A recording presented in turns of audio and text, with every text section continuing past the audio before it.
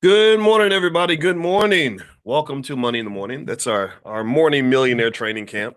This is for anybody who wants to build a future for themselves and their children. So, if you don't want to have a future and if you don't ever want to understand how money works, then you should probably leave. I'm sure there's something good on Netflix for you to watch. So, or maybe some sleeping you could do because some of us be sleeping until noon, right? But we don't do that in here. I was not in the 5 a.m. club this morning. I was actually in the probably about the 6:45 a.m. club. But I did go to the gym and I did do my workout, and I'm telling you, it makes you feel good. Now, give me 1 second here. I'm going to get a setup, and I want everybody to know I sent you all a text. Uh, Let me know if you got the text because I sent out a text this morning letting everyone know that we were about to meet for class as we do every day. And I'd heard from some of you who actually reached out to the support team and said you were not getting the notification, which concerned me. And so, I want to be careful about that. So give me 1 second here. Um, One of the things I want to talk about today that I think we can learn something from is has to do with a new show on Netflix called Squid Game. And what I'm going to do is my goal is to rock your world in terms of sharing with you something that'll make you say, I never thought about it like that. And this is the purpose of Money in the Morning. In case you haven't been here in our millionaire training camp, the goal is to embrace something that we do in the Black Business School that we call conversational learning, which is better than like sitting there and just with a pad and a pen and always taking notes. Sometimes just having discussions and talking about things is how you learn, right? Because economics is culture. And as you guys know, in my book, I wrote a book called The 10 Commandments of Black Economic Power. And in that book, The 10 Commandments, one of the things that I want to impress upon you is the importance of understanding the connection between where your wealth and your financial situation ends up and the things that you think about every day, the things that you do every day, the people that you talk to, the lifestyle that you live. In fact, if you go to my Instagram at Dr. Boyce Finance, I put up a video of Mike Epps, who's a comedian. I do not know Mike, but I know someone who knows Mike really well. I've told you guys many occasions. Willie D from the Ghetto Boys is one of my buddies, and Willie is good friend. Willie is buddies with Mike. So I don't, but I don't know it. I don't. I did that. That's just the connection there. But Mike Epps did a great video where he was explaining how bad culture can really weigh you down. He talked about how did anybody see that video by chance? It went kind of viral. Mike was making a really honest emotional appeal, and he was basically saying, that when I was struggling and I was on drugs and my life was bad and I was making bad choices and I was in bad situations and barely hanging on by a thread, I got a lot of love. He said my friends would say, "Oh man, I'm praying for you, brother. I love you, man. I got your back, man." But then when he started doing well, he was working out, he was eating healthy, he was living a good life, he was doing well financially. He said that a lot of those people did not support him like they used to. They liked him better when he was in the mud.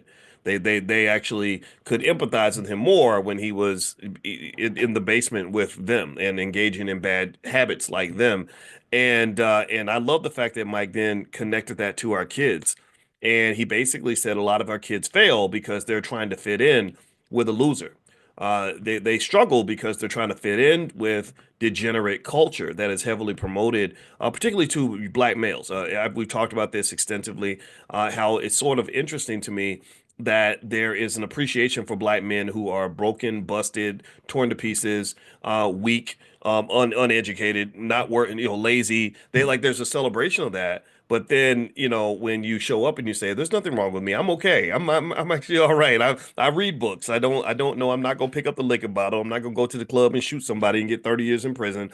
I actually do take care of my kids because that's what you're supposed to do. Not because I'm special. I don't take care of my kids because I'm a credit to my race." You ever see that when people are like, "You take care of your kids? Oh my God, that's so wonderful. You take care of your kids."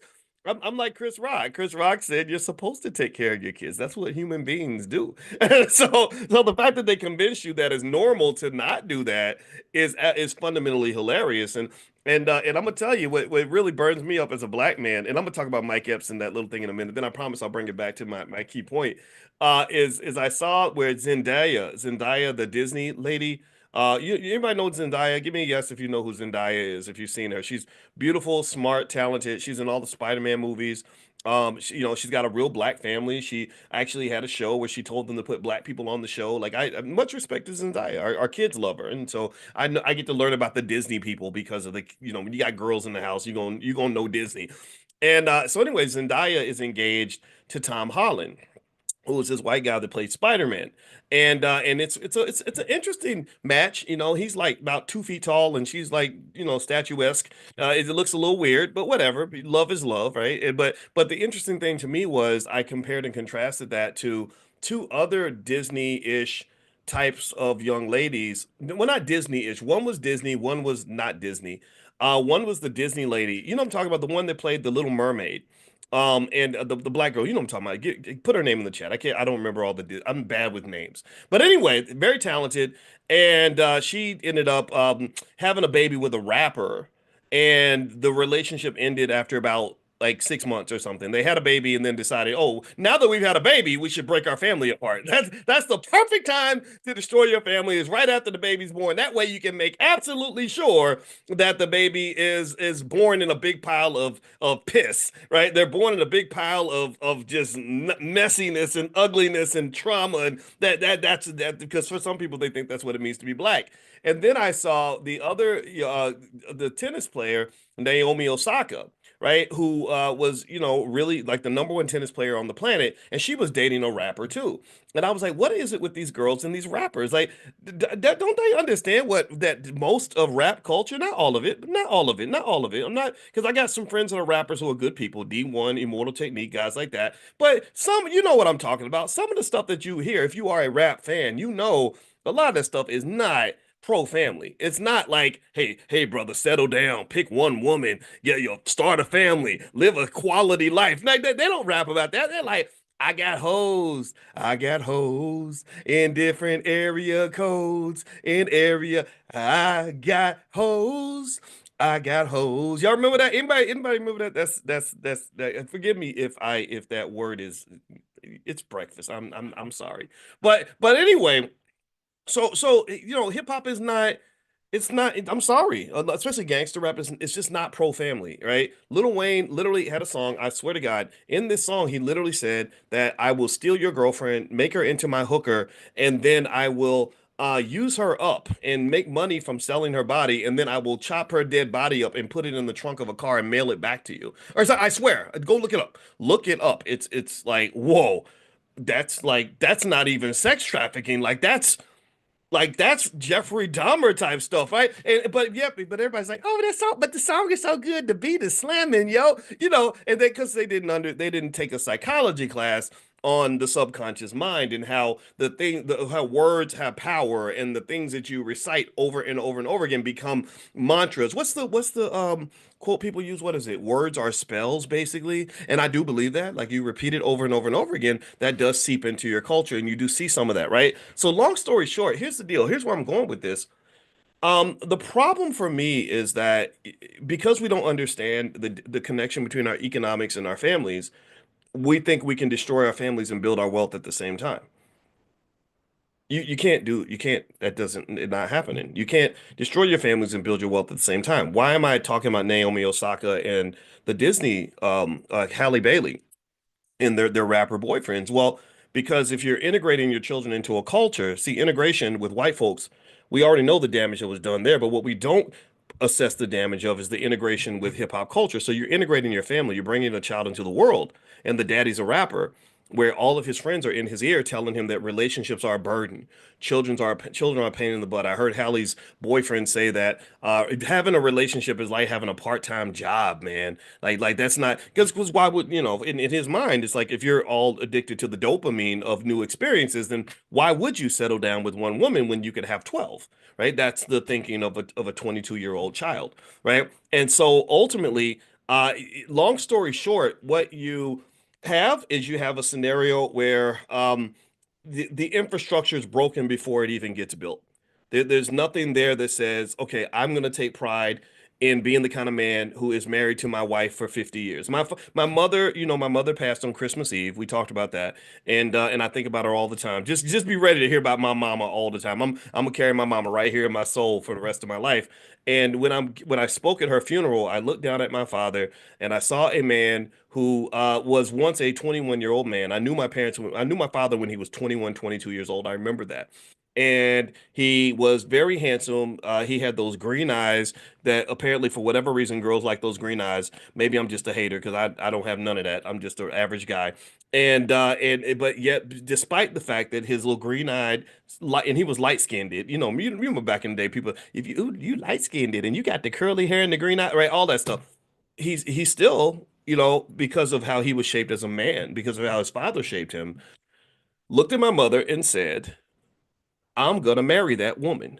He didn't say I'm gonna get all them hoes. He didn't say that. He said I'm gonna marry that woman right there. And he claimed her. He went and he pursued her, and he married her, and he stuck by her side until her last breath. When she took her last breath, he was laying right next to her. She passed at about 4:30 in the morning. He was asleep, and he woke up and she was gone. But every single time I talked to him about my mother, his whole conversation was, my job is to take care of her, period. And what I don't get, here's what I'm not processing, because I'm old fashioned apparently, is I just really, when I saw Naomi Osaka with this rapper and I saw Chloe Bailey with the other rapper, both of whom have already broken the relationships have already ended. I was kind of like, I wonder why young ladies aren't interested in men like that anymore.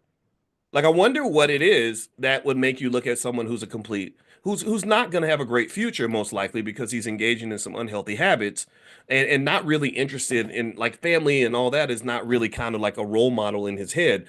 What would make you want to align your children with him versus the guy who says, I want to be with you, I want to marry you, I want to cherish you, I'm going to take care of you until we're old and gray and dead. I want you to die. If you die first, I want you to die right next to me. If I die first, I want you next to my bedside. I don't know if this is where integration was bad for black people, and I'm not talking about civil rights integration. I'm not talking about, Brown versus Board of Education. I'm not talking about, we shall overcome. Let's go to school with white folks and get jobs working for white. I'm talking about integration with hip hop culture, which is also white culture for the most part. The reason I call it white culture is because the person who has the gold makes the rules. If you want to know who defines what something's going to be, it's the person who writes the damn check. I say this as a finance PhD. The person who writes the check, the person who pays the bills, decides what the culture is going to be. They decide what the rules are going to be. They decide which songs are going to be on the radio. You don't own no radio stations. You don't own the systems of distribution. You haven't raised $1 billion in capital to start a record label. Not one rapper in the history of the world has ever gone to Chase Bank and gotten $1 billion to start a record label. Never has that occurred. So stop acting like hip hop culture is black culture. That is not black culture. That is white culture, where white people are saying, this is what we need y'all to be. This is what we want y'all to be. We want you to be losers. We want you to be degenerates. We want you to have broken families. We want you to be on drugs. We want you to be drinking all the time. We want you throwing your money away. We want you ignorant. We want you lost. We want you with STDs. And if you step out of that role, then you're not interested anymore.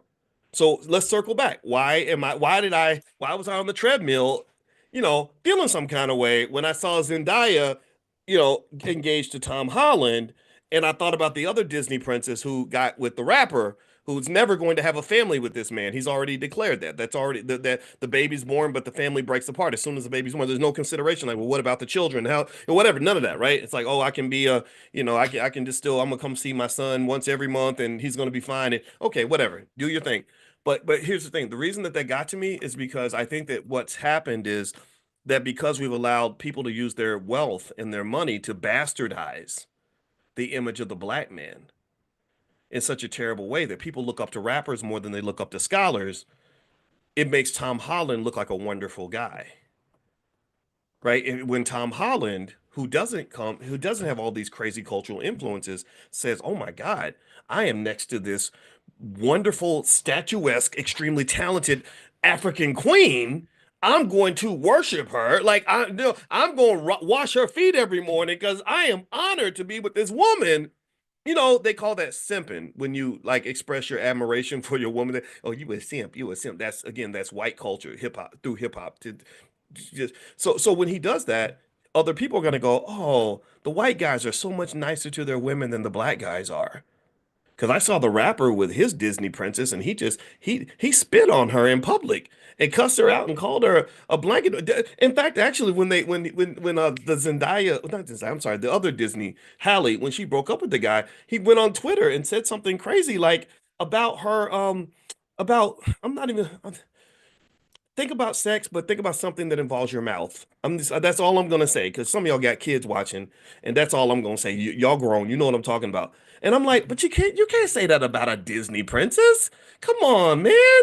Don't do that, man. Like, she was in a Disney movie, bro. We don't want to. That don't even make sense, you know. So my point is to say that when you talk about culture, and it's not entirely true. It's not everybody, right? There are some rappers that have families and and completely have walked away from the culture. But what I'm saying to you is that there's just this awkward bastardization that takes place where Zendaya, who's hanging out with Tom Holland, looks like she made this superior choice to the other Disney princess who now has a baby daddy. Right? Or when the rapper Eve goes over to London. Has anyone ever seen the pictures of Eve with her white family? It's really fascinating. Like they look like something out of like they look like a British aristocrats. It was like her with a big long. It was one of those big long tables like the King Henry VIII would have, and it was nothing but like 25 white people at the table and then her, right? And it looked kind of weird, but she looked real happy. She had this big gigantic house and they're probably on like 1,000 acres of land and it almost gives this impression. Or even when the one lady, what's her name? I forgot her name. Meghan Markle married Prince Harry. I saw a lot of people really fantasizing about that wedding. Like they were really excited about this royal British wedding. And what I really think is fascinating, what made me kind of salty a little bit, I'm not gonna lie, is that I know millions of black men, or not millions, but I know a lot. I know a lot of black men who love women that much, who honor women at that same level, who some of whom may not be able to give you the royal British wedding, but they will treat you well. They will honor you. They'll be honored to be with you. And I think that it's fundamentally unfair that these guys get overshadowed by the rappers. That's what I'm saying. That's what I'm getting at. And that actually made me, and I thought about that when I thought about even the Mike Epps video where he talked about how there's something about this promotion of degeneracy that can occur in the community that fundamentally undermines the community, not just in terms of wealth, but in all the things that allow you to even have a chance to build wealth. It's really hard to build wealth when you own crack. It's really hard to build wealth when your mama is running the streets. It's really hard to build wealth when your daddy is in prison. It's really hard to build wealth if your family is in complete chaos and in the middle of trauma. And just divorce alone, just baby daddy, baby mama-ism alone is a major factor in killing your ability to really thrive in this society. You're kind of in survival mode at that point, almost like a basketball team that has completely thrown out their playbook and is completely disheveled, and half the players are injured, and you don't even know what to do next, and you don't even know which basket is your basket, and you don't even know how to dribble. You're not going to win an NBA championship with that kind of a team. Do you understand? To win a championship is already hard, even if you're organized. It's hard, even if you have great athletes. Right? It's hard even when all the players show up. It's hard even when you have a game plan. It's hard even when you've been practicing. So if you've never done any of these things, you haven't practiced, you have no game plan, you have no skill, everybody's injured, half the team showed up. What in the hell makes you think you can ever win anything? What makes you think that you can compete with anyone who is structured, organized, and prepared? And so a family really is your team. And so really me, again, as the 53-year-old man who shakes his fist at the air, I probably sound like an out of touch old man because half the stuff that y'all young people think is lit and cool and hip, I think is stupid because I see what's going to happen 20 years down the line if you keep doing that dumb stuff. And maybe you'll receive it from an elder and you'll say, "Oh, an elder's talking and he's an educated elder. Maybe he has a point." Or you're going to say, "Ah, man, you just a dumb old man. You just out of touch, die. You just blah, blah, blah." Okay, cool. I don't care. It's your choice. But because I'm really saying this for people that want to listen and for people that want to hear a different voice. Because when I would see just this sort of fascination with with like this sort of thing that's being promoted amongst black males. The very unhealthy stuff, liquor and drugs and STDs and ignorance and wasting all your money and and the babies mamas and sleeping with everything that moves. It's really sad to me. And it's sad because not only do people, a lot of young people make these mistakes and they don't know what's going on because nobody ever explained these things to them, but it's kind of like when you try to help, you get sort of attacked a lot. You get kind of like you get made fun of, right? You get called a nerd or whatever. And the really the secret, the reason I related to Mike Epps' video, let's go back to Mike Epps. And this problem, I promise you, this relates to wealth because Mike became rich and famous, and all of a sudden, his old friends from the hood, a lot of his friends had an issue with that. When I saw Mike talking about his experience, and the video's on my Instagram, which is Dr. Boyce Finance, you can go watch it. I said, wow, I had the same experience. When I heard Mike say, when I was struggling, when I was in the mud with you, you really were happy for you. You were my friend. You loved me. But then when I climbed out of the mud and I said, hey, I made it, y'all. I'm doing better. I'm going to the next level. Suddenly, I became public enemy number one in your eyes. And I had to detach from you because you're no longer an ally. You're now an enemy. I related to that because one of the I don't get to talk about this much, but one of the things that one of my secrets to success as a young person was to detach from a lot of the black men in my life. Not all of them. It wasn't like I didn't want to be around you because you were a black male. That's not true. But I didn't have a lot of friends growing up. I didn't, and I had the best, greatest gift and the greatest curse that I had in my life was that I never fully related to white people, and so I would get rejected by a lot of white people, and I didn't fully relate to black people because I was detached enough to look at some stuff and say, I don't want to do that. I don't want to go to the club. People get shot at the club. I saw a video. There was a video. There was not. It wasn't a video. It was a post by a man who was in prison who had an epiphany where he said that 5 minutes ruined his life. And I bet I know what he's going to say because and here's what he said. He said something that I've been thinking about this for 30 something years. Because I know a lot of people this has happened to. He said, I was in the club, somebody disrespected me. I pulled out my gun and shot them, and then I got 30 years in prison. And I was like, yeah, I know some guys like that. And I think that lack of a critical thinking skill, that lack of ability to disconnect and kind of say, what do I want from my life? Do I value my life? Am I even going to participate in something that might cost me my life? Um, I wish that was more popular, because I think that for young kids especially, when you have music and stuff that's really telling you, like if somebody makes you mad, you should shoot them, or even that you should punch them, or maybe people that make fun of you. If you don't go and get violent with somebody, let's say you're in a restaurant and some toothless redneck calls you the N-word.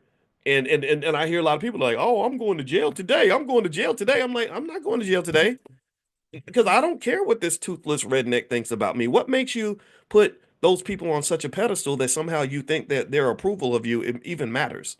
I don't care what you say about me, but maybe it's because I've had some experience. A lot of people say a lot of things about me, right? And it doesn't. The good stuff it kind of matters. The bad stuff kind of matters. But at the end of the day, what matters is what you think about yourself. So, what in the world? Who trained you to even think that you should give away that much of your power to someone who has no power, by the way? A lot of people that hate on you and say things about you or attack you in some way or call you the N-word to get you out of character, they don't have power, so they're seeking power by seeing if they can influence your behavior and get you unfocused, get you off of your game. That's what they're really doing. And I just it just it's not logical. It's not logical behavior. So ultimately, I think, and the reason that I think when you have an economic conversation, you have to talk about behavior and choices is because behavior and choices is everything when it comes to wealth. Like you can't have rich people versus poor people without having different choices amongst different people. So the question is, what are your choices? What choices are you going to make today? What because you're gonna have a range of possibilities. Like E40 says, everybody got choices, right? What are your choices? What choices are you gonna make, and who's gonna influence your choices? And because culture influences the choices that we make, and what kind of culture are you building? And then the culture that you build is going to shape your access to wealth and resources. Now, what I want to do is I want to break into another quick angle on this in a minute. But before I do that, one thing I want to let you guys know is later on this afternoon at noon, the Stock Market Club is going to meet at noon to talk about the stock market. That's my thing. I wrote my dissertation on stocks, so I love the stock market. I love, love, love, love, love the stock market. The number one wealth driver in America. It's the number one place to make money on the planet. So if you want to join us and you want to do a free trial, just go to drboycestockmarket.com. That's drboycestockmarket.com. Also, if you there's another thing I did put together a list of stock. Remember yesterday I was telling you guys that investing in water is going to be a big deal. That literally in the next like 20, 30, 40 years, they're expecting a water shortage. And so what I did was I put together a list of investments you can make in that space if you want to make money from that. I'm gonna text that out probably tomorrow. My team's kind of putting that together and getting that ready. So I will text you all the link. If you want to receive that, then make sure you get on the text list. Text the word morning, morning, to the phone number 87948. Text morning to 87948, and I will send you that list. Thirdly, you guys may or may not know, but we're actually going to Ghana in July. We're doing a group trip to Ghana, and we have this thing, the B1 voyages that we created where we can travel together and stuff like that. We're going to Ghana and also to Black Wall Street this year. So if you want to be notified when we go on the group trip and you want to connect with some of the other people that are here in this space, get on the text list for the travel. Just text the word travel to that same phone number, 87948, and we'll send you notifications. So text travel to 87948. I'll send you information. All right. So how many of you have watched the Squid Games? Give me a yes if you have seen. I love the Squid Games. I saw the first one; it was really, really good. And I'm looking forward to watching the second one. The Squid Games has been, I think, the most popular show in the history of Netflix, and it's really powerful because I think that the Korean South, I think it was made in South Korea, right? If that's the case, I know that there's something about South Korean filmmaking that really resonates. Where they're just so creative. The movies are kind of different, and you're like, "Whoa, I didn't think that was going to happen." Because we're used to the American stuff. I think South Koreans are brilliant at making movies. They made that other movie. I forgot what it was. It had a one word title. It was called Beef. I think it was called Beef, and it was the craziest movie ever. I think it was called Beef. And then there was another one. Um, where the people were living. Parasite. Yes, yes. Thank you, James. Parasite was amazing.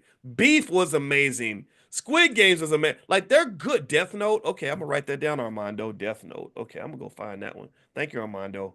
I appreciate your contribution. Oh, Queen of Tears, is that another one? Okay, I'm writing these down because the Koreans just have a great ability to zoom in on things like economic inequality in a really unique and creative way that I think is just really powerful, right? So anyway, with Squid Games, I want to kind of talk about that as an economic lesson because if you don't, in case you don't know, this movie's all about money. It's all about money. It's all about economics. It's all about economic inequality.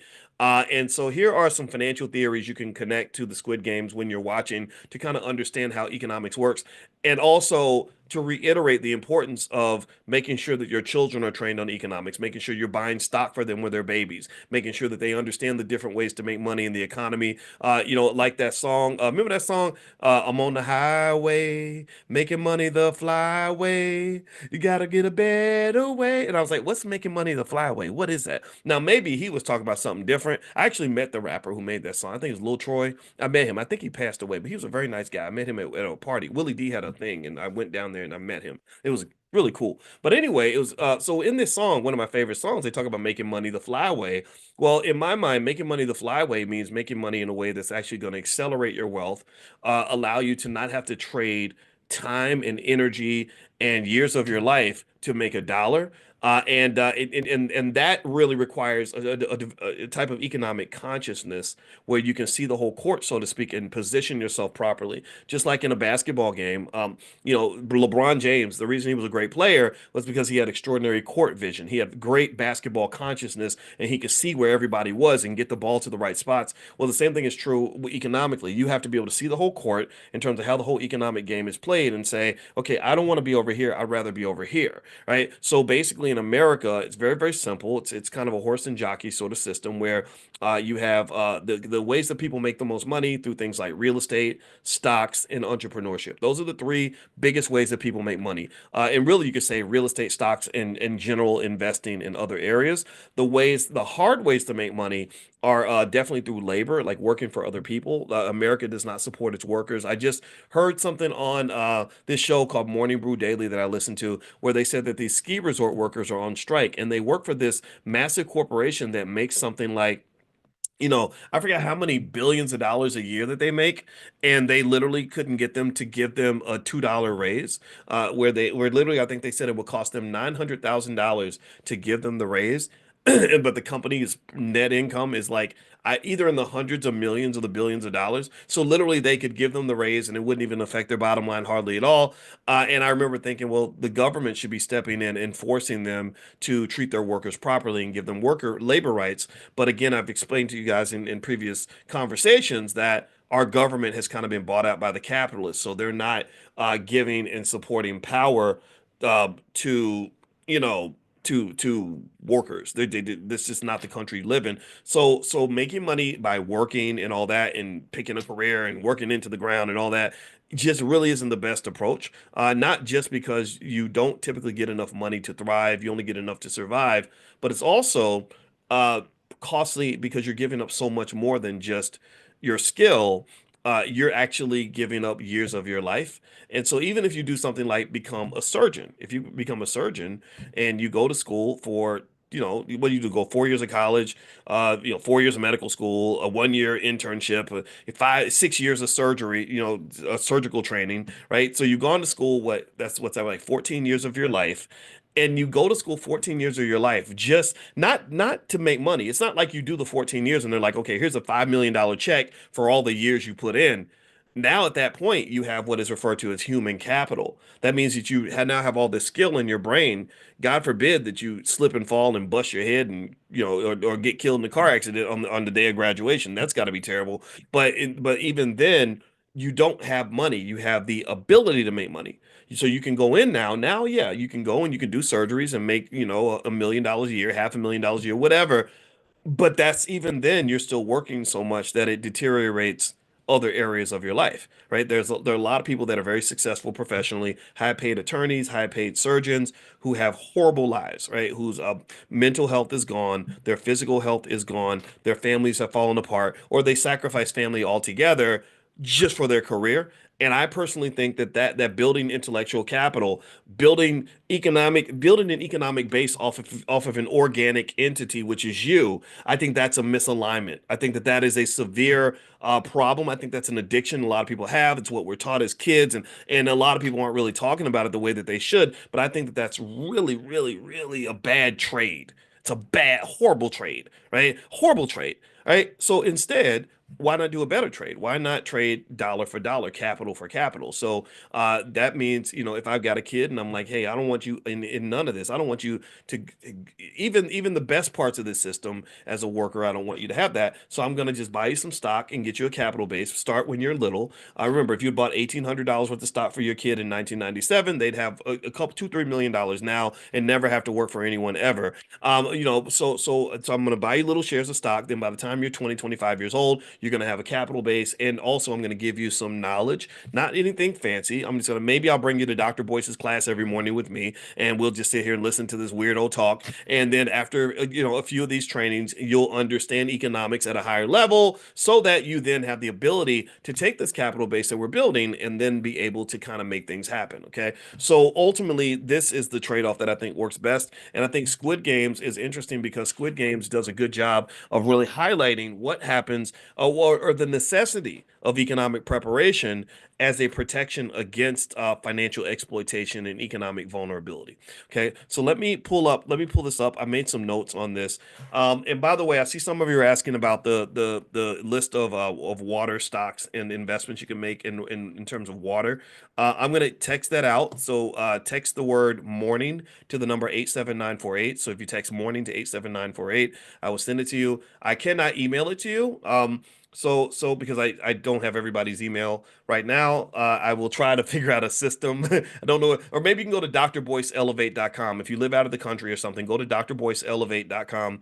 That'll get you on the email list, and then I can also email it out to everyone that's on that list. That way, all of you can get it. All right, so here are a few things that pop up in Squid Games that I want you to look for when you watch the movie. First off, if you notice in Squid Games, the participants are risking their lives in order to make a dollar, right? They are in the midst of a significant economic desperation, which was typically caused by structural inequality. So you have rich people who are the players of the chess game, and then you have poor people that become the pawns. Okay.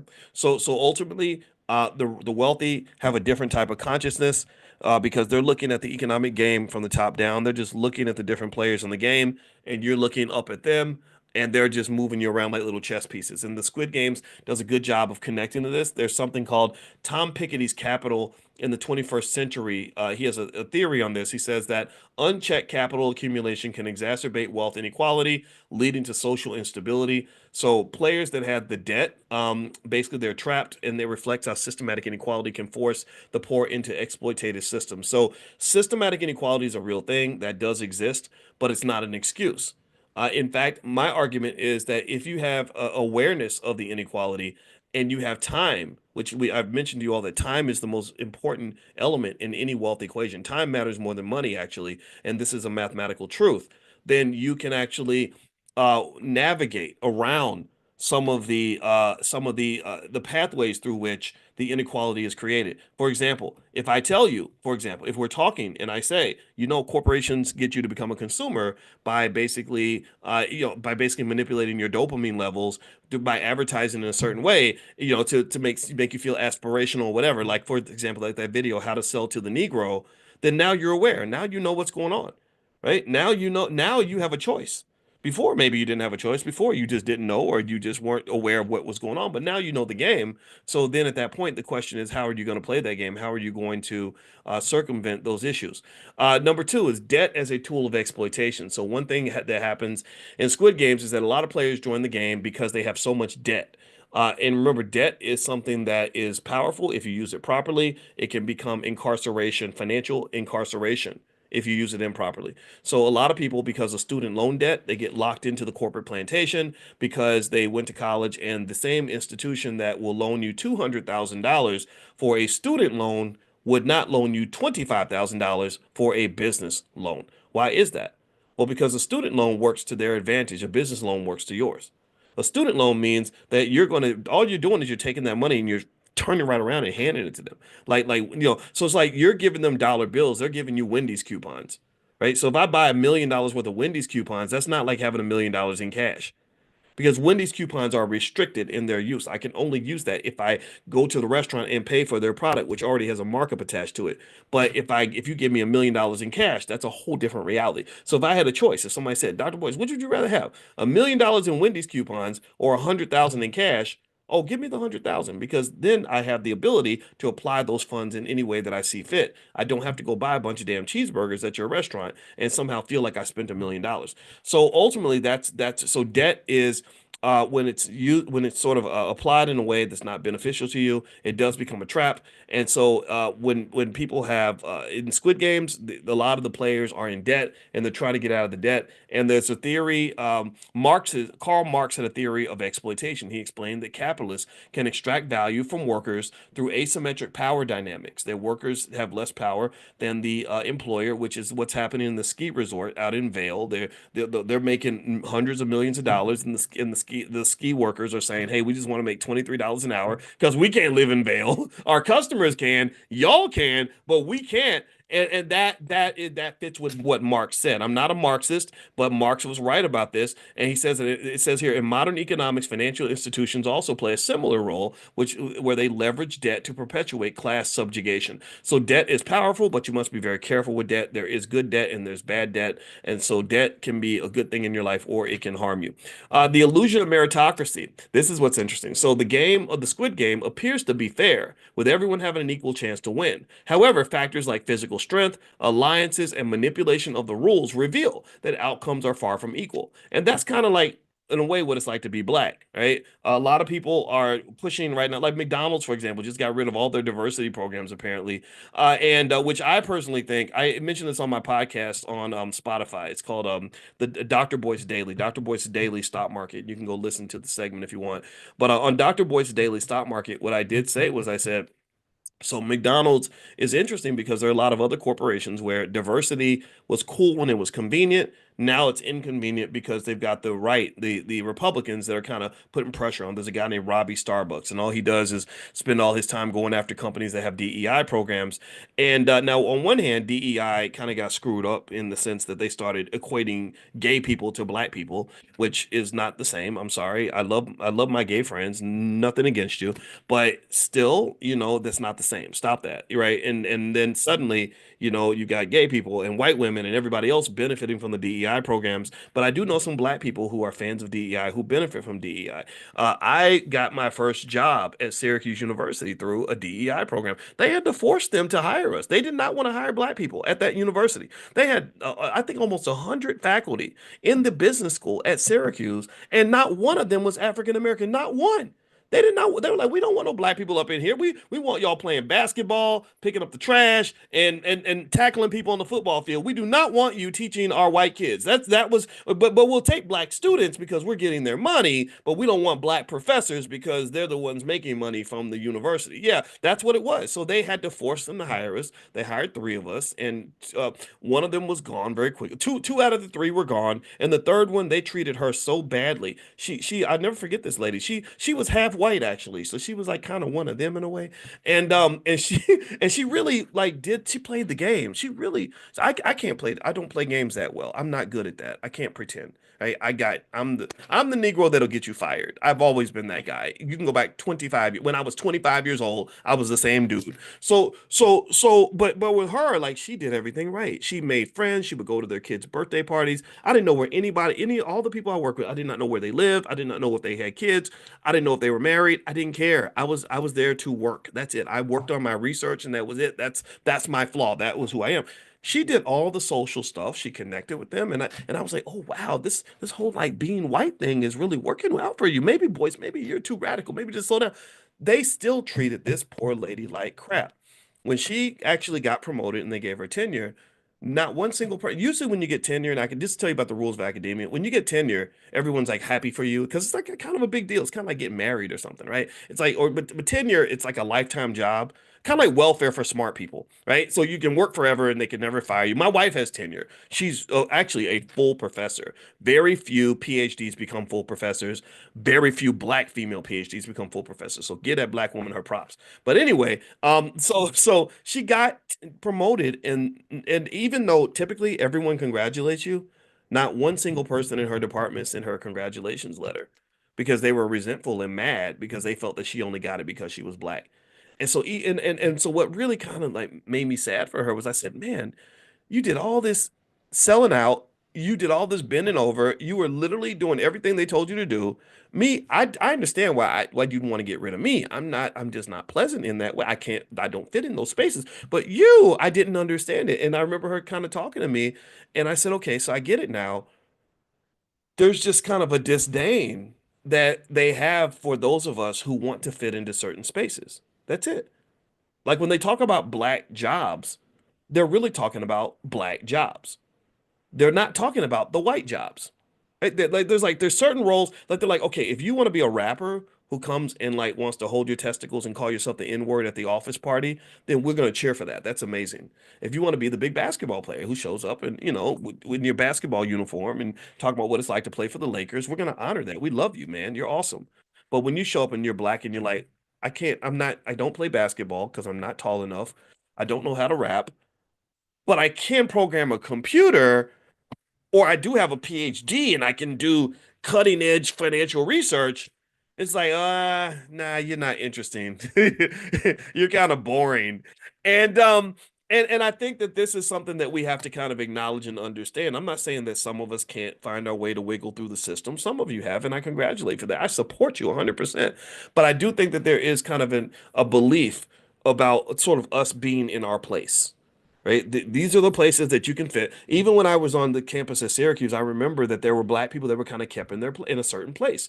Like there was like they would put everybody like in Africana studies. They call that the ghettoization. So every all the black professors they'd be like, "Oh, you'd be great for the Africana studies department." And that just speaks to the idea that in some spaces the first thing they see when you're black is that you're black. They don't see you as a human being first. They see you as a black person first. Right? And so what this means, in my opinion, is I think this necessitates the absolute essential nature of what we're dealing with. It tells us what we must do. It tells us what we have no choice. We have to develop spaces and institutions of our own. We have to. We have to develop spaces, not so much where we're just disconnected from the world or that we just walk around being mad at white people all day. No, I think that we get rid of all that because if you're focused on what you're doing, you're not so worried about what he's doing, right? If you got something of your own, you're not jealous of what somebody else has got. Do you understand what I'm saying? Like I think being conscious of what we're conscious of. So like the consciousness of our consciousness is critical in the sense that um every day I wake up, I got to be conscious about what I'm thinking about because there are some things that you can sit around and be mad about all day that are just not going to benefit you. It doesn't benefit me as a black man to sit around and just be angry all day about what white people are doing.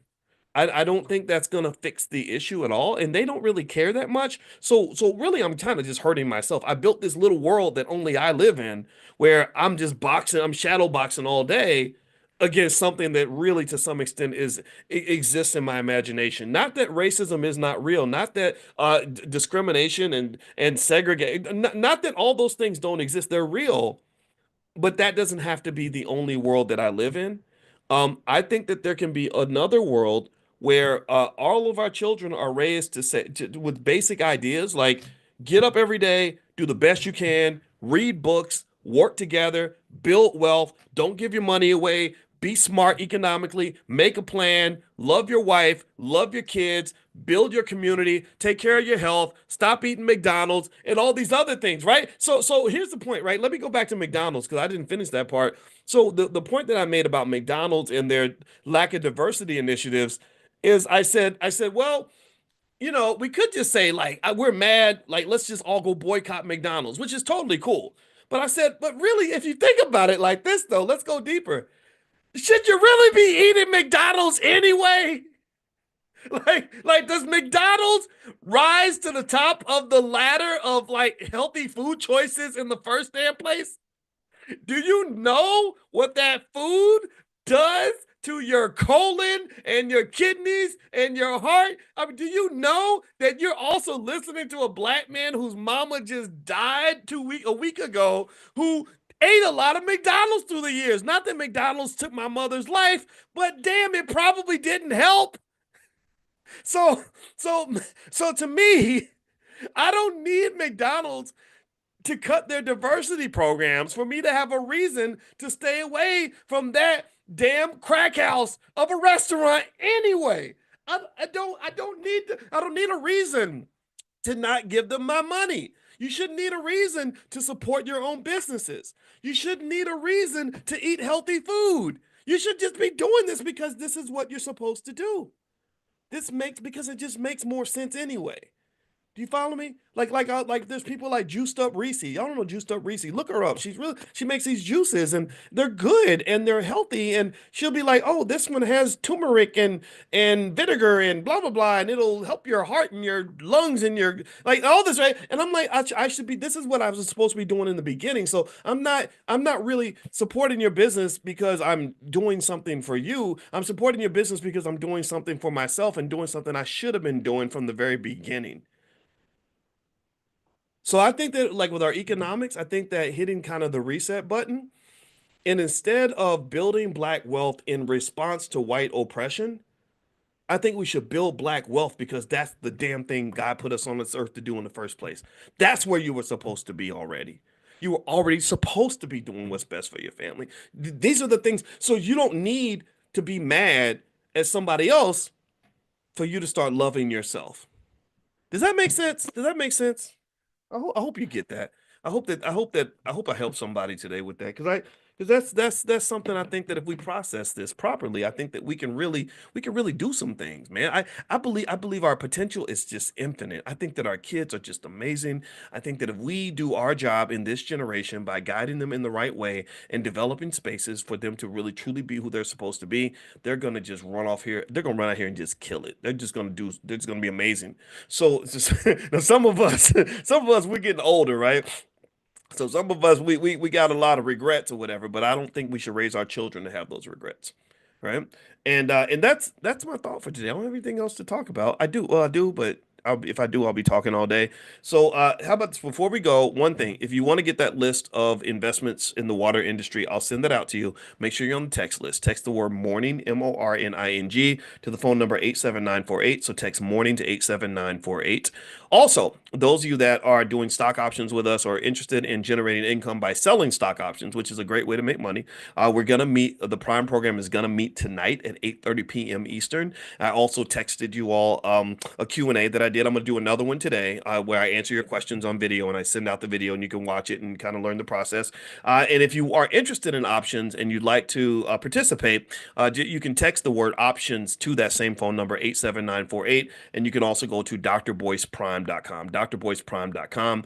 And then, oh, and last but not least, I forgot, Tierra KJ Williams is in the chat and she's screaming at me because I forgot to mention that also Constance Carter is doing a great like a little boot camp this weekend in the Fly Nubian Money Club, where basically this is where black women teach. This is all black women teachers.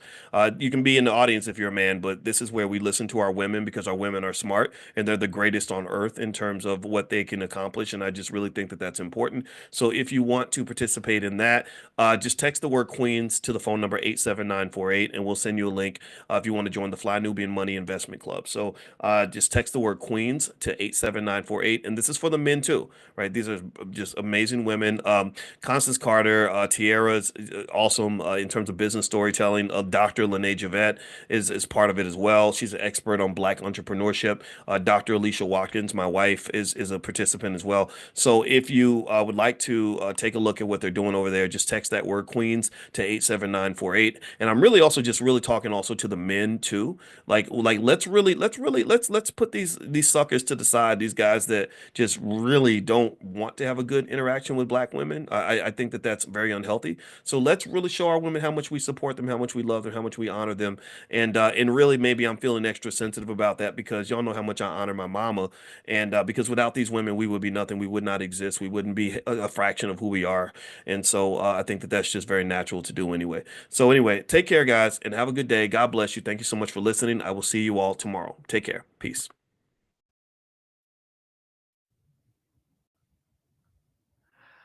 Oh my gosh, how y'all doing? It is half past the hour, and I was supposed to go live earlier. But anyway, my daughter had a dance competition today. So as soon as I came back into the house, ate my food, my husband and I, we had sort of like a date night. We went out to a steakhouse. Anyway, I'm here. I'm so happy to be here. Hey, everybody. I am Dr. Alicia, and this is my book club. And the book we're reading is How to Be an Adult in Relationships. And it's the 5 keys to mindful loving. And gosh, for the past couple of months, I've been going through this book, and we are more than halfway done. So exciting. Hello, Nalisha, how you doing? Hey, I like that. Nalisha Mitchell, how you doing? Elaine, how you doing? Who is this Dr. O? Dr. O. Okay, Dr. O, how you doing? I hope, is that my coworker? I got a coworker named Dr. O. I don't know if it's him, but if it's you, oh my God, my daughter did not win. Y'all, let me tell you. First of all, they have been killing it at this dance competition.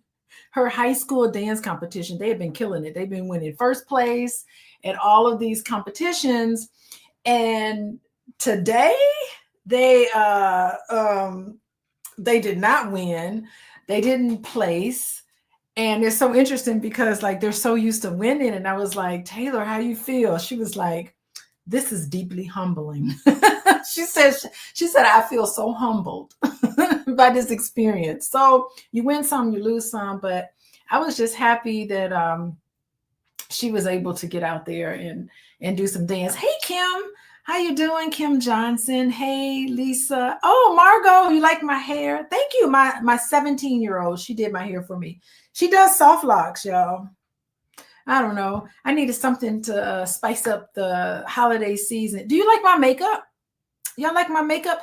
It is a Black-owned company that does my makeup. Her name is Vanity Vegan. Y'all check her out on Instagram. She sent me a whole package of makeup, and I was like, I'm wearing it on the air. So y'all check out Vanity Vegan. She sends me makeup, and she's really good. I think her makeup is amazing, and I got to meet her in person, and she's absolutely beautiful. I was like, why would you have a makeup company? Her face was flawless. So anyway, so yeah, so that's where I get my makeup from. I don't even think about it. I just go into her little box that she sent me, and I really appreciate that, and I just wear it. So I guess I should probably promote it more, because not many Black-owned makeup companies. Vanity Vegan, y'all check her out. Anyway, hi everybody. Look at this, Life Beyond the Ring. How you doing? Wait, who is this? I know you from Clubhouse. That is not me. Okay, I'm glad you mentioned this, because I do not have a Clubhouse account, and there is quite a few people on Clubhouse who's pretending to be me. It's not me. I'm not on Clubhouse. The Real Estate Syndicate. Mm-mm. I'm a therapist, I'm a social worker, and I'm a college professor. I do not dabble into real estate. Please do not buy anything from me. And please do not sign up for anything on Clubhouse, because I do not participate in Clubhouse. I probably should. I wouldn't mind. But I'm glad you put that Life Beyond the Ring. I hope you did not give that Alicia Watkins any money, because it's a scam. Oh my gosh. Spread the word. Spread the word. Tara, how you doing? Hi, everybody. Who else is in here? Tell me where you're coming from. While you put your information in there, tell me what city you're from. I do want to reiterate, this is How to Be an Adult in Relationships. It's the 5 Keys to Mindful Loving. This book is deep. This book is very deep. We are on chapter 5. So chapters 1 through 4, if you want to get that, you're going to have to text.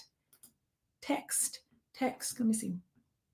Where is it? Text the word love, LOVE, to 87948. Many of you guys did text the word love to 87948, because that's how you know that I'm going live. I'm sorry I'm late, but I had some family obligations today, and nothing was more wonderful than watching my daughter dance out there. She danced her heart out, and she had a really good time. It was a great bonding experience with her and her teammates. And I just think, like, anytime she's on stage, she's having a fun time. Okay, so look at everybody. Oh my gosh, Kim from Oakland, California. That's what's up. Charleston, West Virginia. Good grief. How you doing, Ashley? We got Regina from the Chi-Town. Hey, Regina, I lived on Drexel. I lived in the south part of Chicago. When I lived in Chicago, I went to University of Chicago in Hyde Park. So that's where I went.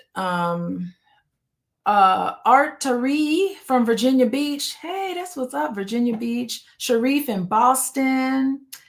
Yes, New York. Helen Weaver, how you doing? From Georgia. Lawrenceville, Georgia. Gosh, Erickson from Fort Lauderdale, California, all over the country, from one end of the country to the other. I know I got some UK people, usually people from the UK. Y'all are in here too. So anyway, I am so excited. Gosh, we've been talking about many chapters in this book. What I like is that this book talks about the 5 keys. Can y'all see that? The 5 keys to mindful loving. Do y'all know what it is? I should quiz y'all. The 5 keys to mindful loving. What is it? It is mindful loving. What does that mean? It is attention.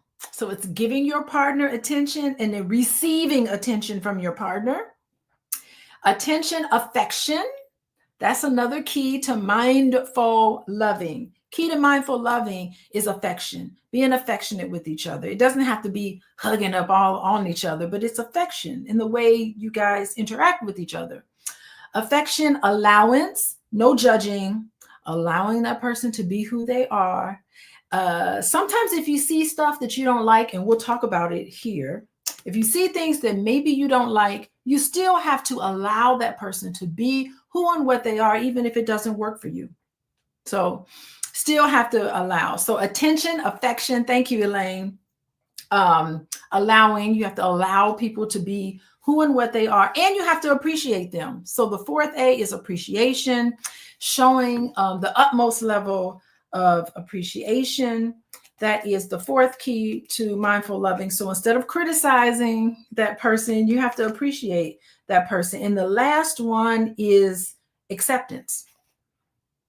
You have to allow somebody, you have to appreciate them, and you have to accept them. And guess what? They have to do the same for you. So what this book centers around is all of the 5 keys to mindful loving.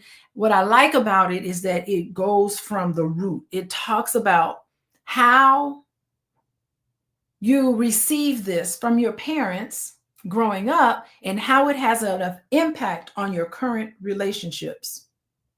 And today we're going to talk about conflict. We just finished up chapter 4, which was all on romance, all on high romance. So we don't fall in love, we rise in love, right? So that's how we need to see it. Not a falling in love, we rise in love. However, when it comes to conflict that arises, we really need to talk about falling into conflict because it is something that is inevitable. A lot of us do not know the inevitable piece of conflict, but we're going to tackle it today. Well, we're going to tackle part of it today. Today, I'm just going to read a couple of pages in chapter 5. Chapter 5 starts on page 133. I have the paperback book. You can get it on Kindle. There's even an audio book version. So I do have the Kindle version. I also have the audiobook version, but I prefer, because I'm old school, I prefer the paper. So I'm old school. I prefer paper, and I'll be reading from the paper copy. And we're going to talk about when conflicts arise, because this is a phase that happens in all relationships, and most of us don't know how to deal with it. Most relationships end in the conflict phase. Most relationships, as soon as somebody gets so scared, as soon as conflicts arise, we get scared and we end the relationship. And I think that sometimes we do this prematurely and we're missing out on this opportunity to learn, not necessarily about the other person. You do learn about the other person on the other side of conflict, but in the process, you also learn about yourself and you also grow. So we're going to talk about that today. Okay, when conflict arise, and it's on page 133. Y'all ready? Okay, here we go. Here we go. I like what the author does because he begins every chapter with a quote. Here's the quote: time, force, and death. Lord. To do this, body what extremes you can. To do this body what extremes you can. But the strong base of building of my love is as the very center of the earth, drawing all things into it. Shakespeare said that. Okay, so this is written in Shakespeare language. That's really tough to read. But I think what he's saying in this phrase, I had to really think about it. He's saying that when conflict arises, it sometimes shakes the foundation of the relationship. Think about it this way. You're in this romance phase where you just love that person. You can't get enough of them and everything is going well. You agree on a whole lot of things, but the inevitable conflict arises when you disagree on something, when you're starting to find out, what's going on with this? What's going on here and there? And it can shake the foundation of the relationship. The relationship is tested by time, force, and death. Oh my goodness. The relationship is tested by time because eventually you're going to have conflict. The force of that conflict and even s the weight of mortality. Think about that. Death means the possibility of that person not being in your life again. It's the death. That's deep, right? So it's a sentiment. It's just beautifully captured by Shakespeare. And he says, do it this body with extremes you can, but the strong base of building of my love is the very center of the earth, drawing all things into it. So I think kind of what he's saying here is that we all need to be reminded that while arguments and difficulties can shake the foundation of a relationship, a love that's built on a strong foundation, even though it may shake, it won't crack. Yeah. But the strong base and building of my love is the very center of the earth, drawing all things to it.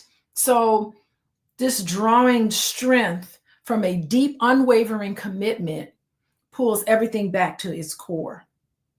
Damn.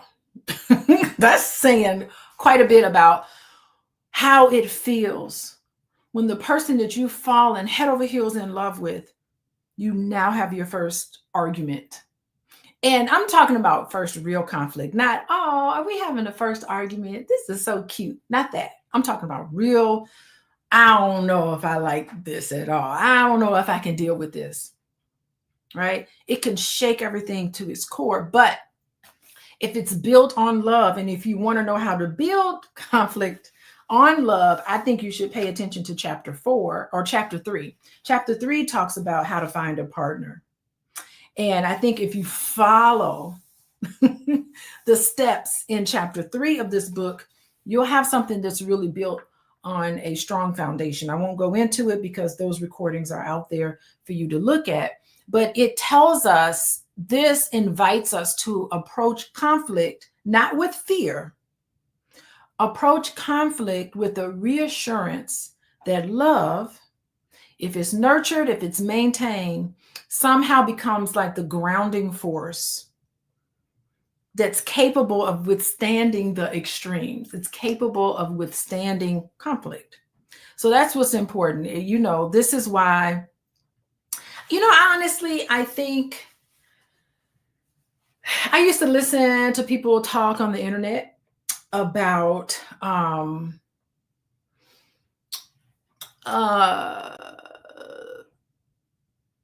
there was a lady on the internet, and I know Boyce really liked what she had to say, and I was kind of like, I don't really know if I agree with that. But she would say, I can't remember her name, but I guess it doesn't really matter. She would say stuff like, women, y'all take direction from your bosses, but you don't take direction from your husband, or something like that. And I was just like, that doesn't sit well with me, because I really do believe that a romantic relationship, it's incomparable to any other type of relationship you could have. Like, I think that, if I'm married to somebody, he's not my husband's not my boss. And I'm not his boss, we're equals. And it's not like an sterile arrangement, and unless some relationships can be like that, but that's not something that I would sign up for, like a sterile arrangement. I think that the connection shared between my husband, it holds like a depth and an intimacy that I don't think can be mirrored in other relationships, particularly a boss, a coworker, or even, I would even say to some extent, a business partner. Like, romantic relationships, we see each other in our birthday suits. It's like, that's not the same. It's built on this emotional vulnerability, mutual affection, and that's not appropriate in work environments. So I really think it's a unique bond. It transcends professional or even platonic relationships, because if y'all remember, Boyce and I were friends, platonic friends, for a really long time. And I knew him as a friend, but dating him, it was totally different from being friends with him for several years, for a long time, actually, several decades. We were friends, we talked a lot, but that was different from stepping into a romantic relationship. So, workplace, business relationships, to me, it's more like logical, and you got goals set and responsibilities, where I feel like a relationship with my husband, even though we do work together, but my relationship with my husband, it's more emotional. There's more a deep companionship that we actually have.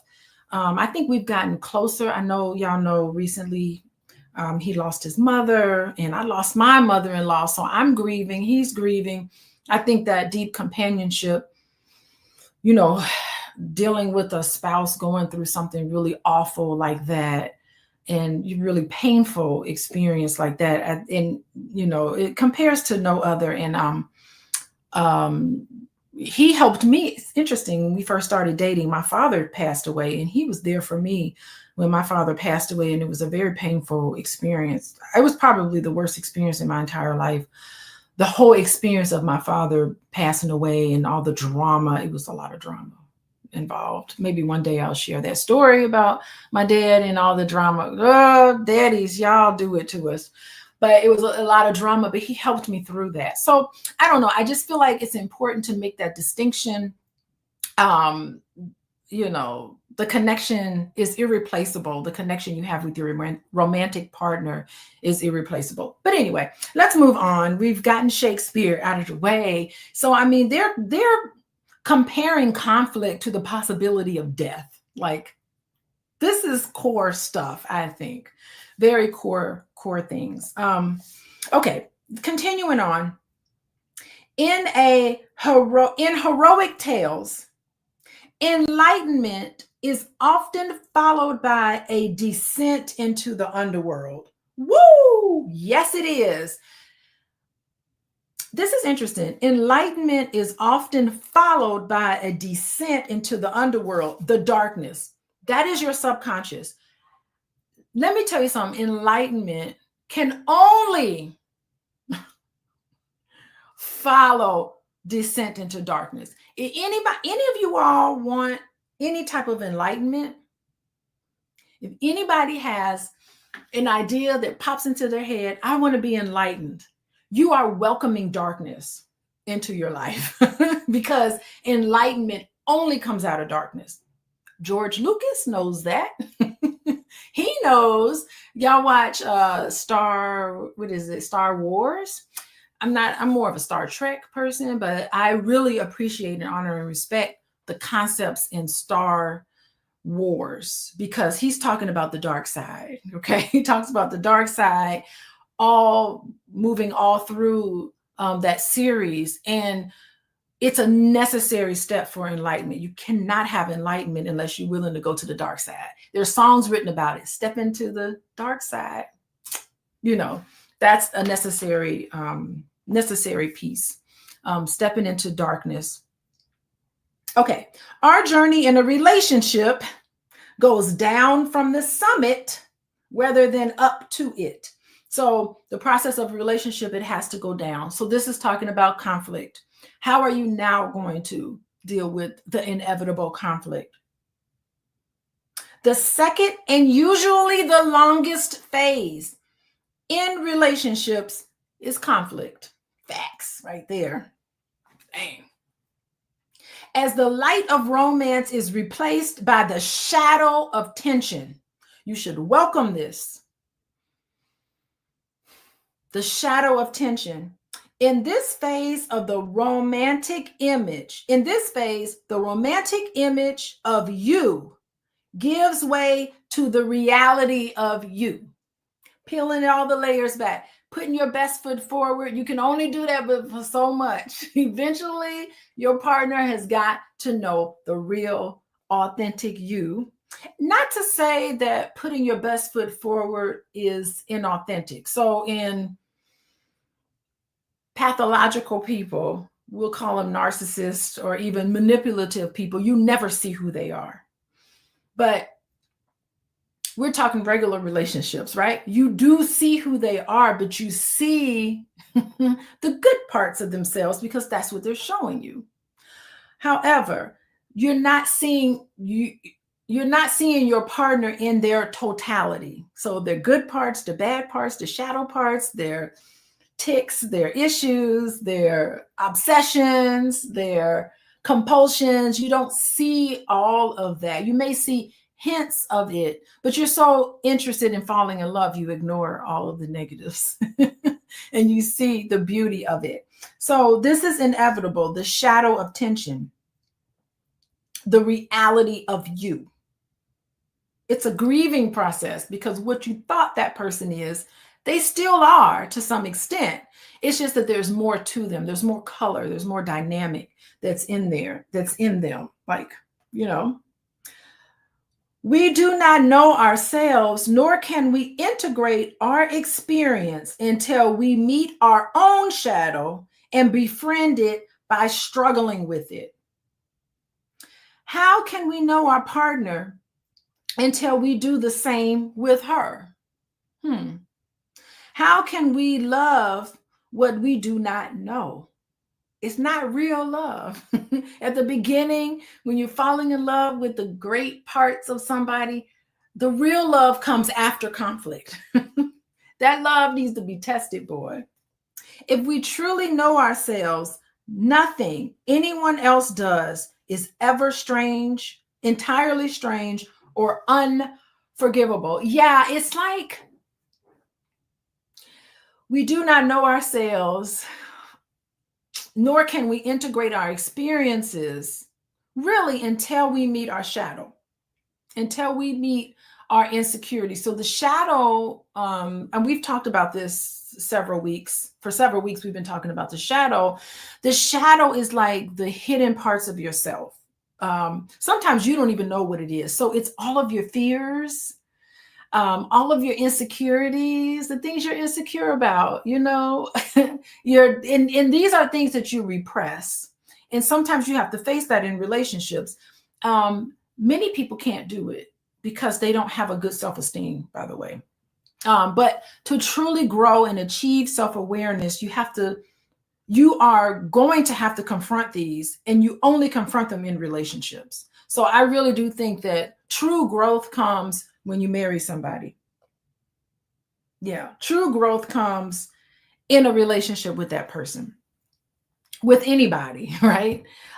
So I think sometimes there is a struggle there, and we have to uncover these profound truths about our nature, our capacity to lead more authentic and compassionate lives. I really do think that that is what conflict is going to have to test, your ability to be compassionate for another person while you're hurting. The person could be hurting you. Okay. So, you know, befriending the shadow, it tells us that we have to reconcile our inner conflicts, and a lot of us have them, to integrate the humanity of each of us. Test your love. Yes, Ronald. Cherry says the representative. Yes, you're seeing the representative of someone else. And that's just interesting. But hopefully that representative is a true reflection of who you really are. It's just a good side of yourself. Okay. Romance shows the love object's brighter side, the positive shadow, the untapped potential for good that we project onto those we idealize, putting people up on a pedestal. Conflict exposes a person's darker sides, the negative shadow. That is a proclivity to meanness, abuse, or even selfishness, which is then projected as strong dislike to those who display such behavior. Woo! Once blinded by romance, now we are free to see all sides of the partnership. We confront pettiness, lack of consideration, self-serving choices. Woo, y'all know this happens in relationships. The arrogant ego and its need to be right. I need to be right. I'm right and you're wrong. Something wrong. I'm perfect and there's something wrong with you. That's what the need to be right is saying. To get in the way and to avenge itself. We notice all the things in our partner that we cannot abide or hide. What we see in our partner is a projection, right?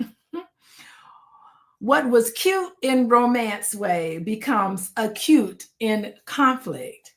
Woo, boy. I mean, we choose to often, the people that we choose to date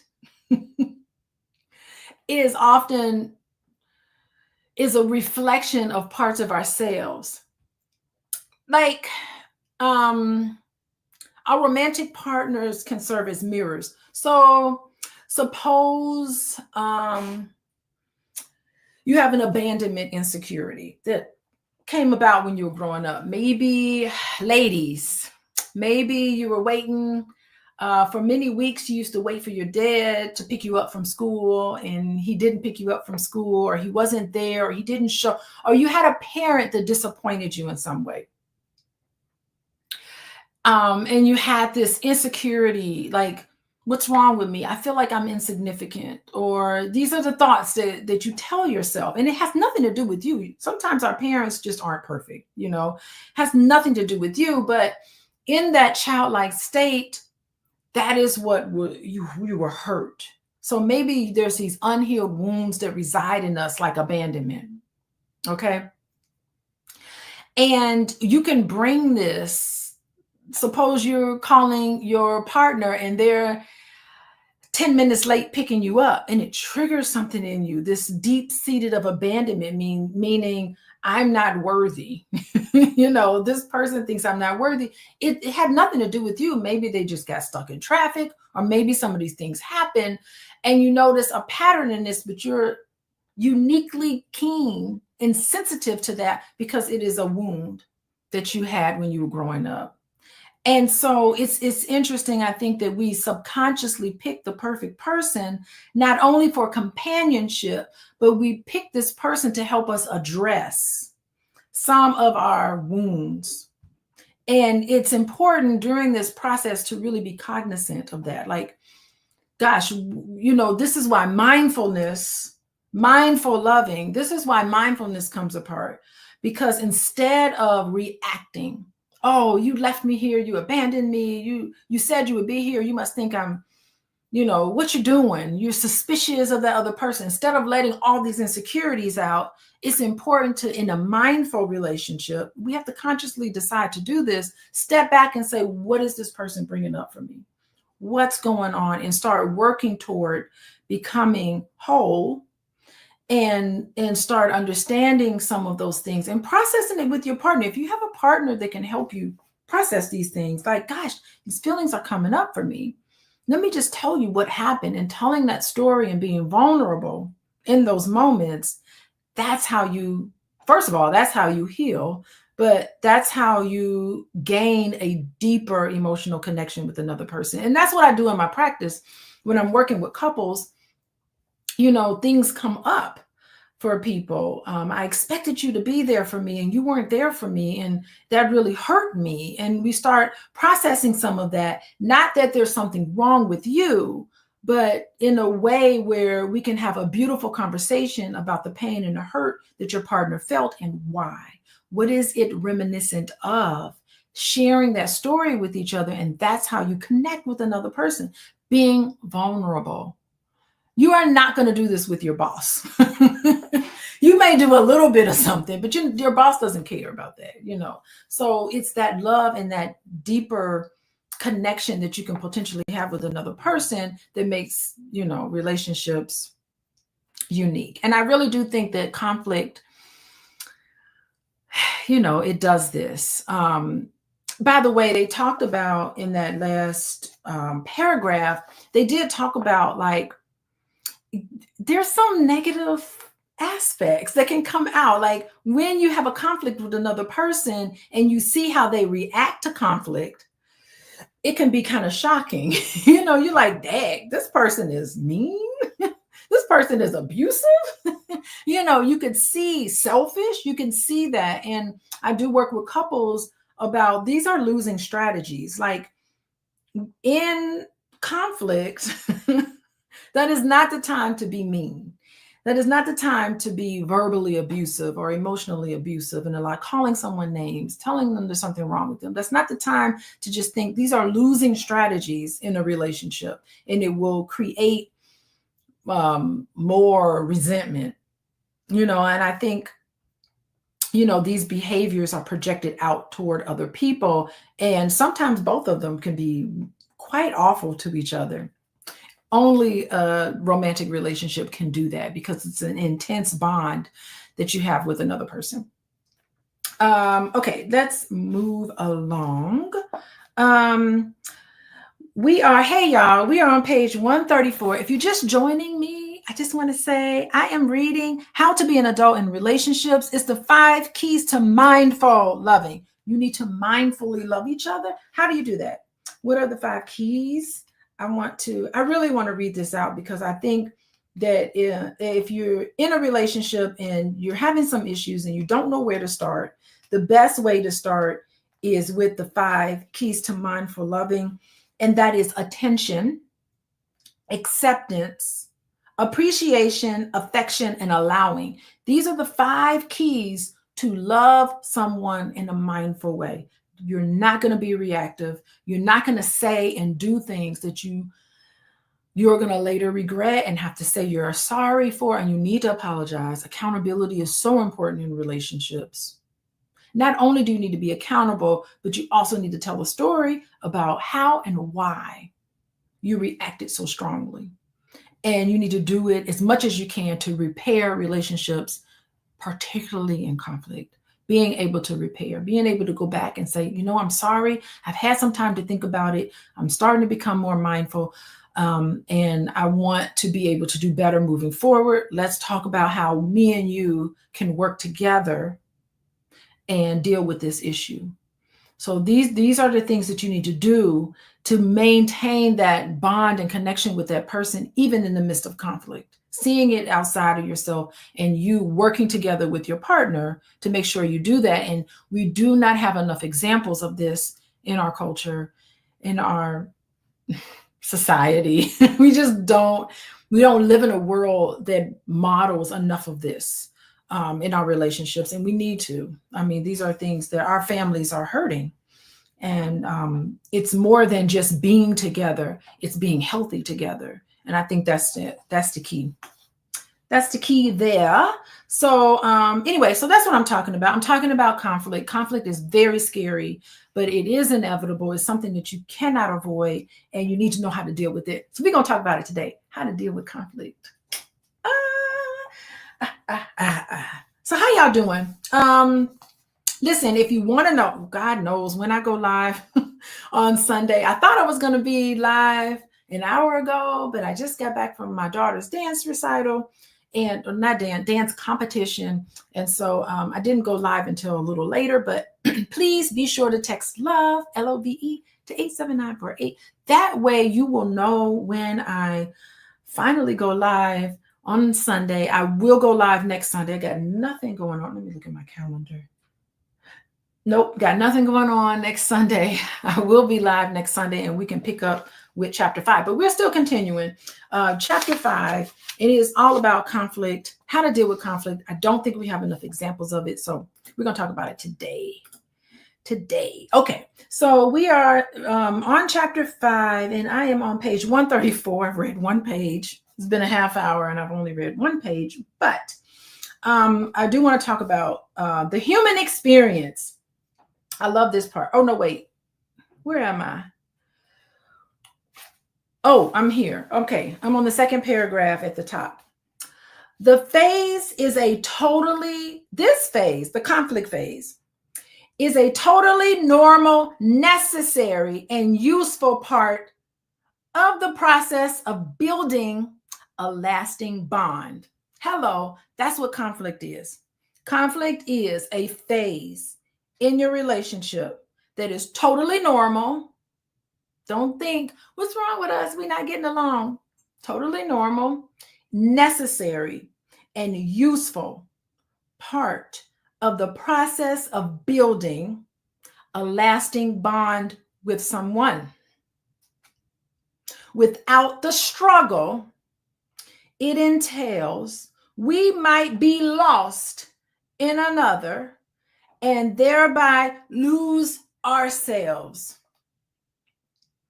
We need conflict in order to evolve from romantic projection to mature self-affirmation. In this phase, the conflict phase of love, that corresponds to the detachment phase of the heroic journey. You have to squeeze that coal to make a diamond. Conflict, restricting, uncomfortable. Can you imagine how coal feels when it's being squoze? When you're squeezing that coal and you turn out, it ends up a diamond. I think that's where it comes from, right?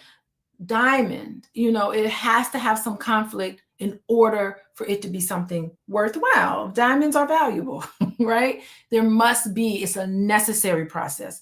It's a necessary process. That's what George Lucas, that's what that Star Wars franchise is nothing but an illustration of the necessary part that happens in us. We got to go to the dark side to end up being enlightenment. So therefore, your relationship must go to the dark side in order for there to be the diamond. Oh, and a diamond is what you give your wife when you get married. Maybe that's the real reason of a diamond. Hey, it just occurred to me. Maybe the real reason why men give their wives diamonds in general, or diamonds when they get married, maybe diamond was the stone that's representative of enlightenment, of going to the darkness in order for enlightenment. You seen them coal? I think that's what diamonds are made out of. Ooh, correct me if I'm wrong, but I think that's what diamonds are made out of. And that's the darkest thing. Ain't nothing darker than coal. It's black, right? So black coal and then diamond. There we go. Wow. Okay. So that is the symbology of the enlightenment.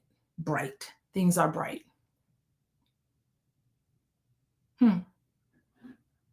Very fascinating. What else would I say about conflict? I think what else I want to say about conflict is that it is a catalyst for growth. And that tension that they talked about. What did he say? There's a tension that's necessary for a lasting bond. I think through conflict, we're often forced to face some uncomfortable things. And we do have to peel back some of these illusions that we have of each other. And I think this is how you become self-aware. I think also when you have conflict, you need to resist the urge to say to yourself, what's wrong with them? I think we need to conflict in relationships challenges us to take responsibility for our emotions and actions rather than externalizing them. And I think that we see so many examples of what's wrong with these men, what's wrong with these women, what's going on. And I think that we need to pull away from that, and we need to often kind of look at how we play a part in that conflict and own up to it, instead of externalizing all of this into our partners. So for instance, suppose you were insensitive and your partner was offended by something that you did, instead of saying, what's wrong with her? Why is she so sensitive? Oh my God, she got daddy issues and she too sensitive. Go fix yourself and have that. No. That's not how you deal with conflict. You recognize that, yeah, you may have been offensive to your partner. Instead of saying, what's wrong with her? Why is she so sensitive? You need to look back and say, how was I not being as sensitive as I could have been with that person? And I think that is that's the part where relationships can transcend, right? So instead of conflict being a sign of failure, it can be like a bridge.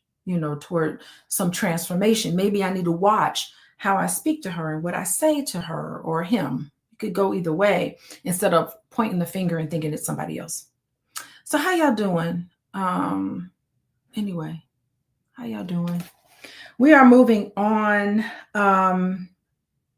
We're talking about the human experience now. Okay.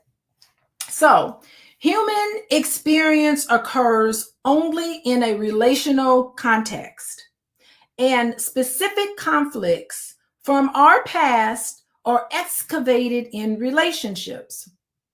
As a result of relating to an adult partner, we can remember our life with our parents more vividly than we ever thought possible. Wow. So this is interesting. As a result of relating to an adult partner, we can remember our life with our parents more vividly than we ever thought possible. So it's bringing up things with your own parents. In the conflict phase, in fact, we cannot help but meet up with the remnants of early life. This is the phase in which we hear ourselves saying to our partner and our children the very words we heard our parents say to us long ago. So you start realizing, hey, I'm running a script. I'm becoming my mother. I'm becoming my dad. I can't believe I'm running a script based on what I experienced when I was younger. Yeah. Okay, this is the phase in which we hear ourselves saying to our partner and our children the very words we heard our parents say to us long ago. This is when we carefully train our partner to help us reenact our earliest and most bitter disappointments. We are reenacting these things. We are reenacting our bitter disappointments, hurts, and losses. Y'all ready for that? Are you ready to confront the fact that many of the things that you complain about your partner about is a reenactment of bitter disappointments when you were younger, hurts and losses? Whether it's happening or not. So projective identification is a real thing. There's feelings that you have that you're so uncomfortable dealing with it that you project it onto your partner. Whether they're displaying these behaviors or not, you can't help but to unconsciously project onto your partner all of the hurts, the disappointments, and the losses that you've experienced in the past. Y'all ready for that? Most people I know are never ready to really confront that. And it takes a lot of dancing that I have with clients. It's a lot of dancing to try to get them to become vulnerable enough to make the connection between the presenting problem, because that's the first thing I say. Anybody ever want to meet with me? Very first words out of my mouth is, what brings you here? What's on your mind? What's going on? Tell me what's going on. And I usually write down verbatim what you say, because I know that that presenting problem is a representation of past hurts, past disappointments, and past losses that are unresolved. That's just how it is. So, but it's a process to get to that point where we start peeling all the layers back and start getting down to the real presenting problem. But that's the presenting problem that you give, but there's a real problem. And so we start getting down and we dig into that. It's fascinating. I feel privileged. I honestly feel privileged. Every single client that I work with, I feel privileged to work with them because they share with me and it's confidential. So I ain't telling nobody, unless somebody's in danger, of course. But if no one's in danger, I ain't telling a single soul what we talk about in session. And I think that's privilege. That's a privilege. Okay. So, where are we? This is the phase we instinctively bring up the issues we are now ready to grieve. Oh, Y'all ready for that one? In this phase, the conflict phase, we instinctively bring up the issues we are now ready to grieve. Issues that person triggers in you that you're now ready to deal with. Because if you weren't ready to deal with, you wouldn't have picked that person to date in the first place. Happens that way. And if you weren't ready to deal with it, you wouldn't even be bringing it up as an issue. So that's another thing. But now you're ready to deal with it and reenact the past to show what happened to us and to master it in the mirroring help of some illusions. This is why I love couples therapy. It's so much better and so much more impactful than just individual work. Couples work is the most growth happens in couples work, I believe. But anyway, as the psyche continually adjusts itself to newly revealed truths, it's adjusting itself to what we now know. Wow. Yeah, I really do think the sentence that was really struck out at me was the part about you're reenacting early, most bitter disappointments, hurts, and losses. Roles that you played as a child has an impact on how vulnerable you feel like you can be in your current relationship. But let's move on. Okay. The way we center is through the extremes. So it has to have some extremes, right? You need to have the romance side. You need to have the conflict side because eventually you get up to balance. Because romance, oh, he's so wonderful. She's so great. Putting each other up on this pedestal. You're falling in love. It's romance. Then you get to conflict. What was I thinking dating this person? I thought that I fell in love with the free spirit. Like, you know how sometimes it can be a relief to be like, oh, this person is so free spirited and, open and honest. And then you start realizing, well, they're a little too open. They're a little too honest. It hurts my feelings. The conflict, the things you fell in love with can turn around and be a double-edged sword and be some of the things that you kind of get on your nerves, right? About that person. So it's interesting. The way to center is through the extremes. So it's almost like a pendulum. The pendulum is a necessary process. So it goes great, then it goes horribly wrong, and then eventually you center yourself. Center. We move from the extremes of romance to the extremes of contention in order to reach the center of commitment. According to the cycle of thesis, antithesis, and synthesis, nature too moves from the lushness of summer to the dead of winter so that we may exult in the liveliness of spring. My goodness, this is bringing up that Stevie Wonder song. Y'all know that Stevie Wonder song? When the winter came, you were not around. Y'all remember that song? Now the winter's gone and love cannot be found. Where were you when I needed you last winter? Y'all remember that song? Y'all check out the Stevie Wonder song. I can't remember the name of it. I have to look it up. There's a Stevie Wonder wrote a song about relationships, and he connected relationships to the spring, summer, winter, and fall. He knows this is a necessary process. Stevie Wonder knows it, but that's what that song reminds me of. That song reminds me of this passage about we can now see that relating to someone or something rather than being possessed by him or her or its equivalent to acknowledging that the relationship will inevitably go through phases, just like the year, just like the seasons go through phases. Yeah, y'all listen to that song. He's talking about the phases of love. It's like you feel abandonment. Where were you when I needed you? Last winter. Where were you when I needed you last winter?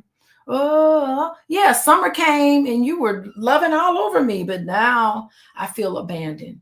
He's talking about some of this, the feeling that you have, the death of winter, and how it is definitely connected to the death of winter is connected to how you feel when you mad at your partner. I'm mad. Sometimes I'm mad at Boyce, and I just be like, I cannot believe him. Why are you mad at him? I do be feeling alone and abandoned and all of that. I'd be like, I'd be wanting to listen to Stevie Wonder. Oh, when he get on my nerves. But he do be getting on my nerves. But we have a very solid foundation, fortunately. I think that we do. Anyway, let's move on. Okay, finally, it is useful to realize that in the journey from romance to conflict, we move through three modes. So I guess the author is saying that there's three modes. It's realistic. Every relationship goes through this, so don't think it doesn't. And it's strange having a somewhat public relationship going through these normal things.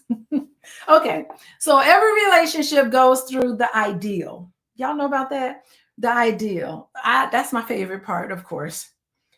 The ideal is the best of all possible situations in love, where y'all are just vibing, you're in love with each other and you're vibing. At my best in this mode, you will see me being loving, yes, heroic, compassionate. There is little need for work on myself. So in this moment, when things are going great, the ideal is there. You don't need to work on yourself. You're already pretty. Your natural default is hopefully is to be loving, is to be heroic, is to be compassionate. I think Boyce and I, we have a lot of compassion for each other. Okay. Normal. Sometimes it's this normal part. I think that's in the middle. Routine living with no major stresses or highs. No major stresses. Adult functioning. In this mode, I am clear, I am reliable, I am committed to the relationship, to the work of addressing, processing, and resolving things. So there is a point in your relationship, there is some things where you're just totally committed to resolving things. You're on the same page, you see conflict, you're dealing with it together. You're clear, very reliable. That means repeatable. I'm also a research professor. I teach research all year round. Last semester, I taught research one in the master's program. This semester, I'm teaching research 2, advanced research. So I'm a research instructor, and I always talk about reliability, which is repeatable. That means you can trust it. Reliable means you trust. You trust that that person is always going to show up. I can trust that my husband is always going to do certain things at a certain time. He's very predictable in a lot of ways. There's things that he does and that's really, I love that. Like, I don't like chaos, right? So I love the fact that he always comes through. He always says what he means what he says. I love that part of him. And hopefully to him, I do that too. Okay.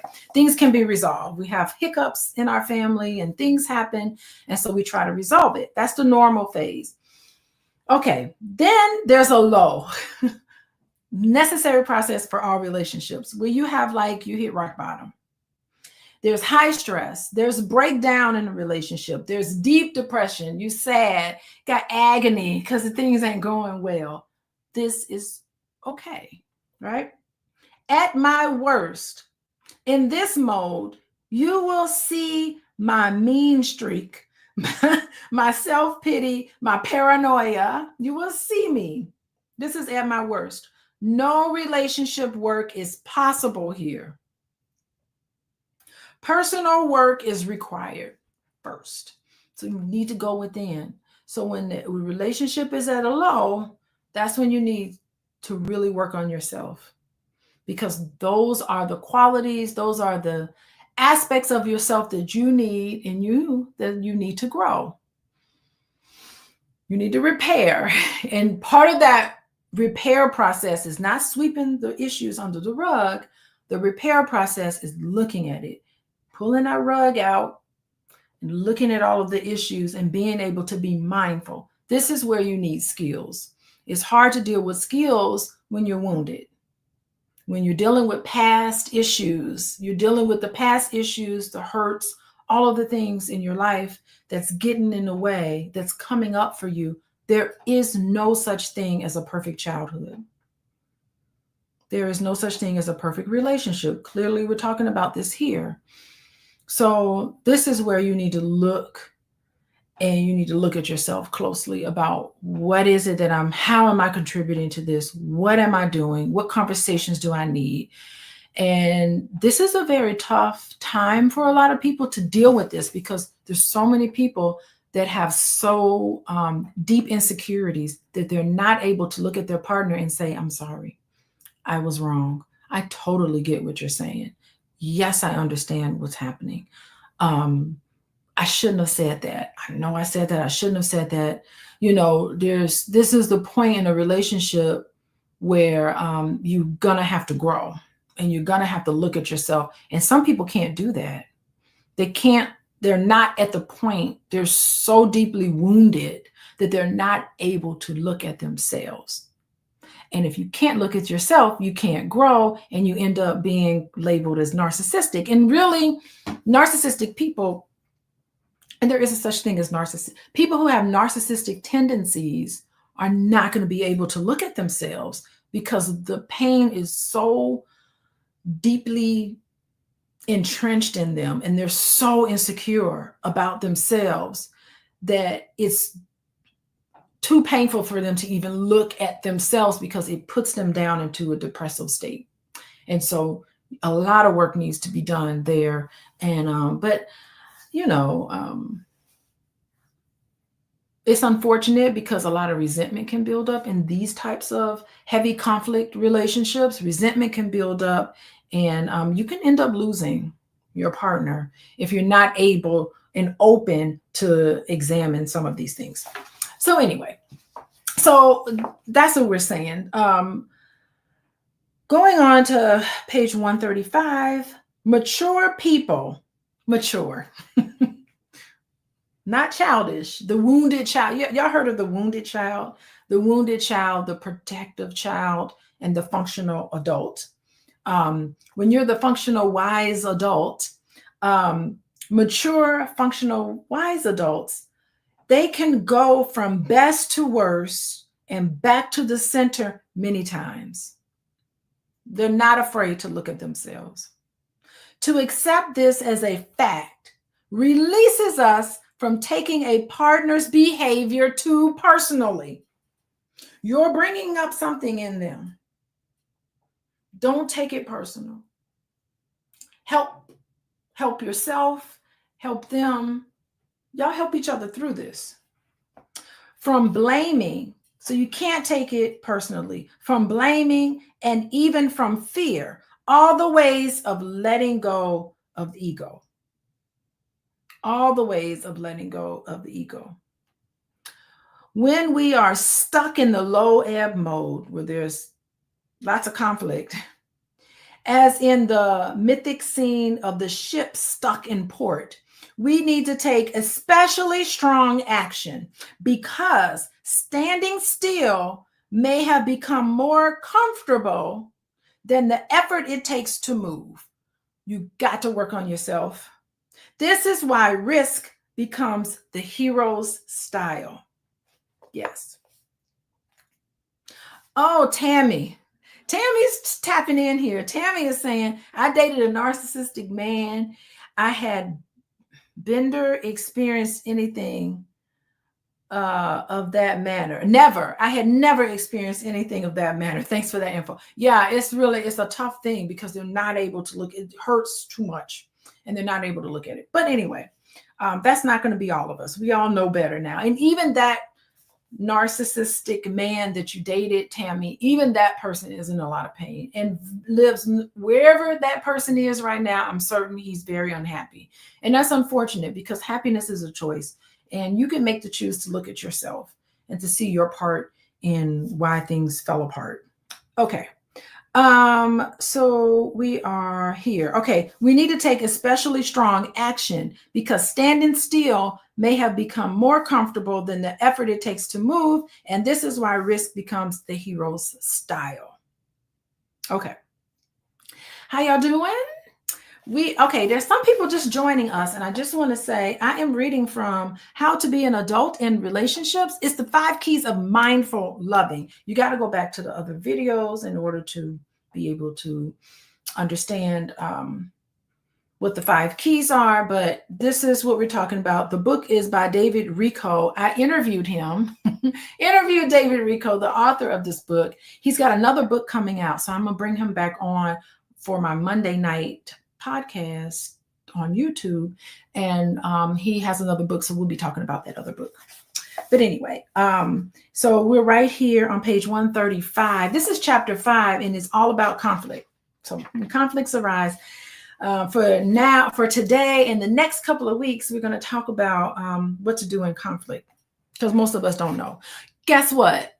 How about that? Most of us don't know what to do in conflict because most of us, like myself and everybody included, we didn't necessarily come from the perfect childhood. No one had a perfect childhood. And for many of us, we were never modeled the proper way to deal with conflict. So much so that we're scared of it. And rightfully so. We should be scared of it because sometimes conflict is paired in our minds with yelling, screaming, fighting, drinking, violence. Sometimes in our mind, conflict is dealt with throwing things and losing people important to you. Sometimes we don't know how to terminate because termination and saying goodbye to somebody in a peaceful way was never modeled to us. Sometimes we grew up in environments where conflict was dealt with in a very childish way, not a very mature way, and definitely not mindfully. So this is about how to deal with conflict in a mindful way where you can grow from it instead of it being paired with something awful and horrific, like many of us experience. Okay. All right. So we are on page 135 and we're learning. We're getting better, right? Okay. Or to use another metaphor, nature requires the breakdown of established structures to accommodate new conditions in their environment. This means that life necessarily includes turbulence and disillusion. Life necessarily includes turbulence and disillusion. Wow. The harborers of transformation. You can't have transformation. You cannot grow as a person without turbulence and dissolution. I don't like turbulence on an airplane, but it's necessary to get where I need to be. Sometimes turbulence is just what happens in the air. I don't quite understand it, but anyway. In fact, natural systems zealously participate in their own self-transcendence. Saint John of the Cross speaks in just these terms about the ego. Okay. Swiftly and with nothing spared, I am being entirely dismantled. Oh my goodness. John the Cross speaks in just these terms about his ego, that swiftly with nothing spared, they ain't sparing nothing. I am being entirely dismantled. That's how it feels. That's what the ego feels like. He does not merely say that, but prays for it. He prays for the dismantling of his ego because he understands that that's how you grow. That's how you transcend, is to just disrupt things as it is. Reminds me of another song about everything must change. Nothing stays the same. This is what this is saying. everything gets dismantled. He does not merely say that, but prays for it because he understands that's how you grow. Disturbance of the status quo and the dismantling of old forms are signs of healthy evolution. It don't feel like it in the moment, but sometimes things need to be disrupted. Conflict needs to happen in order for you to transcend. We asked for it when we were born. We asked to be transcended. We asked to be born here on earth, I think, so that we can experience life, so that we can learn and transcend to, I think, other forms. I think that's why when we pass away, people say that person transcended, because I really do think it's a you're transcending to another whatever. Okay. Nature rejoices the sprouts of spring, but is equally excited by autumn. So nature loves spring. The birds are beautiful. The trees are blooming. Nature gets excited about spring, but it also gets excited about autumn. And that's when everything dies. That's when things transcend, which ensures another and richer spring. So it's a necessary process. We have to have autumn. We have to have winter in order for us to enjoy spring. In relationships, we have to have romance. We have to have a foundation, but we also need to have conflict in order to transcend, transitioning. It happens in us all. Okay. But is equally excited by autumn, which ensures another and richer spring. Can we see our conflicts in this same optimistic way? I can. In the moment, I'm mad at my husband because he did something that pissed me off. In that moment, I don't know if I can see it. Looking back on it, I can definitely see it sometimes. I like the John the Cross, because he says, swiftly with nothing spared, I am being entirely dismantled.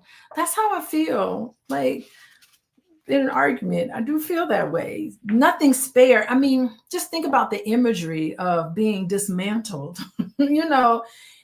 It resonates, deeply with how many of us experience conflict. It just hurts. In the process of dismantling your ego and confronting ingrained patterns often feels like an intense stripping away of these old identities and defenses. So, some of the defenses, how did you feel? You felt abandoned by a parent or rejected by a parent growing up. How did you feel in that moment when you were younger? And were you able to articulate how that felt for you? Or did you use your defenses? Defenses is like minimizing, maybe,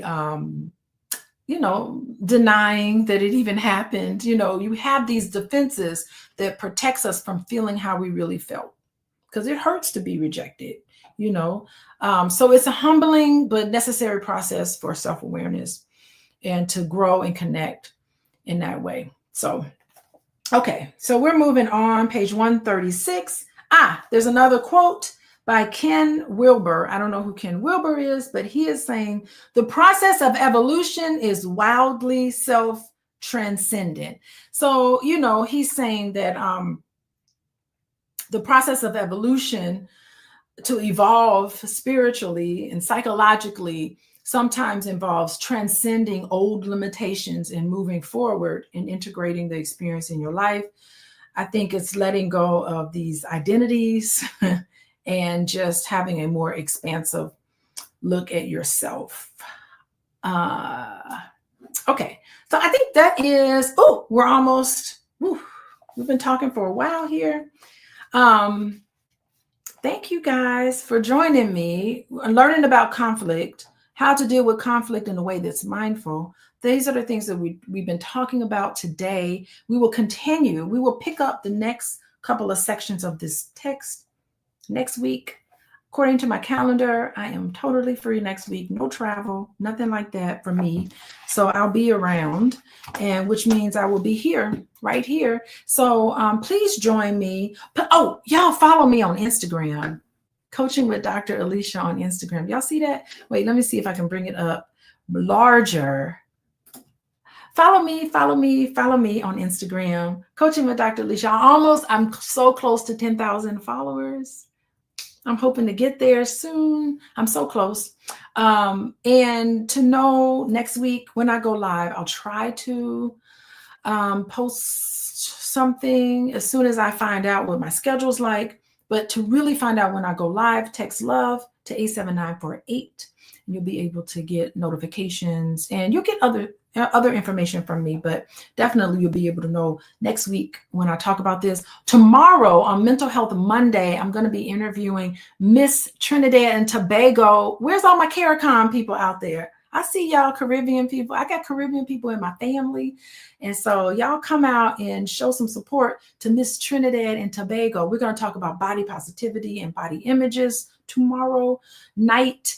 And then Tuesday, I'm going to be on Fly Nubian Money, talking about whatever they want me to talk about. I'm not sure of the topic, but thank you. We're going to continue with this because we as Black people, listen, all of these mindful techniques this white man wrote about, these mindfulness techniques, this all Black stuff. This our stuff. This our science. But I'm so happy that this guy wrote about it and is bringing it back into, we need to embrace who and what we really are. And part of that is healing. And this is a great way to do this in a way that's mindful. Thank you, Aisha. Thank you, Karen. Thank you, Rhonda and Stephanie and Tammy. Tammy, girl, that relationship with that narcissist. Ooh, honey, you learned your lesson. Hopefully you learned your lesson. Kashi, Margot, how y'all doing? Rhonda, yes, Rhonda, thank you for following me on Instagram. Hold on, let me put that back up. Oh, wait. Lord. Here I go. Instagram. Follow me on Instagram. And if you want to reach out to me, you can definitely go to my website, Coaching with Dr. Alicia, fill out the intake, and I'll be in contact with you. You can schedule a consultation with me. I can work with you on a more confidential, intimate level with my coaching program. And I will see you guys next week. Bye, everybody.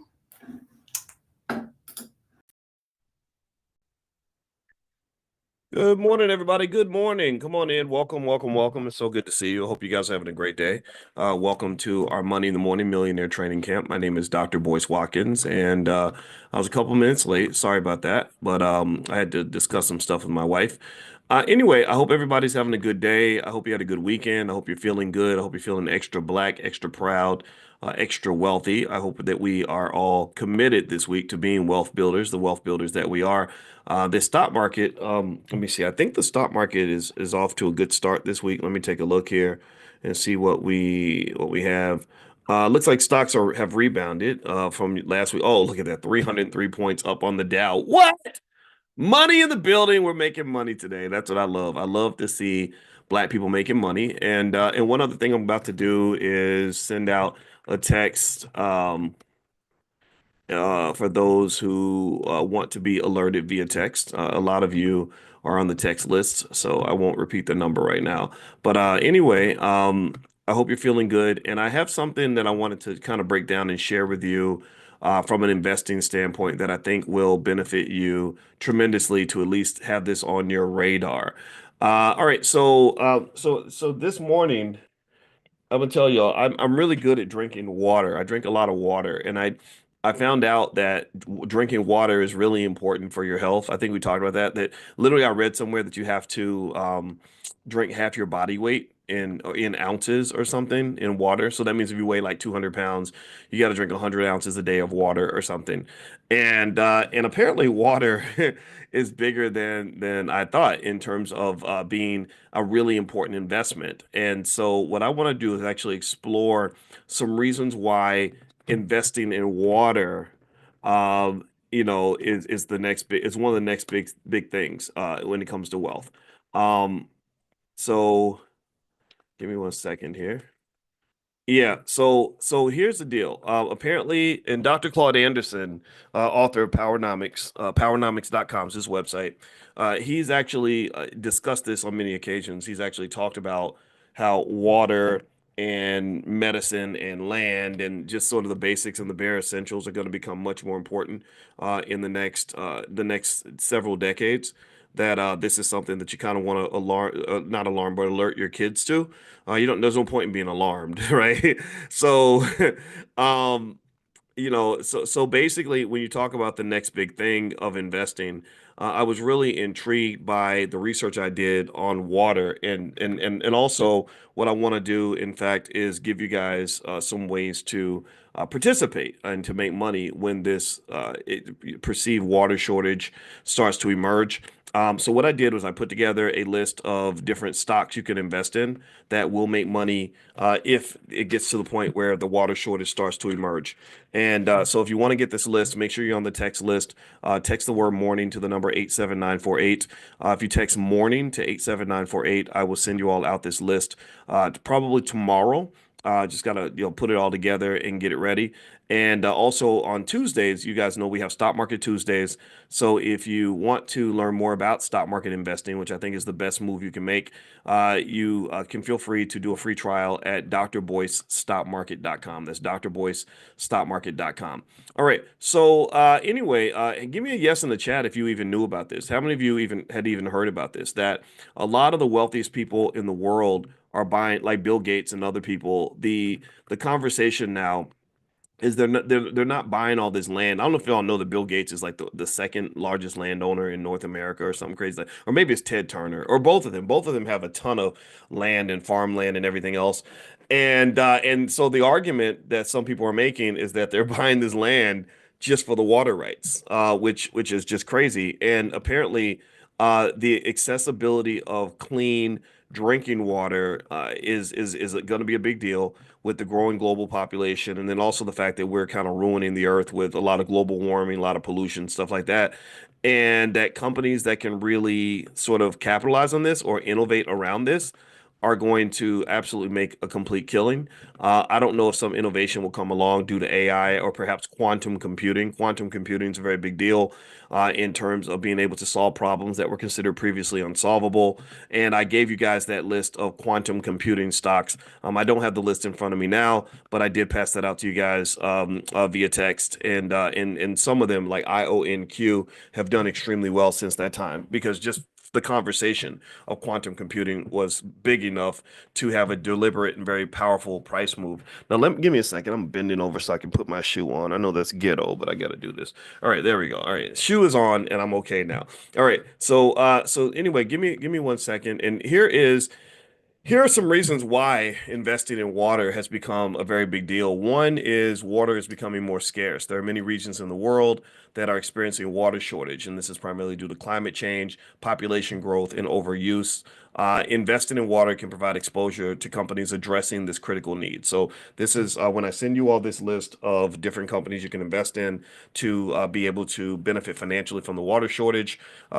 Some companies in that list will be companies that are able to help solve this problem. Essential resource: water is indispensable for life, agriculture, and industry. That's another reason why water matters and why water. I think they now trade water futures on the open market. They opened a futures market for water where they're treating water similar to oil or gold or whatever. Infrastructure needs. Aging water infrastructure in developed countries and a lack of access in developing nations creates demand for investment in water treatment, storage, and delivery systems. So the infrastructure apparently is falling apart, not just here in the United States, but all over the world. And I see someone's mentioning that Chicago has an issue with lead pipes. Chicago got a lot of issues, man. I don't know how I don't know. I'm curious. I'd be curious to know among my friends in Chicago how many of y'all love and support the mayor. Whenever I talk to black folks in Chicago, they do not like the black mayor. They are really mad at him. Brandon Johnson, I think that's his name. And Jamal Green is a guy that I know in Chicago who I like a lot. He's actually 30 years old, I think, and or 31. He ran for mayor of Chicago. I hope he wins. If he runs, I'll endorse him. I don't endorse politicians hardly ever at all, but I would endorse Jamal because he has the right idea. He also understands the importance of economics when it comes to elevating our community. He kind of gets the fact that if we don't get our economic game right, we're not going to have anything else. There is no civil rights without civil rights. There is no political movement without an economic movement. There is no power in America without having economic power. It has to start with economic power, which starts by basic things like learning how to make more money, which is why we need to train our kids to start businesses and make investments and not just chase jobs or NBA contracts. Number two, it goes into taking that money that we have and keeping it, right? Keeping it in our pocket, either through investing and saving or in supporting our own businesses as opposed to everybody else's. And then just generally, economic education needs to be the gold standard for the Black community. Like anyone that you love, anybody that you care about, anybody that matters to you on this earth should be incentivized or encouraged or pushed, persuaded, yelled at if you have to understand like you got to learn your economics, you got to get your money right, you got to get your money right, you have to learn how this stuff works. If you don't learn how the money works, then you will not have any money. And when you don't have any money, it creates a lot of other problems. So anyway, so ultimately, I think that this is kind of the mandate for this century, and I'm issuing the clarion call, and I'm speaking on this consistently every single day because I kind of need you guys to really make sure you internalize that and also share that with people that you love. I can say this not just as a financial person. I'm a financial scientist. I've studied this stuff for a long time, and I can tell you this is where it's at. This is the big deal. All right, so let me keep reading here. Clean water initiatives and technologies are really important, like desalination. I guess where they can take the saline out of the water. Like they have these cities that are surrounded by all this salt water, but they can't drink it, which is crazy. I used to watch those movies. Everybody used to watch those movies where somebody would be stranded on a little ship in the middle of the ocean, but they would be dying of thirst. And it was like the most confusing thing I've ever seen in my life. Anybody ever feel that? I'm like, you can't drink none of that. You can't take any of that water. Like you're surrounded by water. How are you dying of thirst? That don't even make no sense, right? But that's true, right? You get in the ocean and you start drinking the water, you're gonna have some problems. Also, global regulation, governments and international bodies are implementing stricter water usage policies, which boost companies that offer solutions like efficient irrigation, conservation, and purification systems. So again, like I said, what I'm going to do is later on this afternoon, I'll compile and review and analyze a list of companies that are in this industry and ETFs that you can take a look at, and I will send you all out this list. Make sure you are on the text list to receive it. If you want to get the text, text the word morning, MORNING, to the phone number 87948. So text morning to 87948. Now, here's something else I wanted to share with you that I thought was really, really intriguing. There was this uh, thing I saw. Hey, how many of you let's give me a quick yes. How many of you are aware that there's a sports betting epidemic developing in America? How many of y'all know that sports betting is now considered to be like I did a conversation about this. We broke this down in the class. It's really it's if there ever was like a financial crack or a financial fentanyl, that would be sports betting. And the thing is, you can't really explain this to somebody who's doing it because they're not going to believe you. They're not going to listen. They have to hit rock bottom. They got to lose everything and then, get to a point of hopelessness where they're depressed and thinking about unaliving themselves or their families falling apart, right? Or being in this really horrible situation before they start to say, okay, maybe you're right. Maybe you're right. But when somebody's in it, the problem is that they're young and a lot of young people, their brains haven't even fully developed till they're 25. So they take advantage of young people, mostly men in their 20s, and now just like we've been talking about this for about a year. I've been mentioning this for a long time since they legalized it. I said apparently people don't know history. You don't know the history of the horrible things that have happened when it comes to sports betting and why they made it illegal in the first place, why they pushed it out of the NFL, why they pushed it out of the NBA, why how many Major League Baseball players got banned for life and lost everything and ended up on drugs. There's a Ohio State. Oh, I love my Ohio State Buckeyes, right? Y'all do know this. I'm a proud Buckeye. That's where I got my doctorate. Ohio State, right now, in case you don't know, has the greatest football team in the country and maybe one of the best football teams in the last decade. Like as good as the old Alabama teams when they would just dominate everybody and how good Georgia was. So anyway, there was this quarterback that I didn't know about at Ohio State before my time named Art Schlichter. I think that was his name, Art Schlichter. And Art Schlichter, I believe that's his name. If I got it wrong, please correct me or forgive me. Anyway, he was the superstar at Ohio State. He was the boss. He was the king. He was the man. They wanted him big out of high school. He goes to Ohio State, takes him to the win. I think they either won the Rose Bowl or almost like did some amazing things. So he gets drafted in the NFL, and he's a very high draft pick. Well, the thing was that while Art was in college, he ended up forming this addiction to sports betting, and he would bet on anything, horses and football and basketball, whatever. And he goes to the Indianapolis Colts or some team like that, and basically they find out that he has this addiction, and he ended up taking his whole signing bonus and literally blowing his entire signing bonus like on like betting on horses and sports and stuff. And then they're like, okay, but he's really talented, let's work on this, let's fix this, and give him a chance because he was that talented. And they gave him another chance and he blew it again.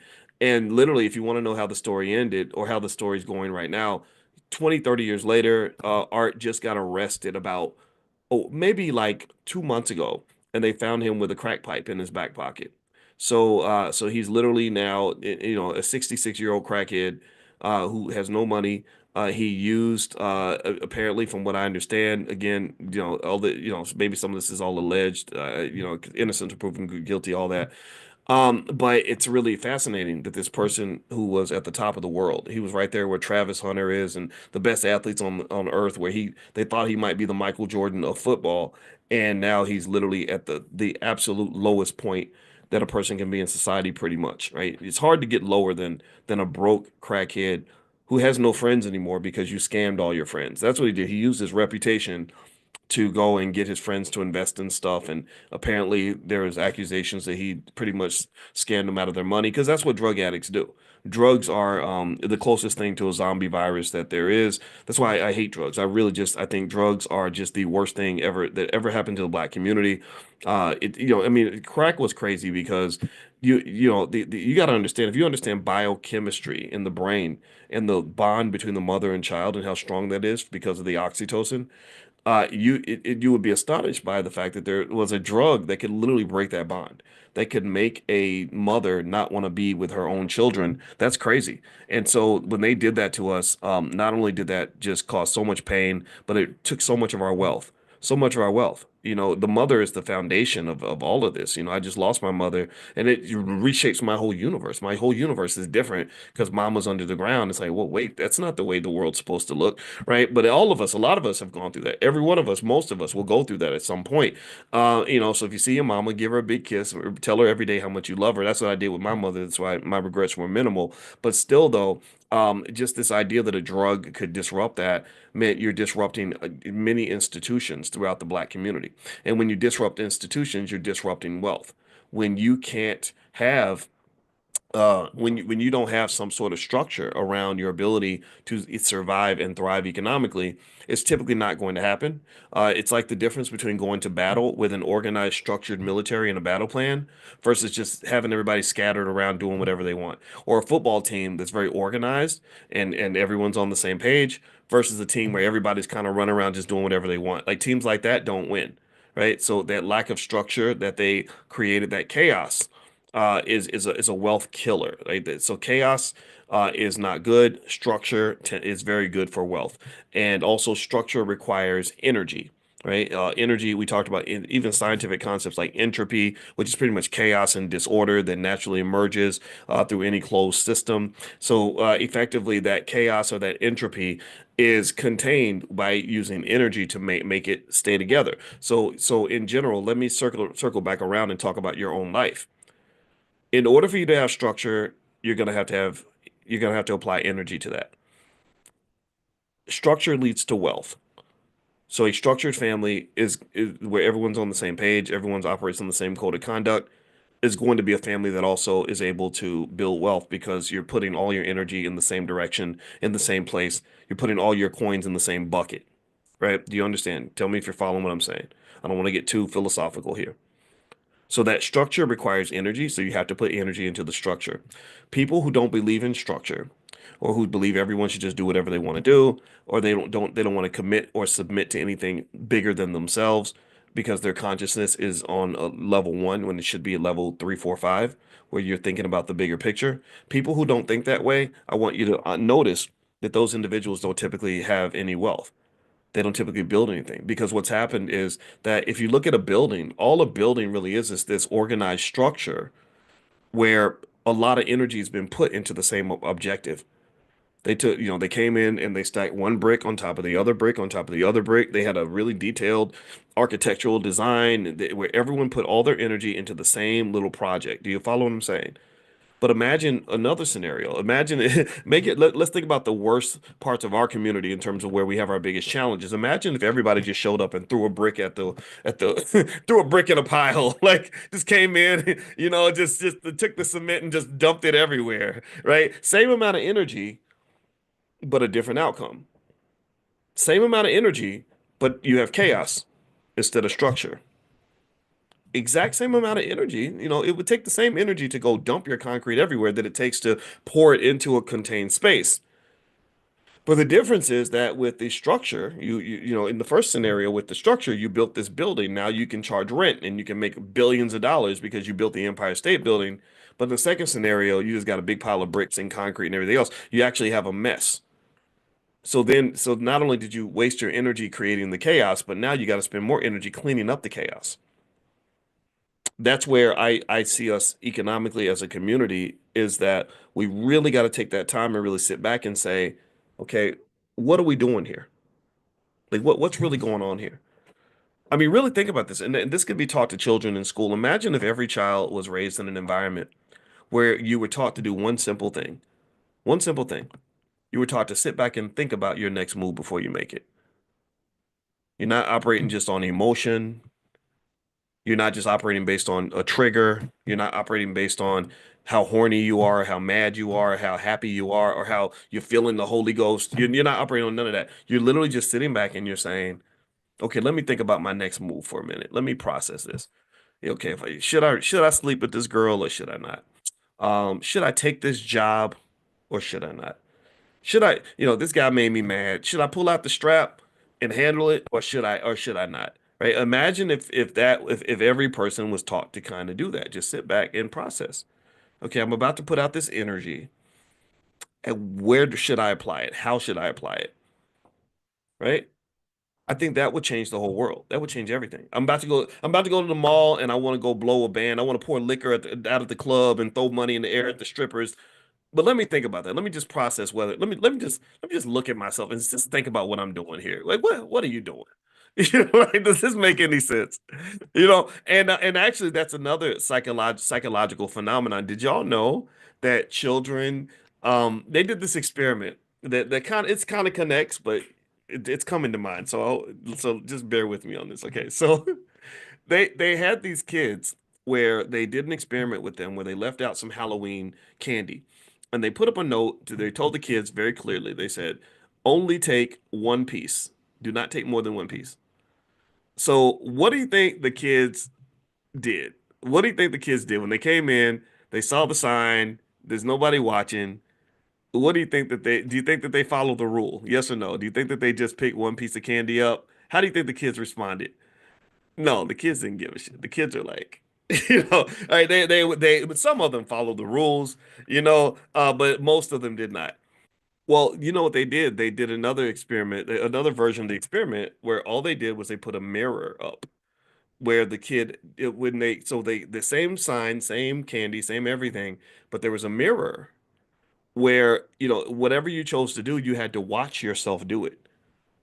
So that means that if you took one piece, you watched yourself grab one piece, you watched yourself follow the rules. If you wanted to take a handful, you had to watch yourself be a thief. The mirrors confirming to you that not only did you break the rule, but you stole something. Do you know what happened?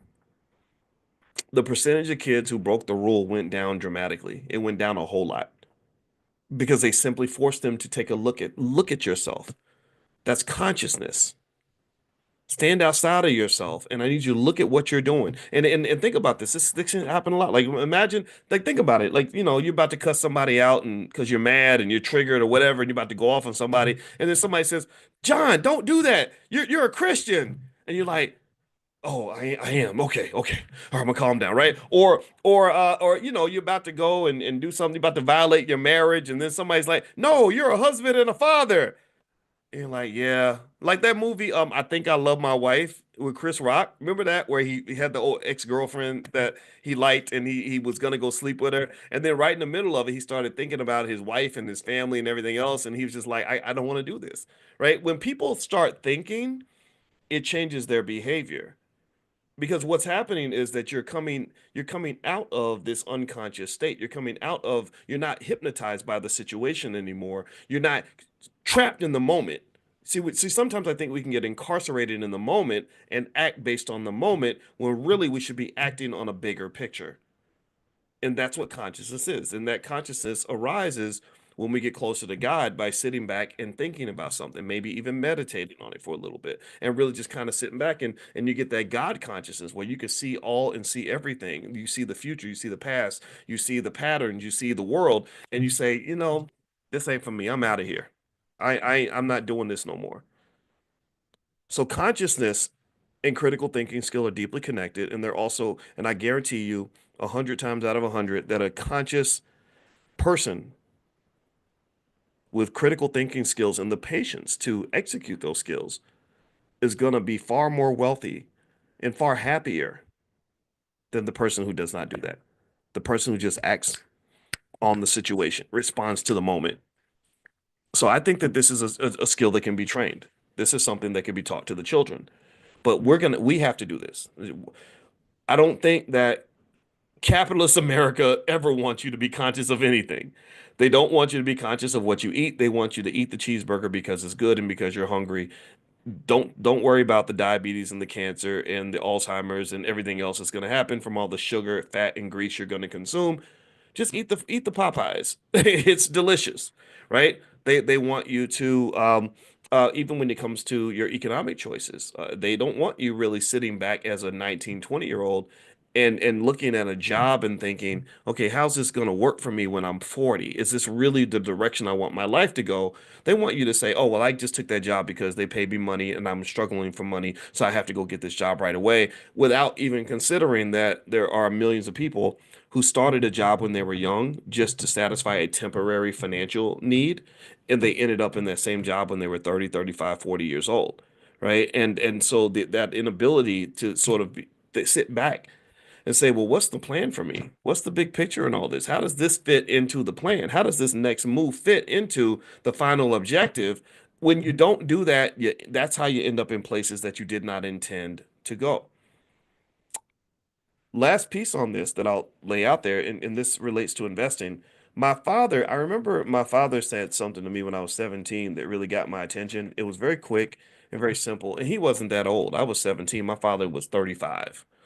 And he said to me, um, I guess because he felt like I wasn't focused enough. And boy, you better get it together because one day you'll wake up 35 years old and you won't recognize your own life. And I thought about that. And then when I became 35, I started noticing how many people, if you go to most people that are 35, 40 years old and you say, when you were 20, did you think that this was the life you were going to have? Did you think that this is where you would be? Where did you think you were going to be when you were 18, 19 years old? A lot of people have a disconnect. There's a disconnect between where they thought they'd go at 18 and where they ended up at 35 or 40 years old. And what had happened was it's like the compilation of a bunch of little decisions that were made in the moment. And the next thing you know, you just have this big thing. Like your life in a way, it's kind of like your life is like a painting where, if you want to create a masterpiece, you have to think about where every stroke is going to go, right? You have to kind of lay it out like that, right? But if you just are taking the brush and just you don't know what the hell you're gonna get, right? You're gonna get a big mess. You're gonna get chaos, right? Because maybe it took some discipline and energy to minimize the amount of entropy that would occur in that process, meaning that if you put that energy into saying, okay, let me be structured and careful here because I can only paint this one time, then you could get the painting that you want. And life is like that in a way. I mean, to some extent, we can only do it one time. You can only be 27 one time. You can only be 32 one time. You can only be 45 one time. And it will only be January 6th, 2025 one time. So that specialness of the moment is something that I think is something you may want to think about in terms of having the ability to really, really center in on building the life that you want. Like really know the specialness of the moment, know the specialness of today, know the value of right now and how the strategic use of right now can really fit into your long-term plan for yourself, for your family, or whatever the case may be. I hope I didn't get too weird and deep with that. I just, this is what's coming to mind, and this is what I think about when I think about investing. Remember, money is not the destination, money is the tool, money is the vehicle to get you to the destination. Only you know what the destination is. I don't know what your destination is, but I'm sure it's something nice, and I'm sure money can help. That's why you're here, right? So go get that money. Make those investments, make those financial moves, but always see the bigger picture. And that's how you win. That's how you succeed. Okay. All right. So anyway, I didn't want to say much today. I just wanted to hang out with you all for a little bit. Believe it or not, my goal every day is to try to finish in 30 minutes. But y'all know sometimes I just get to going and I'll be in here for an hour and a half and stuff. And I don't want to do that though, because I got like this whole team of people that are trying to meet with me and stuff. And I end up missing so yeah, so anyway, so literally this is exactly when I want to try to finish. Plus, y'all got stuff to do. Y'all ain't got to be sitting around listening to me all day. So again, I'm gonna send out that list of the stocks that I found that relate to that whole trend of water becoming scarce and how you can make money from that. I'll send that out today. Make sure you're on the text list. Text the word morning, MORNING, to the phone number 87948. So you can text morning to 87948 on your phone. And also, you can go to Dr. Boyce Elevate to sign up for this Money in the Morning thing. We do this every morning at 10 a.m. Eastern, and you can bring your whole family, bring your friends, all that stuff. And then the other thing is tomorrow we're going to do Stock Market Tuesdays at noon. So if you'd like to do a free trial on the stock market program, you can go to drboycestockmarket.com. That's drboycestockmarket.com. Last but not least, Dr. Alicia is doing Mental Health Mondays. She is the head of our Black Financial Therapy department, and she is a great therapist. In case you don't know, and she's going to do Mental Health Mondays tonight. So if you'd like to receive information from Dr. Alicia and join her in Mental Health Monday, I know last night she did her book club, and hundreds of you were there. And so if you'd like to join tonight, at I think it's like 9 o'clock or something, I'll send you a text. Text the word love to the phone number 87948. So you can text love to 87948. Oh, and last but not least, those of you that are doing stock options, you will hear from me today. We're gonna do our class meeting. I think that's tomorrow. So that's the Prime program. So if you are interested in generating income from stock options, it's a great way to make money. Feel free to go to drboyceprime.com. That's drboyceprime.com. All right, guys, have a good day. God bless you, and I will see you all tomorrow. Take care until we meet again. Bye bye.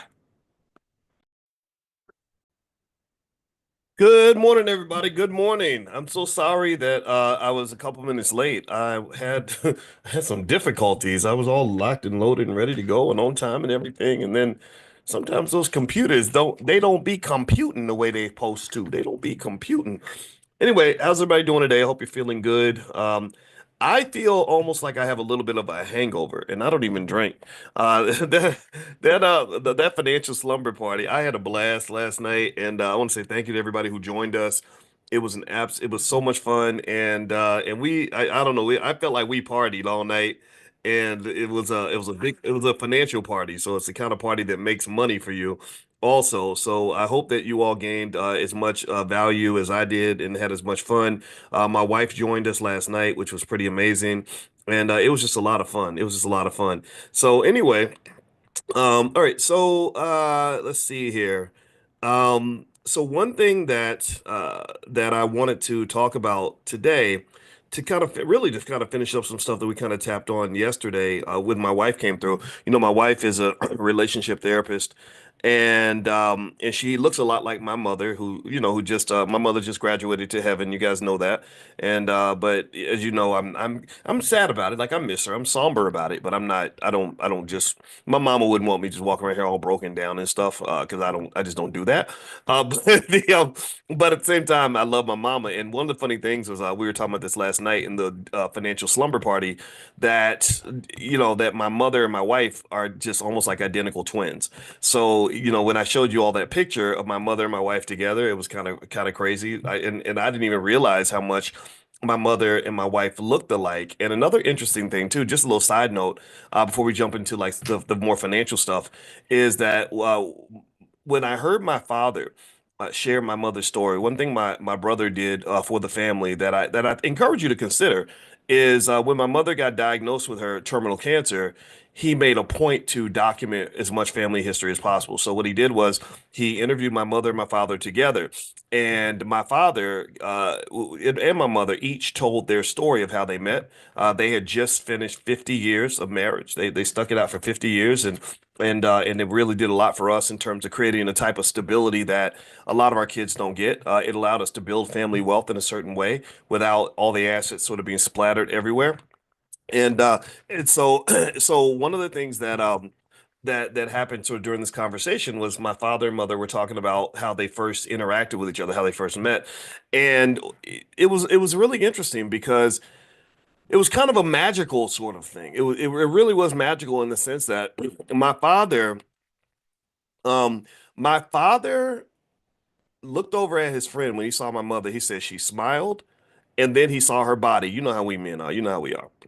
And he said at that point he turned to his friend. He said, "I'm gonna marry that girl." And then he went home and he told his mother, "I'm gonna marry that girl." And that's what he did. He married her, and that here we are 50 years later. And so my mother, as you know, she graduated to heaven on Christmas Eve, and my father was right there by her side, right there by her side, just like he was in the 1970s. And I thought that was really interesting. A lot of people fantasize about that, but I don't think they understand the depth of resilience it takes to do that, and how being solid in that area of your life also reflects the ability to be solid in terms of other aspects of your life. People that are solid in that way are also solid when it comes to business. They're solid when it comes to partnerships and wealth building activities, things like that.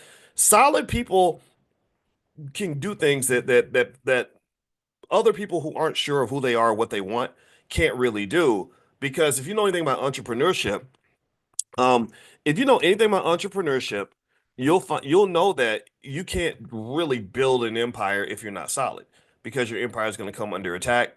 Bad things are going to happen. Things are going to fall apart. Plans are going to fail. As Mike Tyson used to say, every boxer has a plan until he gets hit in the mouth. And a lot of people get hit in the mouth by life, and they can't stay focused. And so my parents, their marriage got hit in the mouth quite a few times. Each of them individually got hit in the mouth a lot. And they just sort of stuck to their core values in terms of just saying, no, this is who we are, this is what we do, and this and ain't nothing gonna change about that, right? So I want to just applaud all the solid people in the room. That's my point. A lot of you know a solid person. Some of you are solid. If you're not solid, I encourage you to consider that. And solid, in my view, part of it starts with just knowing what you want. And one thing my father did talked about when he talks about my mother is he says, my brother asked him, he said, "How did you know that was a woman you wanted to marry?" He said, "Because I know what I want, and I go get what I want." And I thought about that, and I said, that's so interesting. And I think young women that are picking a man, I think that picking a man who knows what he wants gives you a lot more certainty than picking a man who changes his opinion the way he changes his draws. I don't think that men who change their opinions a lot and are sort of flimsy and inconsistent are typically as successful, nor are they as reliable. But the same thing can be true for women as well, right? So I think women also have to have a type of solid nature to them, and this is how you build healthy relationships and institutions, which also are key indicators for the ability to build wealth. So even as we're dealing, as we sort of have dealt with aging and people dying and things like that, there's no sort of weird shenanigans going on with the family wealth. We know what the estate plan is. The trust is in place. The assets, we know where the assets are. There's mom and daddy's house. There's the bank accounts. There's the investment portfolios. It's not like everything's just kind of splattered and scattered and messy and screwed up. And I'm going to be honest with you, uh, and compare. When I think about my biological father, rest his soul. He wasn't. I'm not. I don't think he was a bad guy. I only met him like 3 times. His life was not structured. He had kids kind of splattered everywhere. Me and my two siblings. It seemed like my two siblings had some trauma from growing up in the house with him. There was all this. There was sort of nothing left in terms of an inheritance, no wealth. There was very little given in terms of the non-financial inheritance, like wisdom and guidance and support. And I'm not going to go too deep into that because I don't want to talk. This it's personal, it's family, and I'm hesitant to talk about my family in that way publicly because I don't want it to be seen as an insult to anybody. But it was a very different sort of reality to observe. And it is a funny little side note when my father told me the story about how he met my mother, saw her smile, then saw her body, and fell in love, and said, there's something magical here about this lady. And he was a handsome kind of guy. He had those green eyes. You know how the girls really like those guys with the green, like those Michael Ealy eyes. You know what I'm talking about. So he had a lot of options out there. But for whatever reason, he saw my mother, and he said that's the one. And my mother's beautiful, of course. So she looks just like my wife. If you go to my Instagram, you see the picture of my mother and my wife together. And I didn't even realize till I was 50 how much they looked alike. And I listened to his story and I said, wow, that sounds a lot like when I met Alicia. When I met my wife, I saw her across a crowded room and I walked up to her and she greeted me with the kind of smile that would make the sun come out on a rainy day. It was like, whoa. And really happy, like, hey, like she was happy to see me, and she says the same thing. She says, I just met you and I talked to you and I just felt like, oh, that's the person I'm supposed to know. So I think there's got to be something going on with this multiverse, multiple lives or something, because we both had that feeling like, okay, we're supposed to know each other. I don't know how, but this was supposed to happen. And then, of course, I'm a man, so you see the rest of the package, and you're like, okay, I'm gonna follow you around for a few days because you just too much right now. But anyway, long story short, I think that intentionality does make a difference, and that's just kind of a side note. And also, I'd never want you to forget the significant connection between wealth and family. If you want to understand why black wealth is disappearing, then basically all you got to do is look at what's happened to the black family. The disappearance of black wealth corresponds directly with the disappearance of the black family. Every single study, every single research study we did, when I was back at Syracuse about wealth and family pretty much showed that when your family breaks up and falls apart, it costs you lots of money. You're paying attorneys, you're fighting each other instead of building together, and it just becomes a big mess. And then on top of that, after that's done, you're supporting two households. You got to pay two sets of rent or whatever. You both have to get up and go to work and abandon the kids in order to pay the bills. So this is the mess that we're kind of in. And unfortunately, the majority of our people are never going to hear this message. The majority of our people are never, in my opinion, in our lifetimes, in my opinion, they're not going to respond to this message because there's so many other messages out there. There's so many other messages that are cooler to listen to than mine. I'm not cool. I'm just a 53-year-old college professor. Why listen to me when you can go listen to Megan the Stallion, who's being sued right now? Megan's being sued for something involving having sex in a car in front of her employees, and he sued her and said she made me watch her do this stuff with this person in the back seat. And it's just kind of like, well, and it makes sense to me. It's like, yeah, well, nobody ever trained you to understand that some of the shenanigans that they promote in hip hop, some of the goofball stuff that they get you doing in this in the corrupt part of hip hop. I'm not talking about the good rap. I'm talking about the crap rap, whatever that is. Um, that stuff will lead to workplace violations. When you have workplace violations, you can easily be sued by an employee. And the same person who was cheering you on when you were in the back seat getting it on with that lady, I think it was like girl on girl type stuff, that same person can go back and file a lawsuit and say, oh, I was so traumatized. You made me watch, and it was horrible. Now I need therapy and $10 million. And I need to take sleeping pills to be able to sleep. And every time I see a person wearing green socks, I start to go into a panic attack because they were wearing green socks when she was in the. Come on, man, give me a break. Get out of here with that stuff. We know what it is, right? This is somebody who became disgruntled and said, "Oh, wait, you're not supposed to be licking on another woman in the back seat of a car during work hours. You're not supposed to be doing that on the job. Like, UPS employees don't do that kind of thing." So if that were to happen at UPS or Ford or IBM, they would fully expect to be sued if they had these kind of shenanigans going on in the office. So long story short, I personally think that if our young people got more of this advice and information early instead of just being trained to follow what's cool and what's trendy, I think they'd be in much better shape. But instead, even if you get the bag, you're gonna blow the bag. I talked to a person who I really respect 2 days ago. He called me, gave me condolences about my mama transitioning on, and I appreciated that. And we were talking for a minute. I heard from a few people in the entertainment industry. Ice Cube sent me a text, and I thought that was very nice of him. And we were talking about the stuff with Jay-Z and Diddy and all this stuff. And he said, "Oh, this is about a much bigger picture. This is a wealth issue. This is a wealth transfer issue. It's not as if anybody's surprised about the crazy stuff going on in hip hop. They've known about this stuff. They knew about the Diddy parties. They probably went to some. But it's a matter of positioning things in a certain way where they can come get your money and they can come get your power. And if you're not smart enough to understand that, if you're not strategic about it, then yeah, you all the hard work you put in, all you was doing was collecting wealth for somebody else. That's it. You're collecting wealth for somebody else. So anyway, let me move on. I'm gonna move into another topic I kind of wanted to hit on today. Just a reminder, if you missed the financial slumber party, it was an absolute blast. I don't know how many of y'all were there last night. I bet some of y'all probably couldn't get up this morning because we got up. We were doing financial stuff and playing music and having fun. My wife came in from 11. I planned to go from like 11 Eastern to like 12:30 Eastern.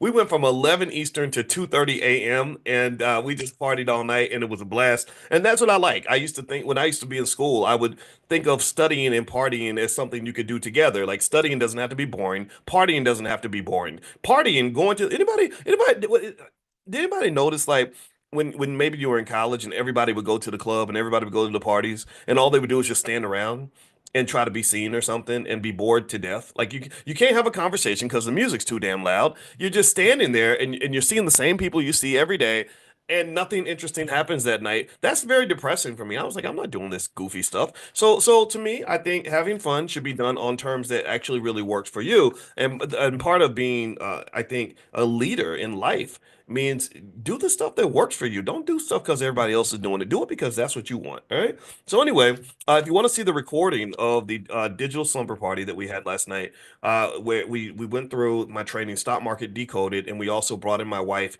who's a licensed therapist and a full professor of social work, and she talked about financial psychology on a real deep level. We link trauma and how that affects your wealth. That if you went through bad stuff when you were a kid or bad economic relationships as a child, that's going to reflect itself in your life today. A lot of people don't have money because they don't have a money mindset.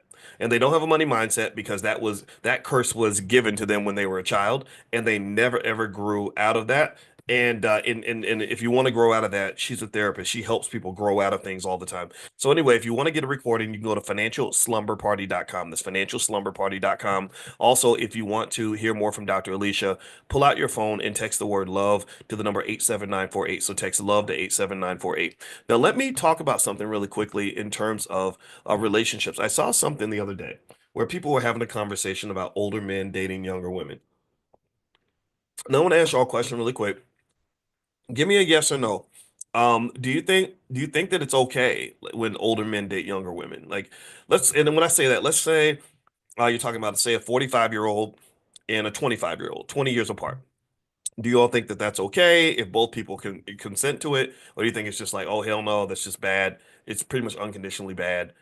Okay, I see some yeses and nos. Okay, Cornita and Elizabeth. All right, and all right, so yeah, so this is interesting, right?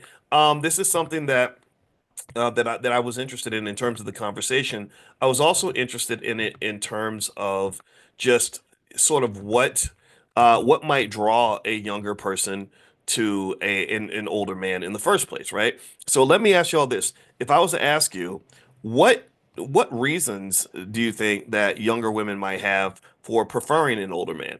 Right? We can't always write these situations off as just sort of manipulation of some dumb little girl who doesn't know what's going on. Sometimes women specifically will target and want to be with that older man instead of the younger man. So what do you think are the driving causes? And I'm gonna give you the answer based on the research in a second. But I want to ask you all, what do you all think are some driving factors? Okay, I see stability. Okay, the word stability and security pops up a lot.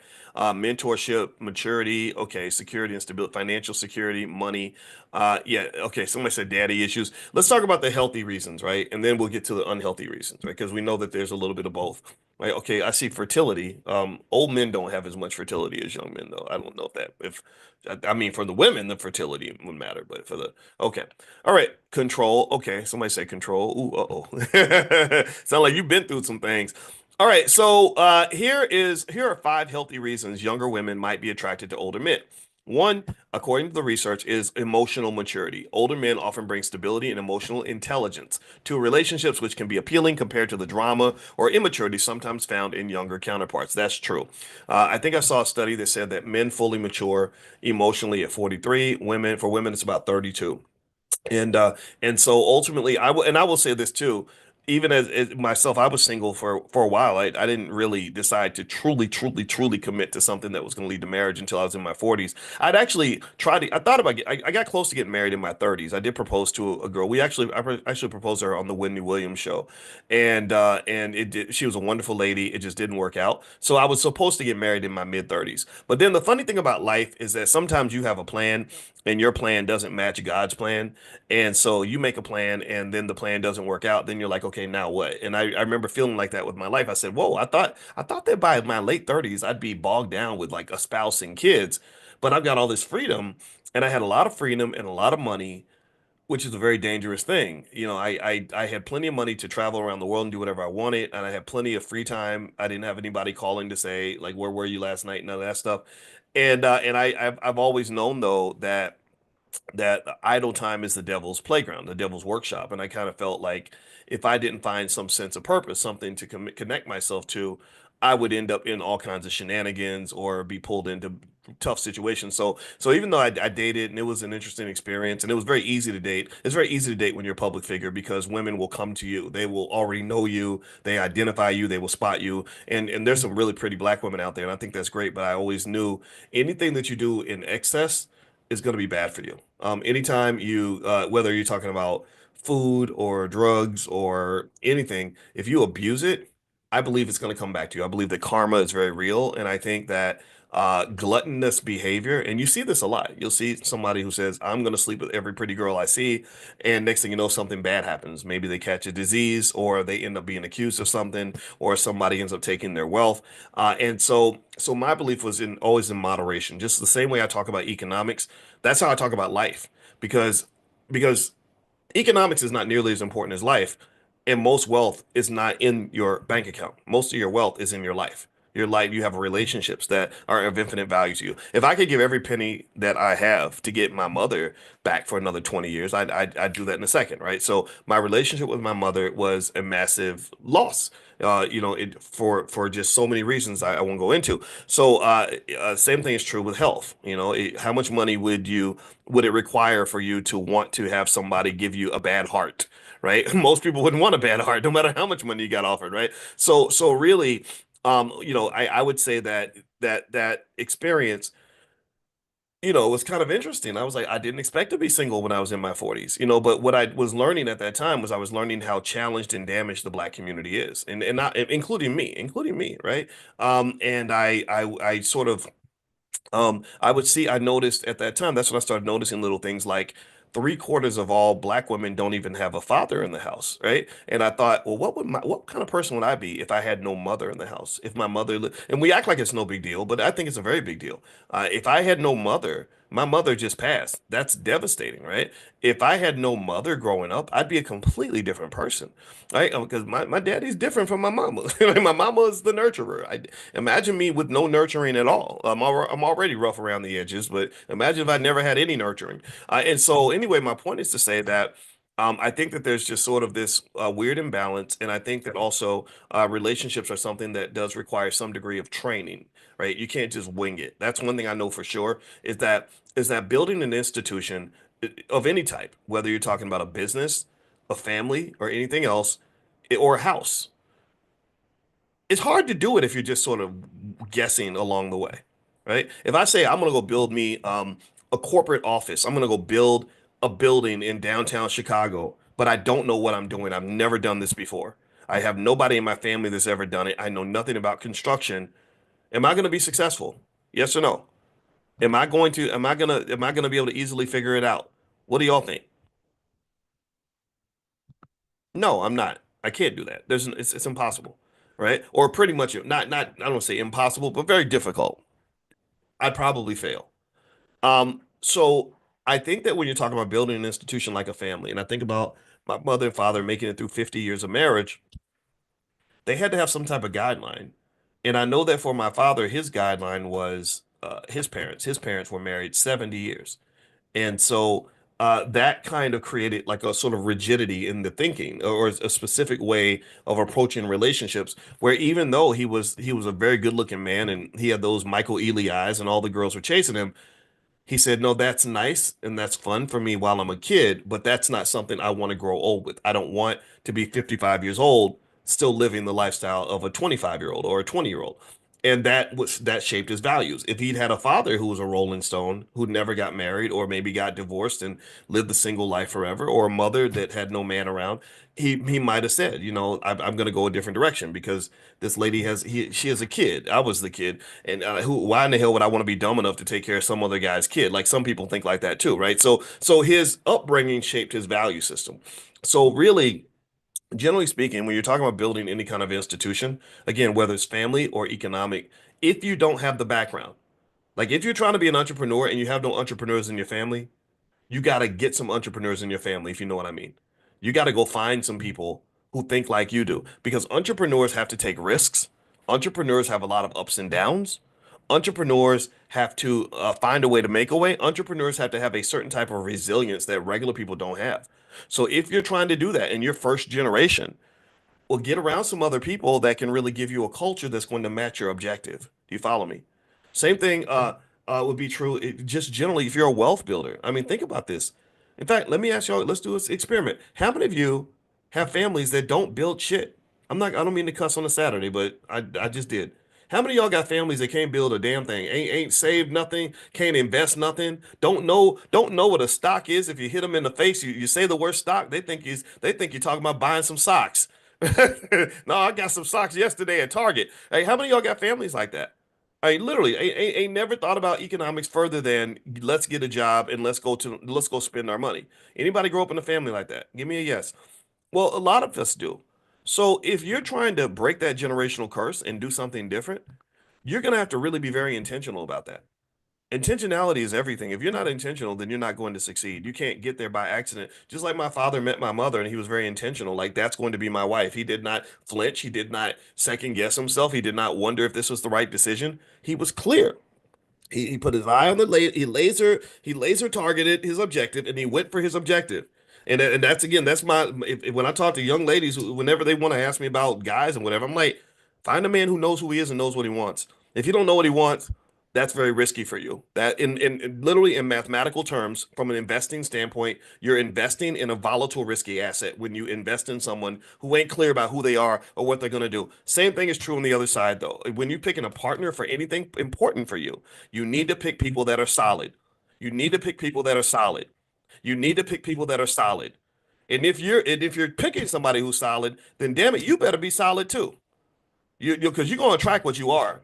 Right. So if you flimsy, like, oh, you ever see that? Like where people be like, oh yeah, we're gonna do it, man. We're gonna do it. Yeah, let's call. Okay, I'm gonna call you tomorrow. Okay, we're gonna get on the phone tomorrow. Talk about, okay, all right, sounds good. Okay. And then nothing happens. How many times have you seen that? How many times have you seen that? Happens all the freaking time. All the freaking time. You can't build nothing like that. You can't. You need people that are solid as a rock. Ashford and Simpson. I saw that in the chat. You need if you are gonna be solid, you need to get solid people around you. If you get solid people around you, you must be solid for them because there are some people who will just match your energy. I'm one of those people. If I can smell flimsy people in a second. I can tell. I can smell a flimsy Negro. One young lady that I used to mentor, she wanted me to meet her boyfriend, and I met this guy, and I'm like, "Hey, how you doing?" He's looking at the ground. He gives me this little whimsy little girl, like gave me a handshake like a 9-year-old girl, and looking away. And she asked me, she said, "So what do you think? What's your honest opinion?" I said, "Do not ever have a baby with this man. This man will never take care of his kids. He probably does not have a father because everything that I saw reeked of the exact opposite of determined and intentional masculinity. I did not pick up any of that." And then she started telling me more of the story. She said, "Yeah, well, he's got two babies mamas and blah blah blah blah." And I'm like, "Yeah, of course he does." Because he doesn't commit to shit, right? He's not because commitment is hard. Commitment is very, very hard. Most people, I believe, again, I'm old school. I'm kind of extreme about this. I believe most people don't know a damn thing about commitment. They don't because we base everything on feelings. Well, I was gonna do it, but then I started to feel bad, and then it started to get hard, and then I started to feel like it wasn't. And then they're just like, so then I did something else, and I get it because life provides lots of excuses for you to fail, for you to give up. Which, in my view, means that if you're one of those people that can get past that, they can say, "No, I'm going to finish because that's what I started. I'm going to do it because that's what I said is going to happen." Like my father, I'm going to marry that lady because that's what I just said is going to happen, and ain't nothing going to get in the way of that. Oh, and I didn't tell y'all this. This is funny. This is how gangster my daddy is. He said there was another guy sitting next to my mother, and he had just come back from Vietnam, and he said, "If you talk to her again, I'm going to kick your ass." He literally said, "Now that's toxic as hell. Don't get me wrong, very toxic, but it got him a full family and a couple of kids out of it, right? It got him me, and I think I've been a pretty good asset to my dad. I bought him a car and helped him pay off his house, all that stuff. So he got his assets in life, financial, emotional, and otherwise, because he had intentionality. He had intention. He had clarity, a purpose. So I ask you this question. I say to you, in what areas of your life do you have clarity of purpose? What areas are you intentional? What areas of your life are just non-negotiable? And that's something you're gonna have to ask yourself about. Because if you let a situation or a person or a barrier knock you off your perch easily, it's gonna be very hard for you to do anything or build anything solid because you're not even approaching things from a solid perspective. And this principle applies to business. This principle applies to relationships. This principle applies to socioeconomic politics, every single issue. The world doesn't really give you much if you're not consistent and intentional and solid about what the objective is. Now let me move on. Let's get back to this topic of older men and younger women. So let's get some healthy reasons why younger women might be attracted to older men. According to the research, the emotional maturity piece, I've seen that to be very important because women like I think the emotional vulnerability and ability to connect and understanding your being in touch with your emotions seems to be very important to women. Life experiences and wisdom. Some women want a man that they can learn from, right? Tell me if you agree. Tell me if you've seen this or felt this. Established careers and stability. Every single study, when I wrote my book, Financial Lovemaking, back when I was on the faculty at Syracuse, I became absolutely intrigued with the innate, million year evolutionary connection that women have to things that indicate security. Wealth is just a symptom, it's a symbol of security. Wealth, a person who has wealth and financial peace has the ability to enhance your emotional well-being. If you've ever been financially unstable, you know how that can really rattle you. And what I've noticed is that women tend to, not all the time, but tend to get more rattled with financial instability than men, like to the point where they get pissed off at you because you tricked off the money. If my wife wastes money or overspends at the mall, it wouldn't stress me out. I wouldn't be like, God, I can't sleep now because this lady out here. I get it, and maybe kind of, and maybe I'm biased because money's not really a big problem per se, but I've noticed that like when I started reading studies about women just literally not even being able to have sex with their husbands because the money was bad, I thought that was so interesting, and I did a lot of research on that, and I was like, okay, so if we can act like money ain't supposed to matter, but that's not gonna work. I think you're getting out of alignment with nature. I really do. I really do. When you get to the point where you want to act like money doesn't matter and that a woman won't care that the man that she selected is unable to provide for her babies and protecting her babies is literally if not one of the top priorities in her life. I don't know how that's gonna work. I talked to one lady when I was doing interviews for the financial lovemaking book. And by the way, you can have the book for free. You can have an e-copy. If you go to boyceandalicia.com, boyceandalicia.com, there, the e-copy of the book is there. So Boyce and Alicia, just me and my wife's name.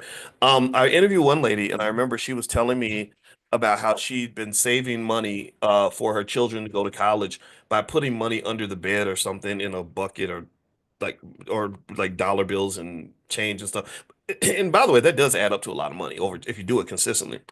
So they had hundreds, if not thousands of dollars saved up under the bed, right? But she was surprised. She was kind of confused because it seemed like it wasn't growing, like it was kind of staying flat or even going down, but she's putting all this money in here. And so she eventually finds out that her husband was going right behind her and taking money like $20 here or $10 there out so he could pay for his lunch. So he would let her save all the money and then he would take it and spend it on his lunch. And woo, when she found out what he was doing, and I remember listening to, I'd never forget her, the way she described it. She said, you literally ate and shit out our daughter's college education. I mean, she was like steaming mad. I mean, and she literally, I mean, at that point, I think they did get a divorce because at that time she was like, I'm sleeping with somebody else now. This man is a loser. And I'm not advocating for any of that. I'm just saying that some sort of ability to provide resources, but also to protect, preserve, and grow the resources is essential. I don't know how you get around that. I don't know how you get away from that. And so yeah, if you think that younger women like older men because of the money, yeah, they do. And I don't think it makes them gold diggers. Maybe there are gold diggers out in the world for sure, and I think that that's a problem. But really, the general idea of economic security is something everybody should want. The idea that you can be uncomfortable in an uncomfortable, or sorry, the idea that you're supposed to be comfortable in extreme discomfort is not even logical. So what else they say? They said the younger women like older men for confidence and self-assurance. That's true. Years of experience bring confidence, and confidence always works. Every study shows that. Also, a different approach to relationships. Older men may prioritize meaningful connections and are often more patient, attentive, and intentional. There's that word intentionality. Intentional in relationships compared to younger individuals. So the young boy doesn't know what he wants. The older guy maybe says, "I want you, and I want this, and this is where we're going." And baby, put your coat on, girl. Get in the car. We going to eat at the steakhouse. Right after. And after that, we going to the movies. Right. Sometimes people like that, but it depends on the person. You can't generalize. All right. So here are the unhealthy reasons that some young women may want older men. One, unresolved daddy issues. Women with absent or distant fathers, which is actually, remember, the majority of black women do not have their father in the house. I know that there are all these studies about black fathers being involved when they're outside the house, but I'm going to challenge some of that a little bit in the sense that I kind of think that I just think again I just flip it and I say, well, what if my mother, says, hey, I'm still gonna be a good mom to you, but I'm gonna move across town and you're gonna see me twice a week. Do you think that she would be able to be as effective as a mother living across town and talking to me twice a week as she is by literally being in the house with me every day, all day long, talking to me all day about different stuff, little things like, put your coat on or I made you some oatmeal, right? I mean, do you really think that those two calibers of parenthood are the same? I don't think that they are. And I know that there's debates about this, but I do think that missing father, especially when you have situations where the father was a disappointment, that requires intense therapy because I told you I didn't realize until I was 50 that I not only did I marry my mother, I showed you all the picture. If you go to Dr. Boyce Finance, Dr. Boyce Finance is my Instagram. I had a picture of my mother and my wife, and they look identical. It looks like she's her daughter. And it wasn't until I was 50 that I realized that not only did I marry my mother, but I've dated my mother two or three times. I really have. I did. I had a girlfriend named Robin, which is my mother's name, in college, and I didn't even like the girl that much, but something just had me there, and I was like, why am I even here? I was looking like Travis Hunter for a little while because this girl was tough. She was not fun to date. But anyway, with that being said, a lot. I argue that maybe sometimes when you see women that choose the wrong men, and they, next thing you know, you're pregnant by a guy who looks like your favorite rapper. I think that there's some deep daddy issues in there that maybe not so much because the men remind you of your father, but maybe because maybe you looked at these big hip hop guys who are absolutely terribly anti-family. Most of them are very anti-family because the culture is all about womanizing and balling out and being stupid, and definitely not tying yourself down with something boring like marriage and family. Um, I don't know. I kind of think that these rappers kind of become like these father figures in the black communities, men that we end up looking up to, and some of them, I know some of these guys personally, and I'm like, some of these guys are just complete total degenerates, like just absolute degenerates. It's unfortunate. It's kind of strange to me that we have, and I'm not saying all of them are. That's obviously not true. I told you Ice Cube is my friend. He texted me yesterday, and he's been married to his wife for 30 years, something like that. But also, let me tell you, in terms of Ice Cube, what I like about him, the reason that I can be his friend and I did not remain friends with Kanye West is because he has a type of logic and reasoning and intelligence about him that some of the artists kind of lose in the sense that he understands. He has a song. I kid you not, and I'm going to go on a small little tangent on this, but it relates back to the wealth thing. He has a song from the 1990s. If you're a big Ice Cube fan, you would know this song. And I don't remember the actual name of the song, but the chorus was had it involved the term ass over cash. And what he was basically, excuse my French, but he's basically saying that these young guys get themselves in trouble because you don't handle your business. You're out chasing so much booty and chasing so many different women that you lose focus, and then you end up losing all your money. You end up ruining what's going on. You end up messing up your situation. You end up putting yourself in situations where you get arrested or killed or lose everything because you are so distracted by the sex, right? And so I thought that, and I remember hearing that song. This was years before I met him, and I listened to it as a 28-year-old. And I said, I get this. I understand this song, and because what it says is that part of manhood should be predicated on understanding. Yeah, there are benefits to being a man, especially when you're a successful man. You should enjoy some of those spoils, but when you do things in excess, you're going to pay a price for that. You're typically going to pay a price for that. And if you don't, hey, acknowledge that, and you don't have, this is why mentorship is so important for young men. When we lost our fathers, when they locked up all those black men, I told you I've been mad about that for 30 years. When they locked up all those black men, these little boys did not have any guidance. They didn't have anybody to say, hey man, look, slow down, stop that, don't do that, don't go shoot him, or no, don't. You got too many women running around. You got to focus, man. You need mentors that will do that for you so you can understand how to play this game strategically. Life as a black man is very strategic. If you are not a chess player, you will lose the game. You have to be a chess player. Some of these Negroes run around playing, playing checkers and tiddlywinks and dominoes and crapping out every time or whatever. And you can't do that. You got to be a chess player. You have to be able to think strategically. And that I would say would be what Cube and I kind of vibed on. Is like, I get it. I was like, oh, I get it now. You're a solid guy and you think strategically, so we can have a conversation. If you're a goofball who gets caught up in anything that's popular, I don't even know anything about that. I'm not interested in that. So anyway, let me finish up. Let me read a few more things. All right, so they say that women like unhealthy reasons a younger woman might be attracted to an older man is again the unresolved father issues. Women with absent or distant fathers might unconsciously. This is the subconscious. This is not what you don't know you're doing this. This is the power of the subconscious.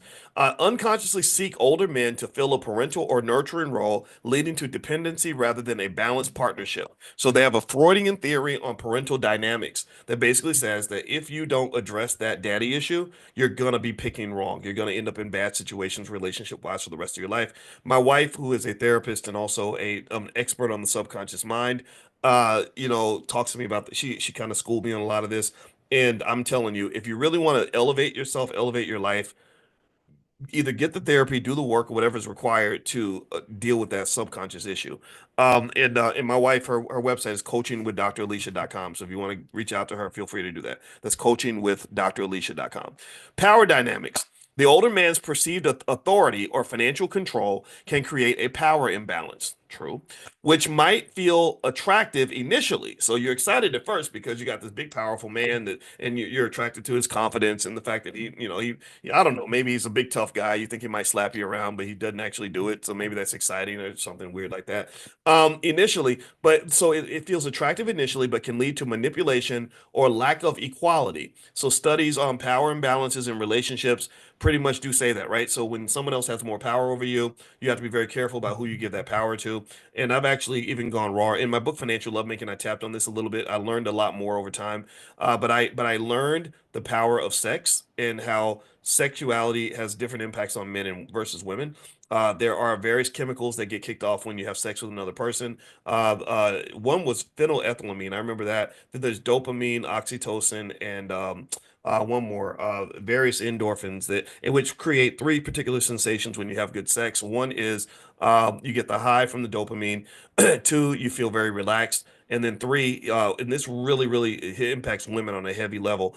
Your oxytocin receptors are really opened up, especially when you have orgasms with a man. So when they talk about the spiritual connection that you have with that person, where suddenly this creepy, horrible person, you suddenly want to wash his dirty drawers and let him drive your car. That's what the oxytocin does. The oxytocin receptors are wide open, and you have this magical experience, and suddenly you're in love. And you might be in love with the devil. A lot of us have had that experience. But what happens with women that's different from men is that men have this thing called testosterone. And some men have more of it than others. Athletes have a lot of testosterone. That's why they're great athletes. That's why they're big and strong. And the testosterone partly neutralizes the oxytocin. So the effects of the sexual experience impact men differently from women. So that's why you have those scenarios where the man is like, okay, I gotta go to basketball practice now, and then I'm gonna go see my two or three other girlfriends later on, and the woman's like, oh, I hope he calls me today, And I'm not saying that that happens all the time. Obviously, you can't stereotype, and there are some women that I guess are working to engineer themselves to have that same sort of detachment, but I think it comes with a greater price. Comes with a greater amount of pain, to the point where it almost seems like sometimes I've seen cases where women are pretending like they don't care, but then there's like something that just happens where the soul feels empty because you've given yourself to so many different guys and stuff like that. So honestly, long story short, I think that I can tell you this: when I started understanding that, a lot of things made sense, and when I started understanding the power of sex, it really made me think about why things happen the way that they do. For example, black people have a high amount of trauma from things that we've gone through. So, my wife should be here explaining this better. She can explain it better than I can because she also teaches a class on addiction, a university class. So she's a lot of addictions are an outpouring from trauma. You have unresolved, unhealed trauma, which it's all over the black community. It's like the biggest STD in the black community, if you will, the biggest virus that's out there. And so the result of undiagnosed, unhealed trauma might mean leaning toward various addictions, which might be a sexual addiction. And we don't think of it as an addiction, but it can happen that way, and it just creates a lot of chaos. That's unwanted pregnancies, STDs are like through the roof. And if you watch like the Shade Room, you'll notice every other post is something sexual, right? Sex, sex, sex, sex, sex, right? So I would encourage you to, in your own journey, if you're trying to accomplish goals, financial or otherwise, uh, understand yourself, figure out like the areas where you're making mistakes and why those things are happening. And that a lot of times will come through a therapeutic process. And then not only will you understand the world better and understand yourself better, you'll be able to position yourself where you want to be. Like, right? Like you won't make a plan to go over here and then end up over there. Or like New Year's is coming. How many people do y'all see every year that have these big New Year's resolutions of all these things they want to accomplish this year because 2025 is new and fresh? This is what I'm going to do. I'm going to be a different person. 96% of all people do not fulfill their New Year's resolution. 96%. So you're not going to fulfill the resolution if you just do what everybody else does. You'll be like the 96%. So the question to ask at that point is if you're serious enough about it, is how do I become part of the 4%? Like what do I need to do to make sure I don't end up keeping continuously making promises to myself? Oh, I'm not gonna mess with this type of girl, or I'm gonna leave this relationship, or I'm gonna build this business, or I'm gonna quit this job. What are you gonna do to make yourself part of the 4%? What are you gonna do? And I can't answer that for you. I'm just encouraging you to ask yourself that question. So let's keep going. Um, Other reasons they say that young women might be attracted to older men. These are the unhealthy reasons. Low self-esteem. They say younger women with low self-worth might gravitate toward older men who they perceive as out of their league, relying on their approval for validation. And again, this is where the whole daddy thing comes, right? Because the daddy is supposed to validate you. The daddy's supposed to tell you that you're beautiful and smart and capable and everything else.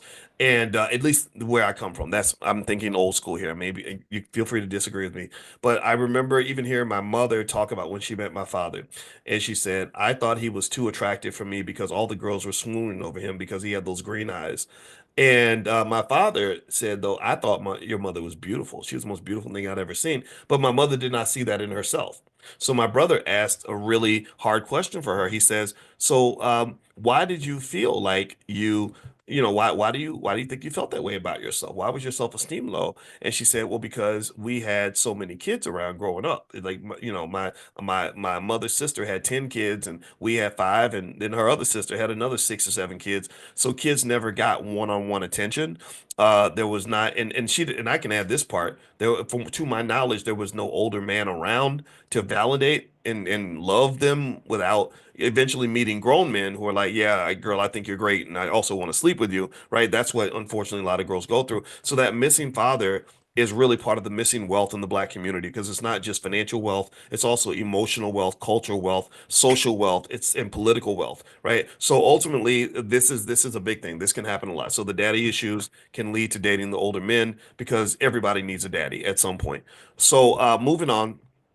Um, Avoidance of peers competition. Some younger women might feel intimidated by competition with peers and seek older men, believing that there's less pressure to compete or meet certain social expectations.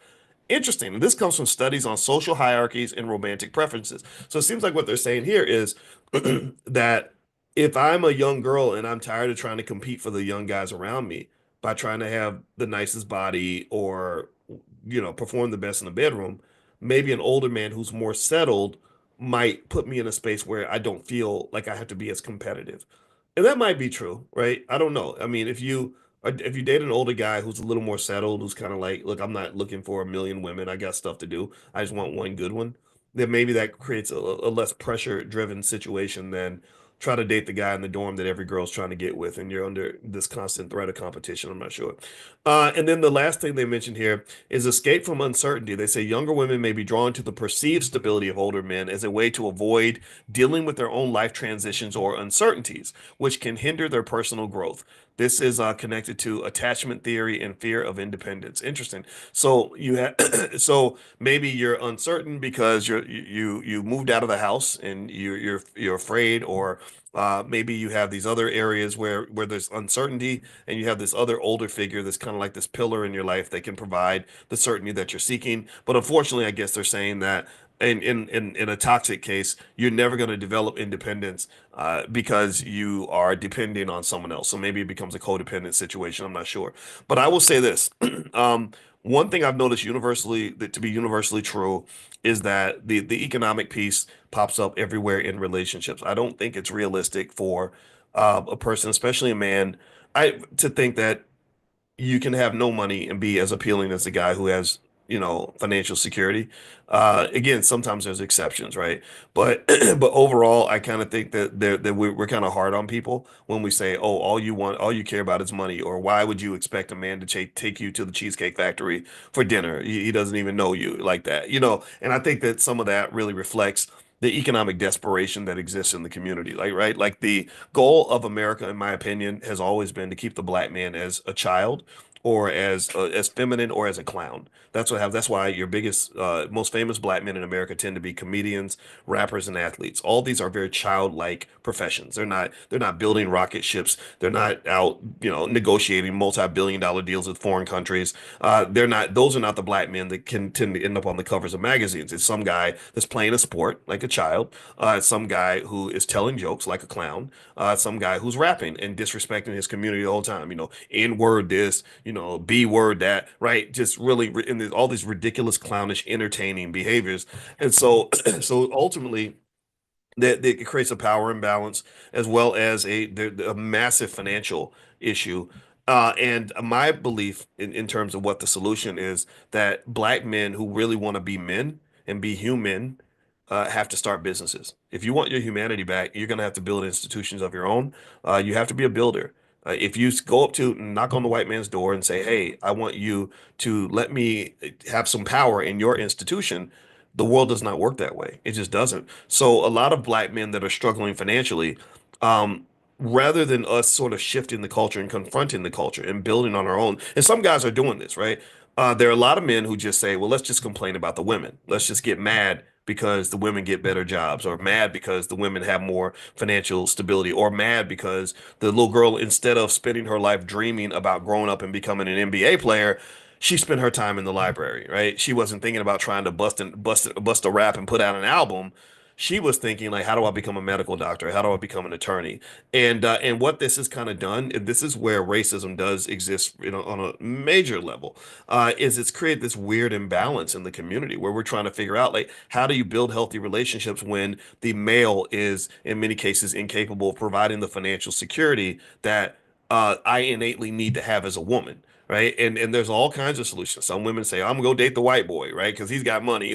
And then some women, say I'm going to stay single, or whatever, or I'm going to date around, and it creates these weird ecosystems that are hard to kind of understand and explain. And I think one way to adjust that is I think we got to be really intentional about how we train our little boys. The big shiny crap, the big shiny shit, that's what it is. The big shiny shit is a distraction. When I go to a classroom full of black boys where they're all being educated by white people, by the way, and half of those damn boys tell me they want to be a basketball player or a rapper when they grow up, do you understand what that does to the structure of your families 20, 30 years down the line? I mean, can you imagine the frustration of trying to build a solid, mature family situation with a guy who's a broke ass 35-year-old rapper? I'm not making fun of you if you're a rapper. I know 35-year-old rappers. It's cool. But the recording industry doesn't have room for all of y'all. All of y'all can't get into the Diddy party. And even if you do, what kind of man are you going to become at that point anyway? Like I just really think that um I would love it if black boys were trained to at least know about not just the plan B, but what should really be the plan A. The plan A should be build something of your own, build some wealth, get some stability, get some security, and then your plan B could be like, okay, I'm gonna try to put out an album in the meantime or whatever. I don't even think that the entertainment stuff should be the plan A anymore at all. Sports should not be the plan A anymore at all, unless you are identified as the next LeBron James at the age of 14 or something. In that case, I can understand why you're focusing on your basketball. But Lord Jesus, we got little 5'8" Negroes out here thinking they're gonna be in the NBA. You can't go to the NBA. You're 5'8". Sit your short ass down and go do something else. It's crazy to me, right? Like, did anybody watch Hoop Dreams? Remember Hoop Dreams where they had the poor kids that were, thinking I'm going to go to the NBA, and the whole family buys into it. Like, we're all going to get to the NBA. You're going to be, and anybody who knows basketball could have watched 10 minutes of that movie and said, neither one of y'all going to the NBA. You're too damn short. You're not tall. NBA players are big and strong, and like they're literally like abnormally large. I got a guy in the house upstairs. I'm his bonus dad. I got a guy upstairs right now who's 6'9". He could have had a hoop dream, and I would have been like, you know what? Let's go work. Let's go to the court right now. Let's work on the jump shot a little bit because he could have had a chance. And he is so abnormally tall that literally everybody looks up when he walks into the room. When he walks in the room, everyone's like, "Oh!" And he's good looking and smart. And I'm giving him. I want him to have that confidence. I'm like, dude, you own the room until you give it away. So carry that, right? Because I'm like, man, do you know what I would have given to be 6'9"? I wish I was a little bit taller. I wish I was a baller. I wish I had a girl who looked good. Well, I got that. But anyway, so yeah. But the thing is that that's really rare. That's very, very rare.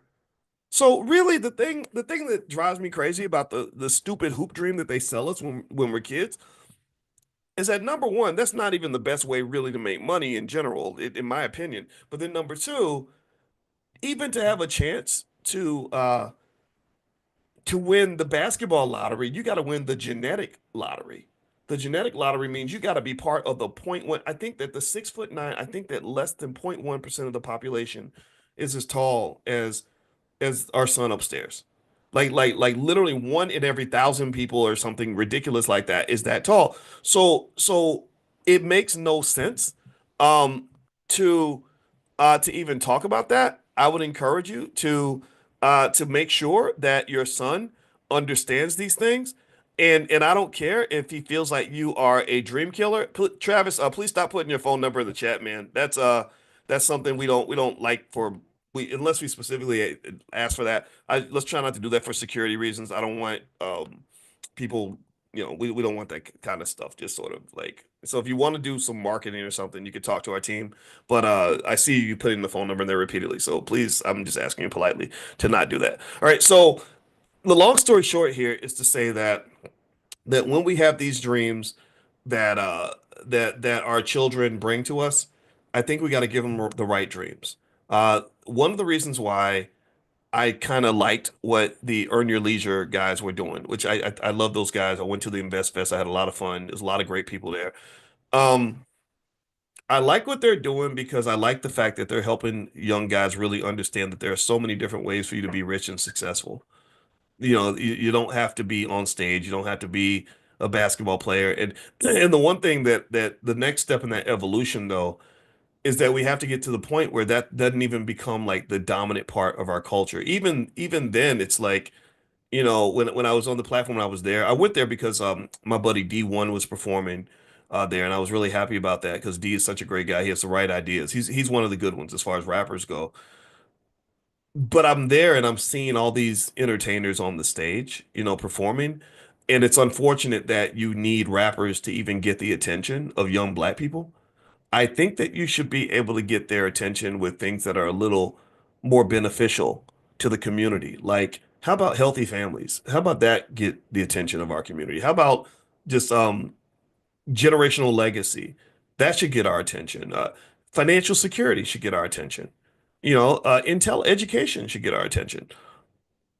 I don't know if I don't know how I feel about the fact that we're only looking when a rapper is talking or when an entertainer is speaking. Because right now, with what you're seeing with Diddy and all these people, all these Negroes about to go to jail, all these people losing all their money, and all these they're raping people. They think that we're getting all kinds of crazy shenanigans, drugs, and everything that you want to do to ruin your life was apparently happening at those Diddy parties. These people are becoming drug addicts and so and again, I don't want to sound overly preachy about it, but I can tell you in terms of wealth, all those things will destroy your wealth. But they won't just destroy your money. After they take your money, they're going to take your soul. Like you'll experience a pain that like the pain of being completely flat broke. Take that pain and multiply by 1,000, and that's the pain you get when you realize your drug addiction caused you to ruin the lives of your children, or when your choices got you 80 years in prison, or you've got your doctor tells you you caught a disease that you can't give back. That's the other part in terms of the underbelly, in terms of what's lost. It's not just the money. The money is yeah, the money's a side note at that point. Yeah, they're gonna lose all their money. A Diddy won't be no billionaire by the time he gets done. And everything is alleged, right? We have to use the word allegedly. But come on now, you know what I'm talking about. You there's smoke and there's fire, right? And I can tell you that none of this is a surprise because for a very long time they went out of their way and spent billions of dollars promoting the most toxic, unhealthy behavior imaginable toward young black people. And it's not just causing them to be broke, it's causing them to be broken. And what this does to the community from a wealth generational trauma standpoint is that you have families that are headed and created by broken people, which means you're creating millions and millions of broken children. And it only gets worse one generation after another. So there has to be an intentional effort to go in and kind of address that. And if you're not intentional about it and draw clear lines in the sand, then nothing is going to happen. Nothing's going to be effective. So I honestly think that about 70% of that whole damn culture can be thrown in the garbage. That's loser culture. It's loser culture to talk about financial irresponsibility where you give all your money right back to your oppressor. It's loser culture when you don't respect the power of sex as a vehicle for reproduction and building families, and you start to see it as an addiction, like a drug that you use to get pleasure with anybody who will open their legs for you.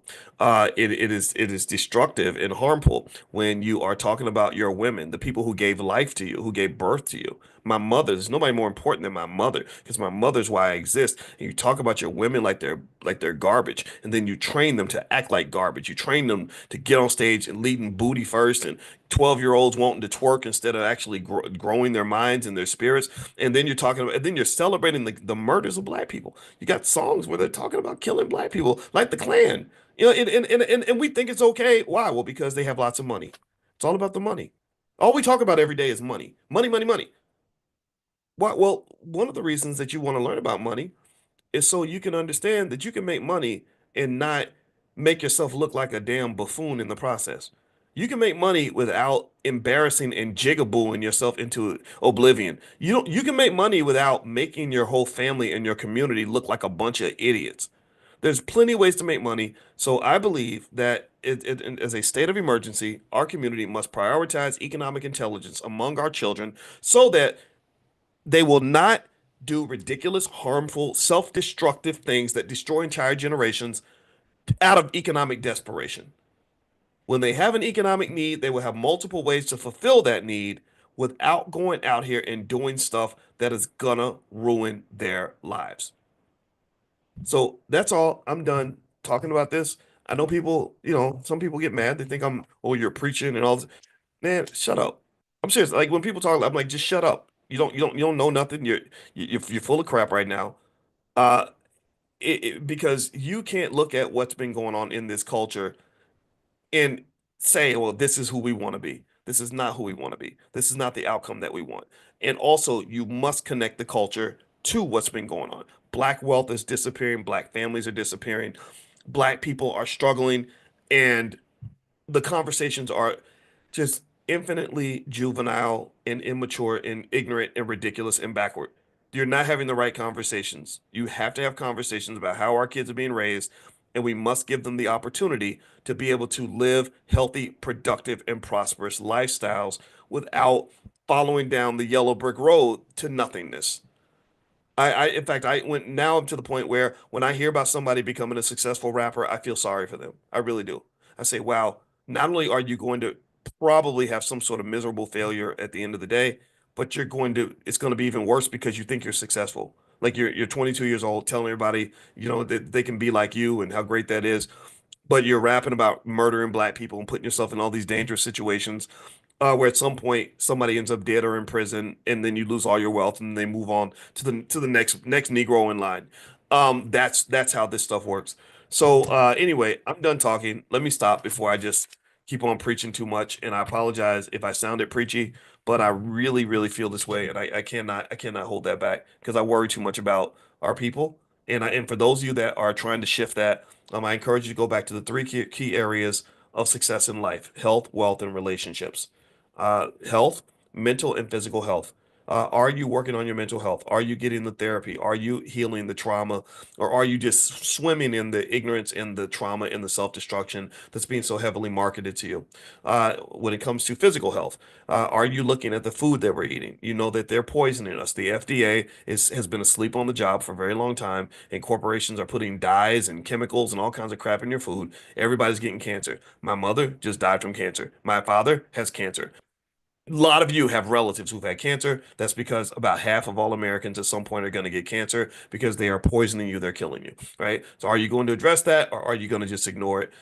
Going to the gym, eating better makes a big difference because health is wealth. If you lose your health trying to go get wealth, then guess what? They're going to take all your wealth to give you a little bit of your health back. That's what they do. They hold your health for ransom by poisoning you and then charging you money to help deal and manage the effects of the poison. When it comes to relationships, are you having healthy relationships with yourself and other people, or are you attracted to toxic situations, or do you end up in similar toxic situations over and over again, and don't know why? Well, again, that goes back to the healing. That goes back to fixing. Relationships have a toolkit. There are ways, there are specific skills, specific people that can say this is how you manage a relationship. Especially with two traumatized people, it's very hard to build a business together. Two traumatized people have a hard time building families together. I heard the rapper 50 Cent. He said something really insightful one time. I heard him talk about his relationship with Big Meech. Big Meech was his big drug dealer up north, and Big Meech just got out of prison. And 50 said something like, he said, "Yeah, when I first saw those guys in the club back 20 years ago, I stayed away from them. And they said, well, why'd you stay away from them? He said, because I know who I am and I know what I've gone through and the kind of person I am and I know what they are. And he knew that those chemicals, when you mix traumatized people together, trauma will lead to drama. And so his insight, and again, he's heavily traumatized. I mean, the man got shot 9 times. I was impressed with the fact that he understood that how traumatized people don't tend to do things very well because they're not built for cooperative behavior, right? So fix that, get that out of your system so you can really be the kind of person that you want in your life. And then the last part is the wealth. I mean, we know all about wealth. We've talked about it a lot. And wealth comes down to a couple of things. Do you have income and financial security? That's it. Do you have enough money in your bank account to tell your boss to kiss your ass because you're sick of his crap? Do you have enough wealth such that your children and grandchildren are going to be okay after you're gone? You could do that by getting an insurance policy. Just get one tomorrow or something. Um, do you have the financial security that gives you emotional peace? If you don't have it, start working on that, right? And then build it for somebody else in your family. The world does not have to be what it is. We are trained to expect that we're going to grow up and eventually have some horrible job and have to show up and work every day for somebody who cares nothing about us and then work until we die and all this other nonsense. That's BS. We've talked about the economy enough, and I can dissect that for you and explain to you that everyone should invest. If everyone invests consistently, and that makes that a core value of their family, then you can really have children that never have to work for anyone. We talked the other day about how if you just bought $1,800 worth of Apple stock one time in 1997, that will be over $2 million today. There's no person on earth that has $2 million in the bank that has to get up and go to work tomorrow. No person anywhere. So if you go back, a lot of us spent $1,800 that year, but most of us did not spend $1,800 on Apple stock. And imagine if you instead put 1,800 every year, right? Then you'd be incredibly wealthy. You'd be perfectly fine. If your parents had done that for you, you wouldn't have financial problems. So unless you create them. So I would encourage you to do those little things, and that's going to make the difference for you. So anyway, I'm done talking. Thank you guys for listening. Quick reminder, if you want to be on the text list to be notified when we meet for class every morning, pull out your phone, text the word morning, MORNING, to the phone number 87948. So text morning to 87948. Also, if you want a copy of that book, Financial Lovemaking, I mentioned earlier, you can get a free e-copy. You just go to boyceandalicia.com, and at boyceandalicia.com, there's not only the book there, but my wife, who's a therapist, she also does stuff for couples and families and stuff like that. She has a 5-day Black Love Challenge, so she believes in Black love. And then thirdly, if you wanted to get the recording from the financial slumber party that we did last night, and you could because you couldn't make it, it's yours for life. Your family can have it. You can share it with whoever you want to in your family. And you can go to financialslumberparty.com, financialslumberparty.com, and you can get a copy of the recording. And if you guys like it, I'm gonna send you all a survey via text. And so if you all liked it enough and you thought that it was worthwhile and fun, which it seemed like you did, then we can do another one. And so I'm just gonna ask you guys like how you felt, what we can do more of, less of, and then also ideas on other financial slumber parties we can do. Because I had a blast. We were there from 11 p.m. until 2:30 a.m. and I went to sleep and I told my wife I woke up this morning to go to the gym. I said, "Oh my gosh, I feel like I was drinking all night." But I had a lot of fun and thank you guys for hanging out with us. All right, so have a good night, everybody, or good day, and I hope you have a great weekend. And I'll talk to you soon. Take care. Bye bye. Good morning, everybody. Good morning. Let's go ahead and get started. I want to say Merry Christmas to everybody. I hope everybody's doing well. I know that today is a really remarkable and special day for me and my family. My mother, Robin Watkins, she's passed away yesterday, Christmas Eve, and yeah, and I got a lot to say about that. So, so give me one second, guys, as I get us all set up, and we're going to begin on this special Christmas edition of our Millionaire Training Camp. So give me one second here. Um, let's see here.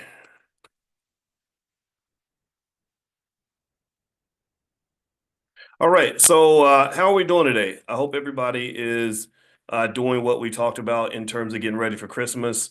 That means that, if you love your kids, hopefully you'll buy them some shares of stock, get them ready for the future, give them something that's going to give them an opportunity to be successful and great. And I love you too, Errol. Thank you, man, for saying that. I appreciate that. Errol Semengal, he's a great one. He's been around for a long time.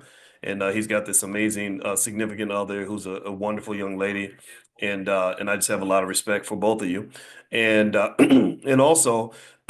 Some of you are listening in from other spaces. Decided to invite in some of our folks on YouTube and stuff like that. And and so you can actually check out my YouTube channel there. And also don't forget that we have a podcast called the Dr. Boyce Breakdown. Another one is Dr. Boyce Daily Stock Market. So if you go to Spotify, you will find the podcast on Spotify. Okay, guys. So give me 1 second as I get us started. Yeah. So one thing I wanted to mention too is that this year in the Black Business School, we have a lot of interesting things going on that you guys can follow. And I hope you guys will join us in the journey to this was an amazing year. A lot of great things happened. And as I reflect on this past year, I'm really looking forward to the future. And I want to say that I appreciate all of you and every one of you is a blessing. So give me 1 second here. Okay. All right. So, yeah. So you may or may not have heard if you saw my Instagram. My Instagram is the real Boyce Watkins. Or sorry, I keep saying. Why did I say the real Boyce Watkins? That must be. I don't know. That must be. Maybe that's part of my grief is I'm remembering stuff that's no longer here. I used to have an Instagram called the real Boyce Watkins, and y'all know that they they took it down because I run my mouth too much. And but anyway, my new Instagram is Dr. Boyce Finance. And so you might have seen where I mentioned yesterday that my mother Robin passed yesterday on Christmas Eve of all days. So that's gonna. I've determined to that we're gonna make that mean that Christmas Eve is gonna be a good time of the year. That's gonna be a special time of the year. This is a special and extraordinary Christmas. This is not gonna be any kind of Christmas curse. We don't do that kind of thing. That's not what I believe. And so I hope you'll join me in understanding where I'm coming from with that. And I want to also say that a lot of you who either reached out to me directly or indirectly or personally or otherwise.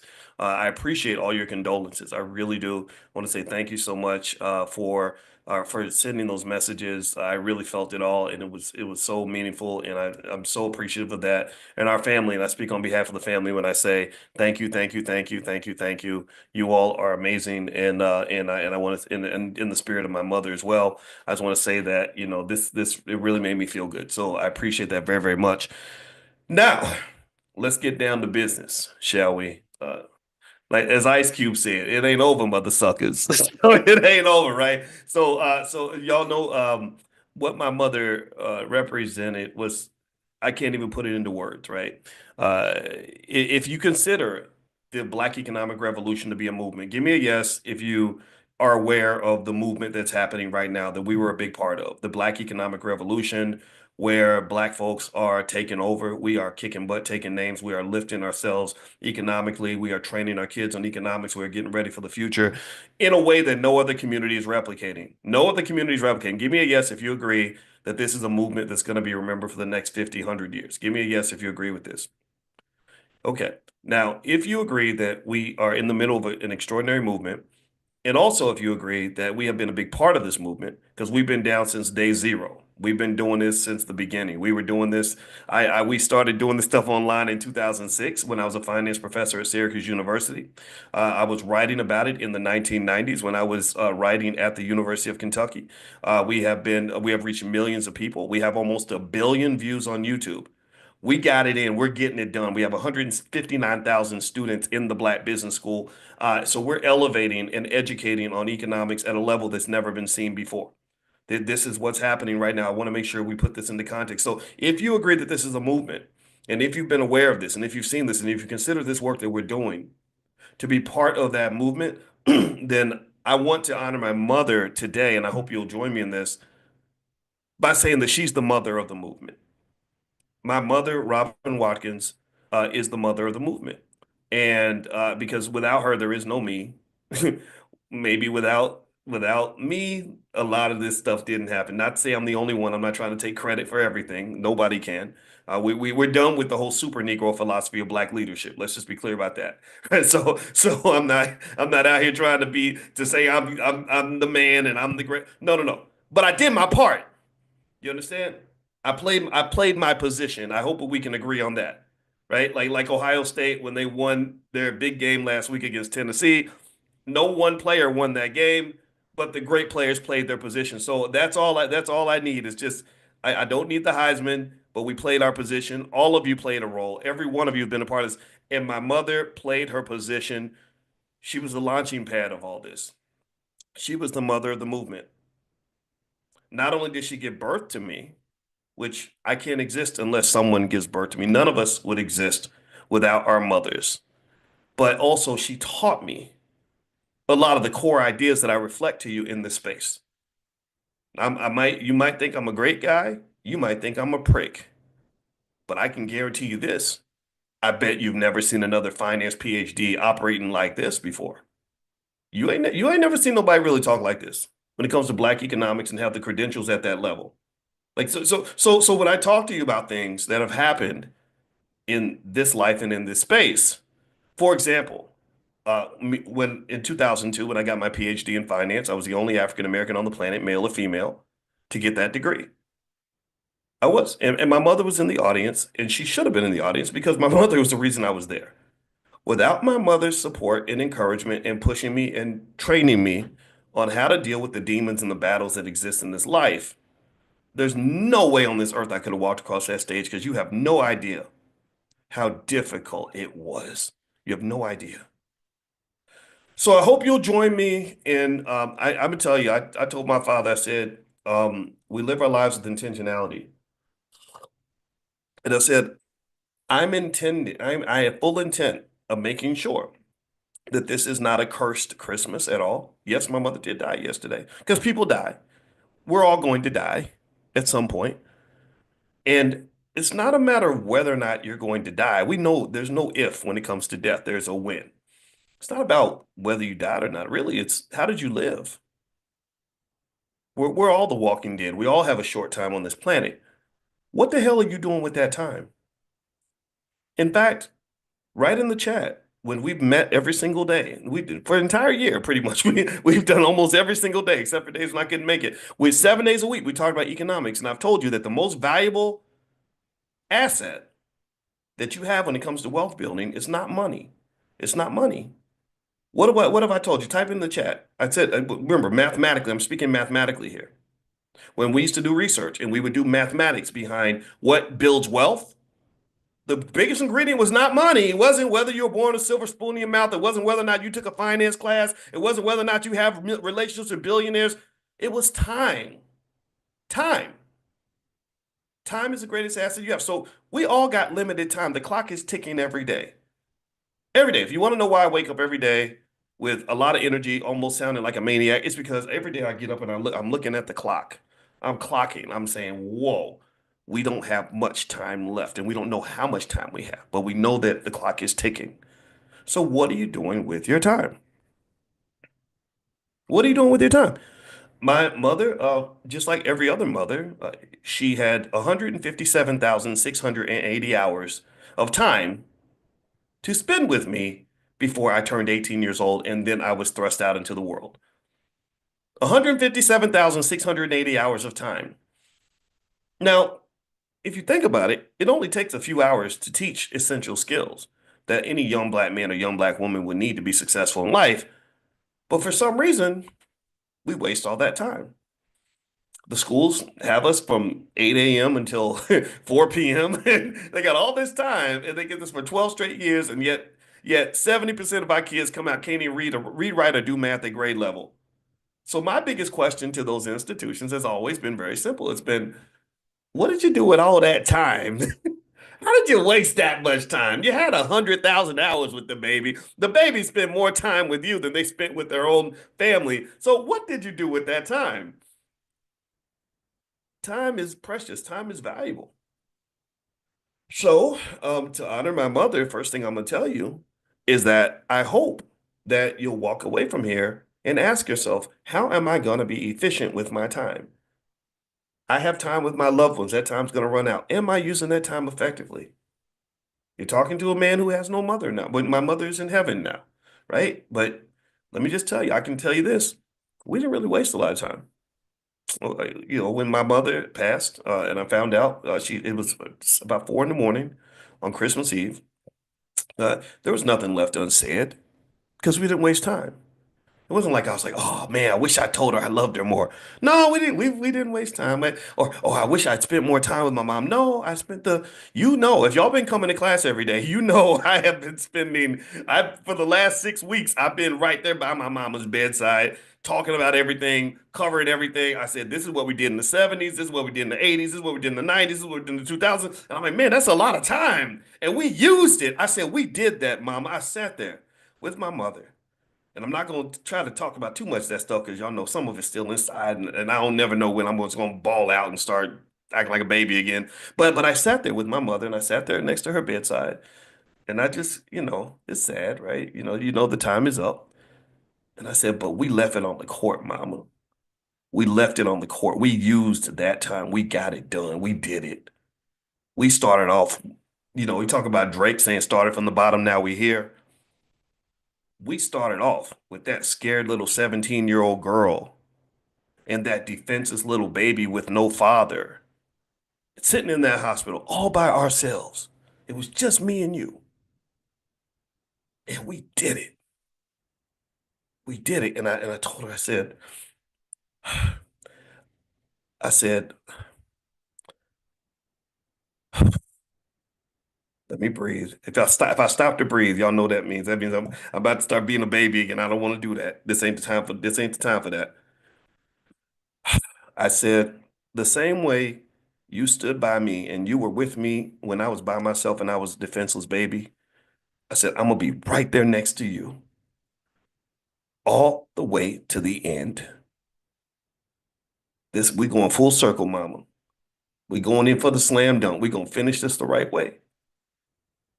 And so the first thing I'd say to anybody who's listening is after you're done, get on the phone, talk to those loved ones, and let them know we're not gonna waste time. I'm gonna get it out. Okay.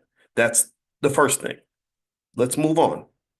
And if in case you're wondering today, I hope it's okay if we talk about my mother. And I promise you, you'll walk away with numerous financial lessons because you can't talk to me or with me without it somehow converting to economics. So don't think this is not still our regular finance class, but as you can imagine, this is a special Christmas Robin Watkins edition of our Millionaire Training Camp. And I hope that that's okay with you. Give me a yes if that's all right. I hope that's okay. I don't want to make it all about us and about me or as if we're better than nobody else. We're not trying to do that.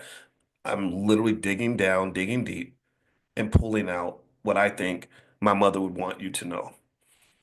And this a lot of this came from this morning. I got up this morning and I got blessed. And let me tell you how I got blessed.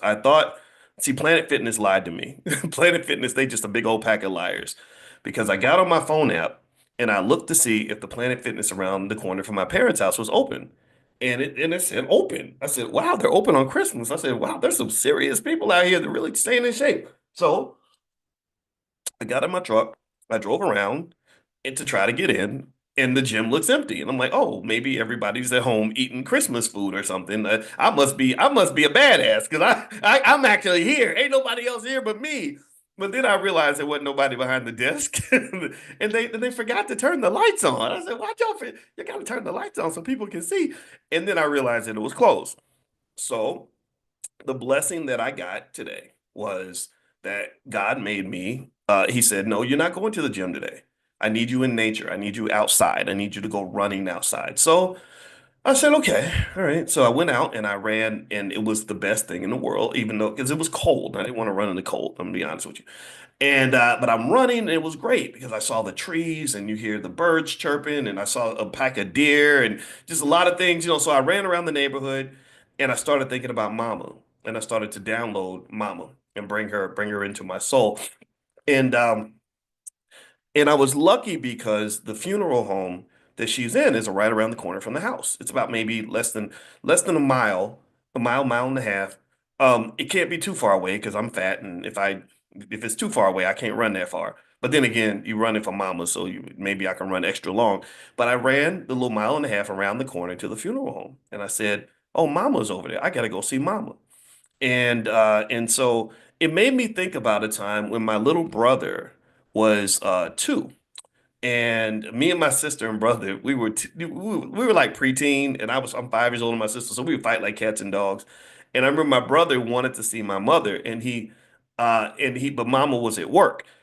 So he was looking for Mama, but Mama wasn't there. And I remember him sitting next to Mama's door, and he was like crying, just waiting for Mama. And he fell asleep, like a little baby. He just fell asleep next to the door, waiting for Mama, and to come home. And I felt like my little brother in that moment. I did. I was a 53-year-old big ass baby. And I said, I want to be next to my mama, even if I know her body's in this building, just know mama's there. So I said, I'm gonna go. I gotta go to this funeral home and I gotta go see mama. So I get over there and I'm wondering, I'm thinking if I just sit over here, they're gonna hopefully they won't think I'm robbing the place. But I went over and there was a little bench in front of the funeral home and I sat in the bench and I said, I'm gonna connect with my mother.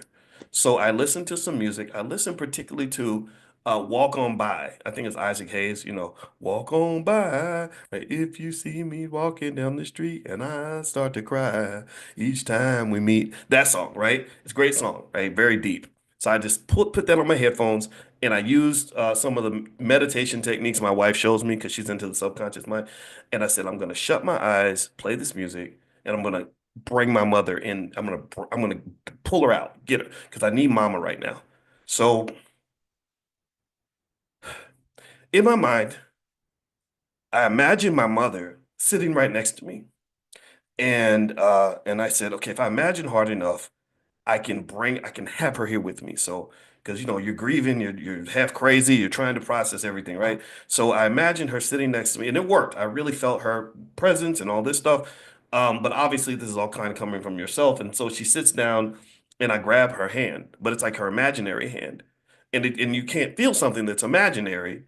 And then I realized, and then I heard her voice, and she starts talking to me. Because you know how we all are connected to our mothers, with like you can hear your mother's voice, even if she's not there. Give me a yes if you know what I'm talking about. Where mama, like if you imagine mama talking to you, it's like she's there because you've heard the voice 100,000 times. So it's just in you, it's embedded in you. And I said, oh, I get it. And the voice told me, it said, no, don't hold an imaginary hand. If you want to hold my hand, hold your own hand. And that's real, and that's really me. That was mama. And when I held my own hand, I felt my mother. I said, "Oh, she's here." And I said, "Oh, of course, you idiot. She's here because you are her. Y'all have the same DNA. She is attached to your spirit at an infinite level. So she'll never be gone. She's here. She's with you. What do you need?" So when I had my mother with me, I started to just really think about everything and thinking about what I wanted to talk to you all about. And the first thing that came to mind was I started processing what my mother's all about and who she is. And I wasn't planning on talking about her today. I'm going to speak at the funeral, but I'm not doing the eulogy, and I have like 10 minutes. And I said, I don't think I can explain who she was in 10 minutes. That's not doable. And then I said, no. And then the voice said, well, Boyce, you can talk to hundreds of thousands of people. Like you have a big platform, Boyce. So let's do it there. That would be just as effective, probably more so. And I said, oh, that's right. That's what I'm gonna do. So the first thing that I realized I wanted to do is I want to create a scholarship in the Black Business School in my mother's name. We're gonna call it Mama's. It's something with the word Mama, like Mama Scholarship or Mama's something, right? But I like the word Mama rather than just Robin Watkins. I'll put Robin Watkins in there, but also the word Mama is kind of universal and powerful. And so if you want to be made aware when that's available and other things that we're developing to honor her legacy in terms of things that will benefit you. Honoring her legacy means honoring you, just so you know, because that's what she was about. Um, Lots of people would come to my mother for advice on how to raise their kids. They would come to their mother for advice on how to get through the educational system. They would come to my mother to talk to her about things the same way people talk to me. So anyway, if you want to be notified, if you want to receive any of this, pull out your phone and text the word mama to the phone number 87948. So just pull out your phone. I'll give you guys a second to do it. Text the word mama to the phone number 87948. So so if you do that, then you can be made aware when the scholarship's available. It'll be for kids. And then second of all, I'll just send you stuff to kind of remember mama and what she kind of did and things and again, the goal is to support you. It's not to just sit here and me talk about just my family or just me. I really want to talk about you. So that's the first thing I want to mention. The second thing is I thought about what my mother represented as a human being. And it made me think about the pandemic. The pandemic was terrible, right? Do you agree? Like, how many of you still feel like we're gonna just be scarred like because of what happened in the pandemic? Like, we got problems that will never go away because of the pandemic. How many of you agree with that? That literally we have economic problems that will never go away because of the pandemic. It blew inflation out of the water. Prices don't go down. You don't get deflation. Deflation is when prices go down. The best you get is disinflation. That means less inflation than you had before. So think of disinflation like less inflation. So you're gonna have economic problems for a very long time.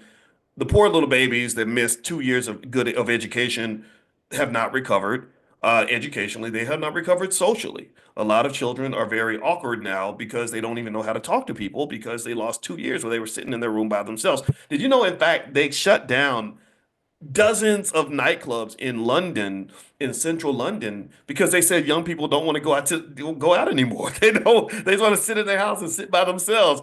And that's in conjunction with the fact that the global population is dropping precipitously. Not in Africa though, because Africans are smart. They didn't listen to Bill Gates and all those people that were telling them that the population was growing too much. So we're smart. We have God consciousness. But in a lot of these other countries, whether it's Europe or Asia, populations are plummeting, and they're like, "Oh my God, what are we gonna do?" Africans are like, "Please, we gonna be good, right?" So with that being said, the pandemic brought a lot of problems that are not going to go away. And during the pandemic, when there were lots of issues, lots of health related issues in particular, people were providing these solutions, right? And the solutions mostly consisted of these shots.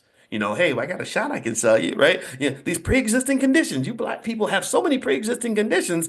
Here, come get this shot, right? And I'm sitting there thinking, well, why didn't you fix the pre-existing conditions? If you cared about it so much, why didn't you stop all the diabetes and the obesity and everything else that's giving us the pre-existing conditions? But we know how capitalism works. Capitalism says, I'm going to create a problem, and then I'm going to charge you to create the problem. I'm going to sell you the donuts at the front of the grocery store, and then I'm going to sell you the diabetes medication in the back. So I'm going to make money creating the problem, and then we're gonna make money pretending to solve the problem, not actually solving it, but managing it, right? That's why healthcare CEOs got to run with more security than 50 Cent, right? Because people are like, I'm mad at you, and one of us gonna come get you, right? That's why the healthcare CEOs they gotta roll like rappers now because you got people out there that want their heads, right? And this is a reality, right? So what's interesting though is that the biggest virus during the pandemic, it wasn't COVID. The biggest virus during the pandemic, in my opinion, was actually fear. Fear was they need a vaccine for that. Fear was causing people to not talk to their relatives. Fear was causing people to do things that were irrational. Fear caused people, it caused the country to divide in a way that was very problematic. And one of the things that made me think about coming back to my mother is that I remember talking to my mother, and when how you get older and you start talking to your parents about things that you didn't talk about as a child because you were a child, and now you're both adults, and they tell you about things they were going through when you were a kid, and you're like, "Oh, I didn't know you were dealing with that," right? Well, my one thing my mother told me that was really interesting was she explained that when I was younger, she was very depressed. And she said part of it was because she lived in fear. She lived in constant fear. And I said, but that doesn't make sense. Like, how is it that you lived in fear, but you seem so courageous? You did a lot of amazing things. You fought the school system on my behalf. You chose to give birth to me. You could have aborted me or something. That would have been easier, but you stuck with that. And I did. I said, that doesn't make sense to me. And then I figured it out. I said, okay, I understand. Her faith helped her overcome her fear. Her faith helped her overcome her fear. So what I did was I said, okay, let's do let's do some medical research here. And since they were talking about vaccines and stuff during the pandemic, I said maybe there's like a fear vaccine that my mother can help us to sort of understand and appreciate that will help us to achieve things in multiple areas of our life. So what I did was I took the word fear. This is all happening while I'm out on my run and I'm processing this. And I said, we're going to make it into Mama's acronym in a way that it reflects who she was, what she was all about, and why she was able to have the impact on the world that she was able to have.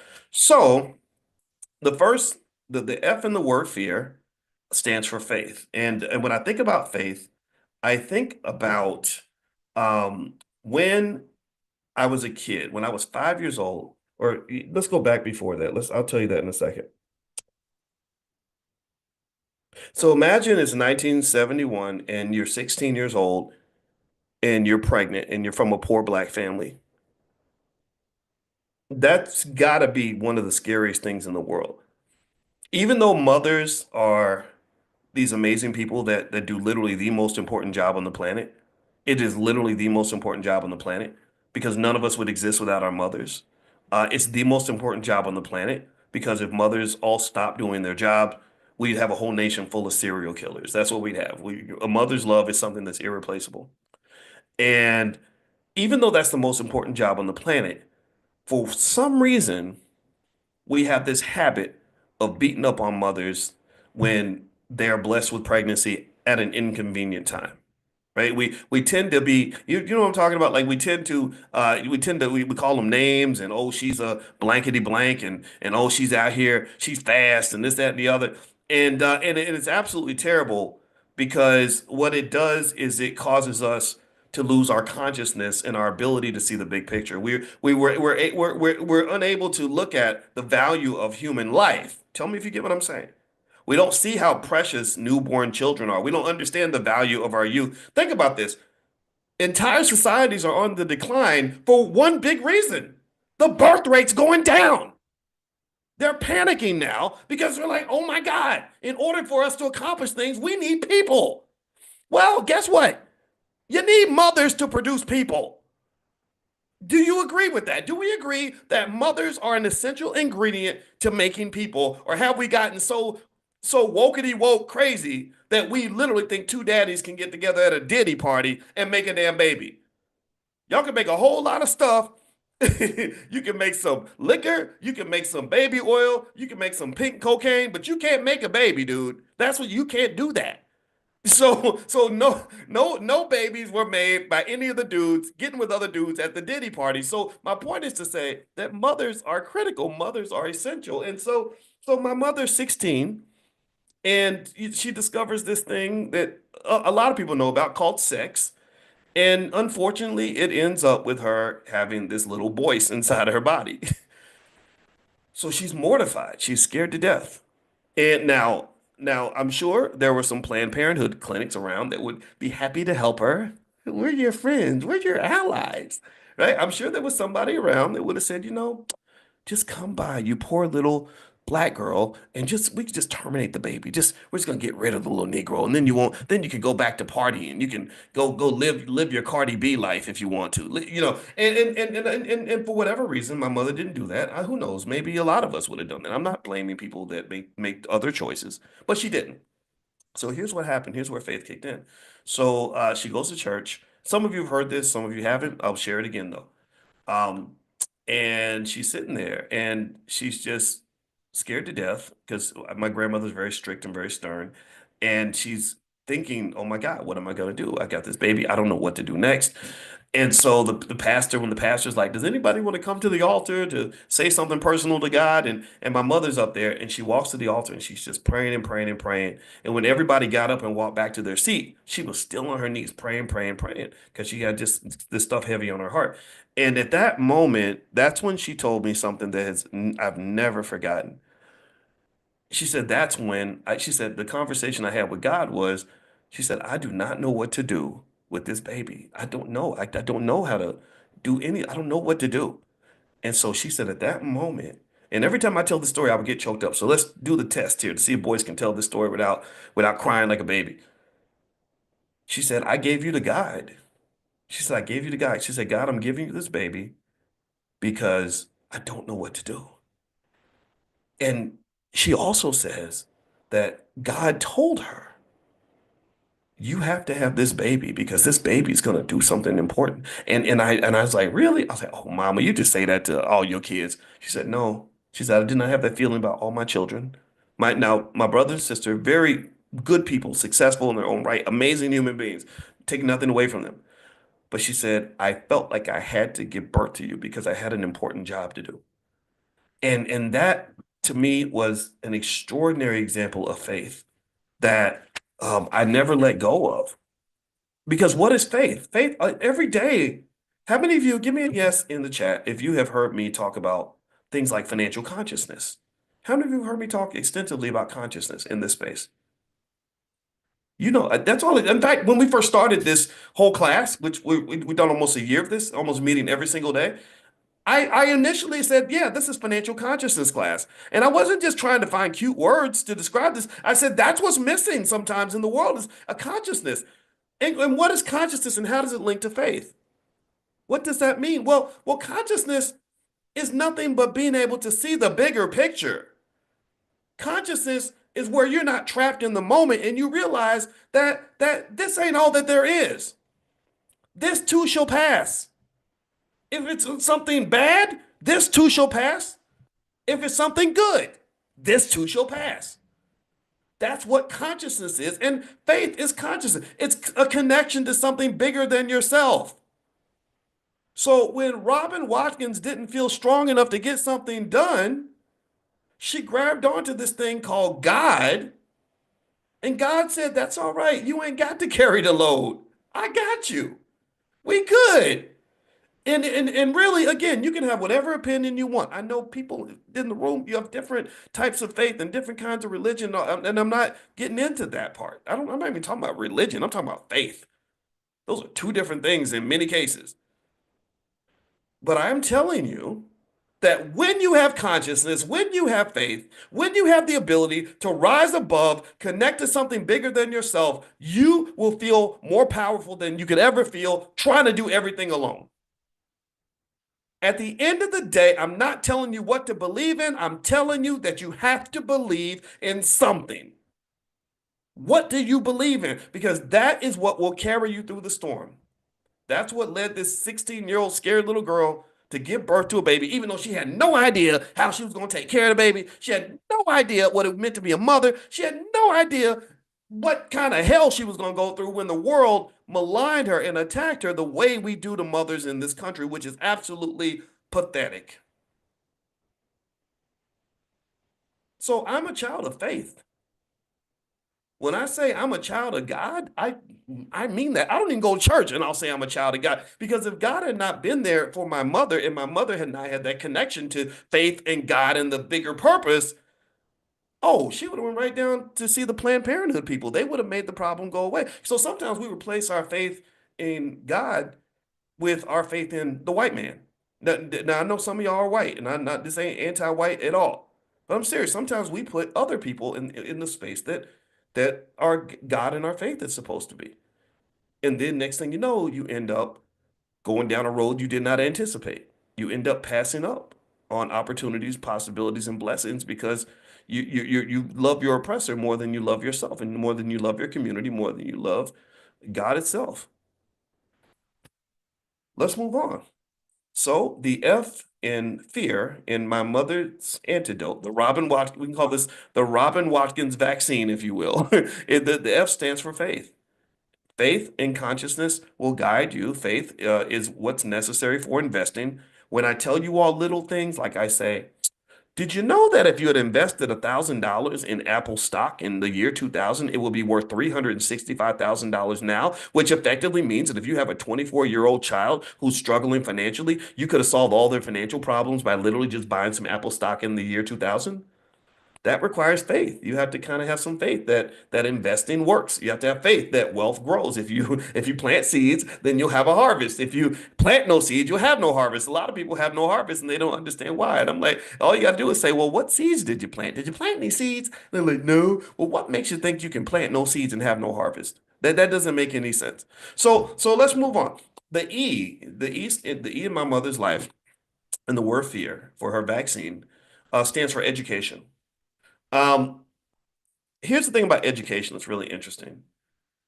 First off, if you ever wanted to pick a fight with Robin Watkins, all you got to do is bring up the tragedy of what they're doing to our children in the public school system. Like really, if you ever want to have a fight with my mother, just talk about the schools and what they're doing to the black kids, and she will talk your ear off. She would fight you all day. If you, it's crazy, and that's because after spending many years in the educational system and understanding how important education was for us, she became very passionate about it, even into retirement and beyond. She's listening right now somewhere saying, yeah, that's right. What they're doing to these kids is wrong, and these kids need to learn skills. And da, da, da. She would talk about the days, and tell me if y'all remember this. She would talk about the days where kids could go to school and learn skills, right? It wasn't just Mexicans and Ukrainians coming in and doing all the construction work and all the work in electrical and everything else and plumbing. It was us. We had those skills. We would go to school, and if the kid didn't want to go to college, well, they'd say, okay, well, go to auto shop, go to whatever. We had skills, we had education, we were learning things, and the kids today, unfortunately, aren't getting that. And I don't know what they're gonna do. I don't know what they're gonna do in the age of AI. What the hell are they gonna do in the age of AI when you got entire McDonald's restaurants that can be run with a freaking computer now?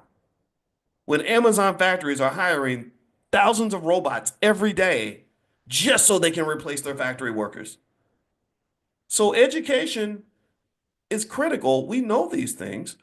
And that was something that my mother valued, even when she didn't have as much as she wanted herself. My grandmother is the starter of all this. She's the panther behind me. She's always with me. My grandma's always with me.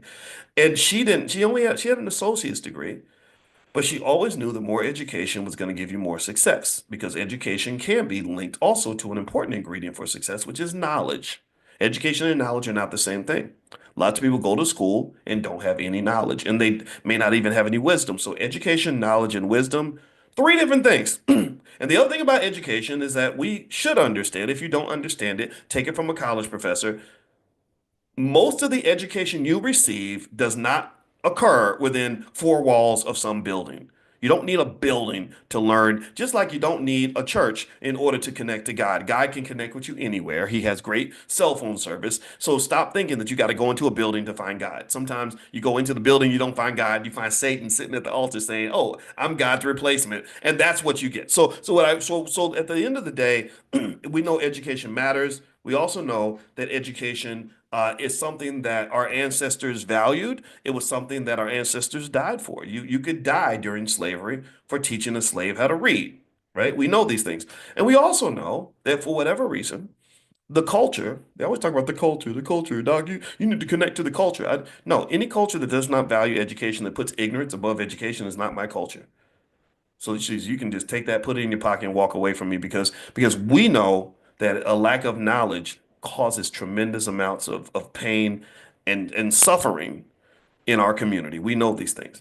And so when you consider the fact that there are dozens of schools in the city of Chicago, as well as Philadelphia and New York and other places, where they don't have one single child that can read, write, or do math at grade level, this tells us that we are in a state of emergency.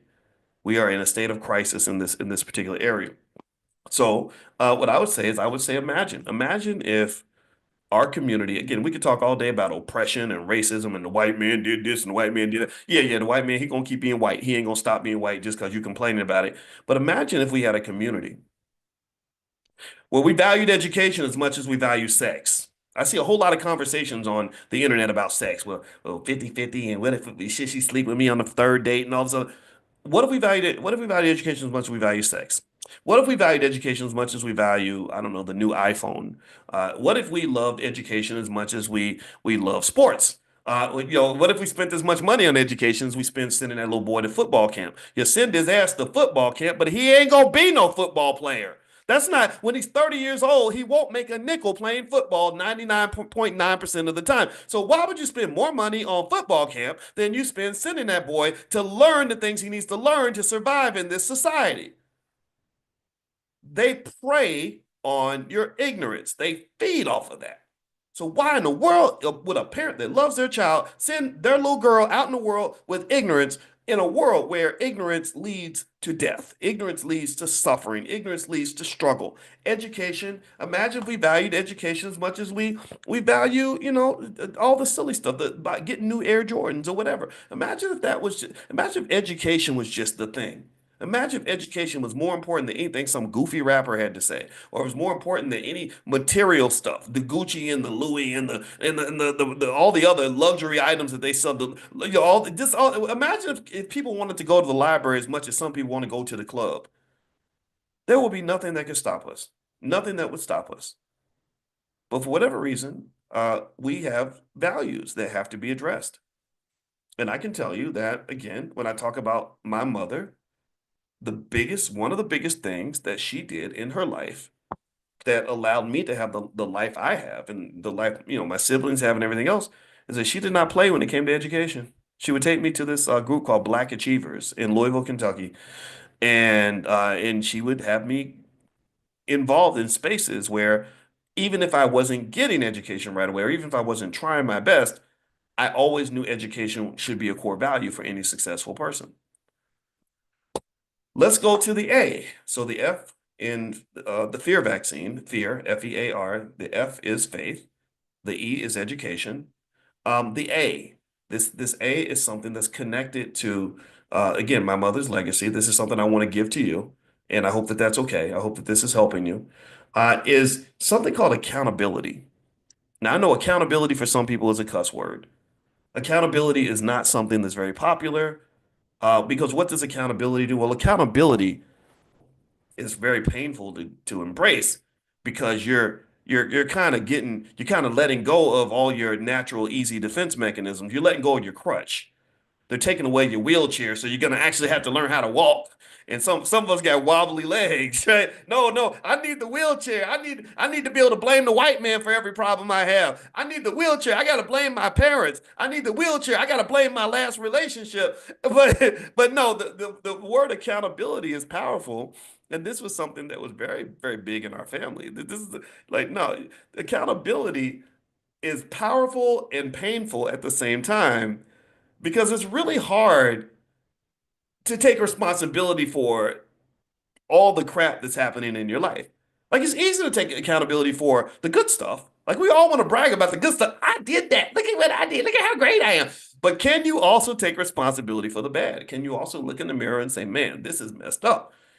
I gotta fix it. I did this. Right? Can you do that?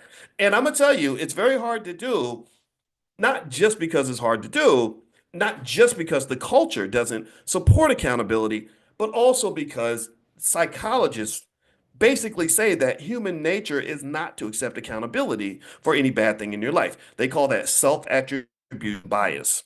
A guy named David Hirschleifer, a wonderful little white guy that was on my dissertation committee, wrote a research paper about it and introduced me to the idea. I've been fascinated ever since. And what he said is that according to psychologists, human beings are very quick to take responsibility when something good happens, but they deny accountability when something bad happens. That's why if you watch your favorite team, and everybody does it.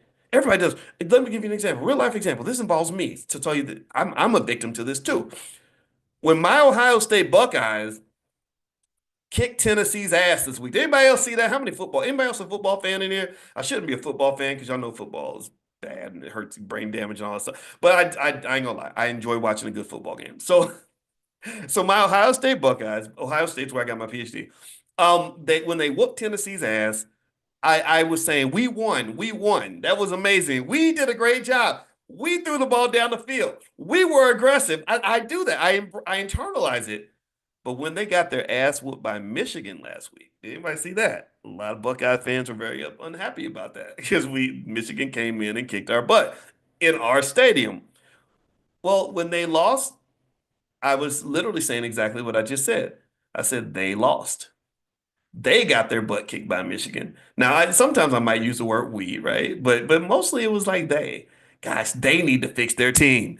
They need to stop. They need to stop trying to just run the ball. They need to throw the ball down the field. Maybe they need a better coach. It became they when they were losing, but it became we when we were winning, right? So a lot of us have this tendency, and I want you to be aware of it because part of consciousness is just awareness.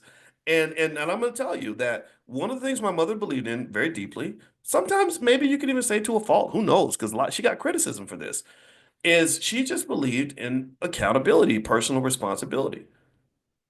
That your best chance of success in almost anything that you do is when you take responsibility and say, I got this, I'm going to fix this. Instead of saying, well, they're doing this wrong and they need to stop doing that. I get it, I understand, but that doesn't really help you. Like if I'm mad about my condition as a human being or as a black man, and I say they need to stop this, white people, white folks are doing this and the government's doing that. Yeah, they're gonna all do these things. Yeah, yeah, capitalism is the reason. I understand these things. I totally get it. But my question would be, how does that really help you? If I say, I don't have a lot of wealth because white people they didn't give us reparations. I agree with you. I talk about that all the time. Dr. Claude Anderson wrote a whole book about it called Black Labor, White Wealth, which everyone should read. But how does that help you to sit and just consistently put all your problems in the back of the white man? I'm not saying that white folks have been good to us. I'm not saying that I'm not a racism denier, but what I am saying is your solution to say that we're just going to sit and wait politely until white people decide to be nice to us? Is that your solution? Because that's a very stressful solution. And it's very depressing. In fact, studies show that depressed people are people that tend to not feel like their lives are in their control. Did you know that they did the study with rats? I've told you all about this. That rats that were put in a painful situation who were convinced that they had no ability to fix it became very depressed. Their serotonin levels would change. They could measure that. Do you understand? So if you ever want to be depressed, or if you ever want to understand why the black community leads the world in depression and anxiety, a lot of it is shaped around this idea that from birth, we are taught that our whole condition is predicated on what white folks choose to allow and not allow. That's what we're taught. And that you cannot be successful as a black person until you get the approval of whites. That's why you got entertainers out here buffooning and cooning. You got people out here bowing and scraping and selling out like crazy. You got people just sitting here and thinking, gosh, I would be successful if white folks would help me, or they would, or why I would remember when I first started doing black wealth related stuff and I started speaking on this publicly. I literally would have people tell me that you're not going to succeed by doing wealth related stuff in the black community alone. And I said, well, I really like talking to black people the most. I don't hate white. I never do. See, people think that because you love black people that you have to hate white folks at the same time. This ain't about you, man. You're not that important where I got only so much energy, and all the energy I want to spend is going to be spent on loving my people. It's not going to be spent on hating you. Hate takes energy. So stop that, right? That's silly. So I remember I would get people that would just tell me like, well, black people don't care about wealth and really, white people, you're not going to be have a successful business if you don't appeal to white folks. And I'm like, why does every road to success, wealth, power, opportunity, and possibility have to go through massa? It ain't going. I don't give a damn about Massa. No, I'll fight Massa if I have to. As long as Massa don't want to fight, just don't be blocking the door. When you block the door, oh, I'm kicking that sucker down. I'm going through you, around you, over you, under you, whatever it's gonna take. But you're not. No, you ain't stopping this train, sucker. That ain't happening. So my point is to say that while I understand that we have to acknowledge all these things that have happened to us, all these things that people have tried to do to us, and everything else, and I think it's very important to understand. Number one, the greatest power that you have to change your condition starts with you. And then, secondly, um, if you spend so much energy thinking about the obstacles that are against you, you can't spend time putting together solutions to get around those obstacles. And I really will tell you, I believe that unfortunately, a lot of the culture, what they call this civil rights culture, but I don't think it's really civil rights. I think it's something else. Um, the Negro management culture, that's what we might call it. There are so many people that build entire careers and entire industries on the idea of convincing you that whatever energy you were going to spend building for yourself is better spent with you wiring into some pre-existing infrastructure that other people have created. That means that if you are a talented and intelligent young black man or young black woman, you're better off looking for a job than you are looking to build an institution. Do you understand? Does that make sense? Do you get it? Like you're better off just look, hey, we already got it built. It's already here. The house is built. Don't worry about building your own house. That's hard. That's above your pay grade. You people aren't that smart. That takes a lot of work. It takes a lot of patience. Instead, just come live with us because we're your allies.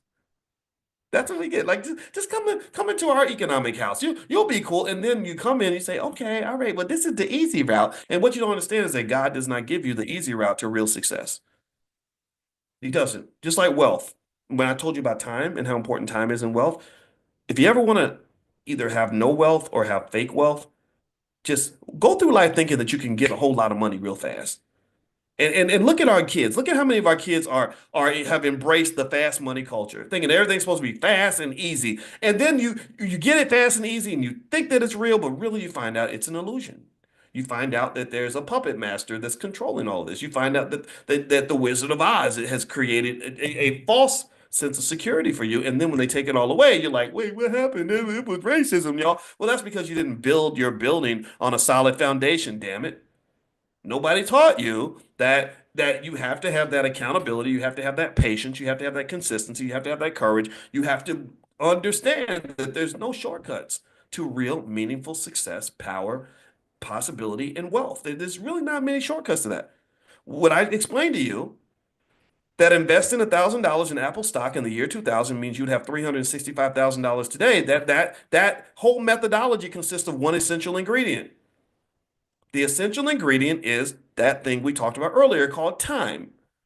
If you think you can do that without 24 years being involved in the process, then you might as well go buy a damn lottery ticket. And most lottery tickets do not grow your wealth at all. You got to be real with yourself. You got to learn how to keep it real. So we all do. We all have to embrace this as our culture. So let's go back to the accountability piece. Last thing I'm gonna say on that is this. I remember when I was 19 years old. And this tells you how hardcore my mother was when it came to accountability. See, I had no money, like a lot of college students. I was broke, and I didn't get a lot of money sent to me in school and stuff like that. I was kind of jealous of the kids whose parents would send them, checks every week and stuff. My parents did not do that. And I remember I called my mother when I was 19, and I said, "Hey, Mama, I need some money." And she said, and she said, okay. And I said, because I don't have any money to eat. Like, what am I gonna do? And I went into like little kid mode because you're talking to your mama, like, Mama, I don't have no money to eat.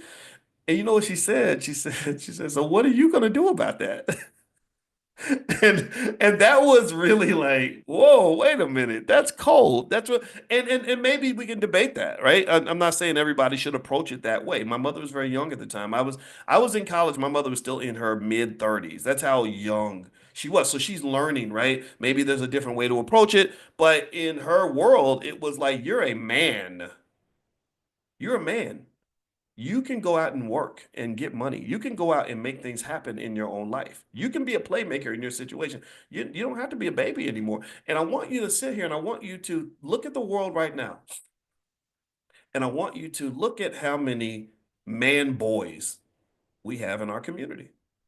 I want you to look at how many men never learned how to be men. They never went through harsh experiences that challenged them to grow. They expect something to be just given to them. They don't know what it means to lead and protect and provide and all these things, right? They didn't go through manhood training. You have to manhood doesn't just happen naturally. Doesn't just happen just because you got a little hair on your chest and your voice deepens. No, there's a process. You got to learn how to just like becoming a chef or becoming a mechanic or becoming a surgeon. You got to learn like you have to go through so really here's what happened. If you want to know how that ended, and I'm gonna tell you, my feelings were hurt. I was like, damn, I'm like, that's cold, It's like, right. And maybe she could have sent me a little something, something. And I'm not gonna disagree with you if you think that was extraordinarily harsh. But here's what that did for me, and I want you to write this down as you're dealing with your own kids. Check this out. I told you how I was jealous of the kids whose parents would send them money every week. They get like maybe $50, $100 a week. And I would be like, man, I wish my parents would do that for me. Well, when my mother put down the gauntlet and forced me to go out and make money on my own, well, what did I do? I went out and I got a job. And then because I was already a straight A student, I started getting scholarships. And I studied harder than the other kids because I knew that I could get more money that way. I knew that I'd get a better job when I graduated. I also knew that I was going to get more scholarship money. So I got all the scholarship money. I would get thousands of dollars in my refund check every semester, and then because I had a study system down where I learned to manage that other powerful thing I talked about called time. Like at 19, I figured out there's 168 hours in a week. That means that if I sleep 8 hours a day, that's 56 hours. That's 112 hours left. If I go to class 15 hours a week, that's 97 hours. So I could probably study 50 hours a week and still have 47 hours left to work a full-time job or do whatever I want to do. So when I did it that way, I said, okay, I got it now. I figured it out. So I'm making money from the scholarships. I'm getting money from the first job, and then I had time to get a second job. So check this out. Not only did I have as much money as the kids whose parents were sending them those little $100 checks, oh, I had more money than everybody. I was making thousands of dollars a month, and it wasn't a burden on my parents. They didn't have to worry about sending me money anymore because I had it. I could get the money myself, and also I got to do the things I wanted and live the way I wanted because I learned, wait, I can actually go out here and make something happen in my life. And and again, as harsh as it might have been for my mother to do it that way, right? I'm not gonna say it wasn't kind of cold. It was. My mother actually apologized for that later on in life. I'll just say that.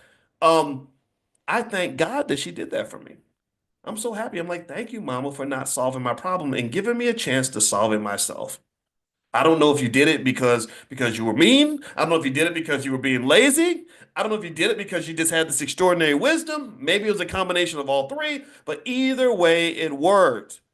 I became much more mature than most of my friends. I had so many friends in college that flunked out and disappeared and got pregnant and went off and got on drugs and wasted time, low GPAs, blew their opportunity. Oh, I didn't do that. Why? Well, it was because that word. Let me circle it. I'm circling about 5 times. Accountability. Robin Watkins believed deeply in accountability. And let me tell, when I tell you that that's not common in a lot of families, and that's one of the reasons why this little 16-year-old girl with no money and no understanding of the world was able to raise 3 kids that became successful. Accountability is right at the core of this. My parents are aliens. They are not normal people. When we were being raised, my mother had to deal with a lot of criticism from people who said, "Oh, you're being too hard on him. You're doing this, you're doing that. You know, oh, you should. It's okay. It's all right if he does this." And my mother just had a different standard. She had a different standard. See, you don't understand. Most of the boys that I grew up with did not turn out so good. Let's just say that. I'm not their family, and I got family that might be listening. So I'm not gonna try to.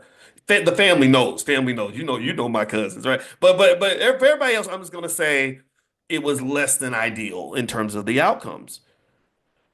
Some of the stuff involved drugs. Some of it involved just being in the struggle, unemployed, not taking care of the kids, just whatever, right? Whatever. Again, not disrespecting anyone though. I want to be very careful about that and not trying to put anybody on a pedestal. But my mother, this little girl, this little lady, and when I was born, when people jokingly and they say, "Oh, you've been rich your whole life, so you don't know what it's like to struggle," I'm like, "No, I was born in the projects. We live. That's where we live. My mother paid $50 a month in rent, and it's called LaSalle Place. You can actually find it in Louisville, Kentucky to this day. They're still there. That same unit is still there. And so this little girl who had her baby and she was living in the projects, was able to raise a son that was a college professor, a daughter that's a medical doctor, and a son that went to Cornell University that's now, doing business with billionaires.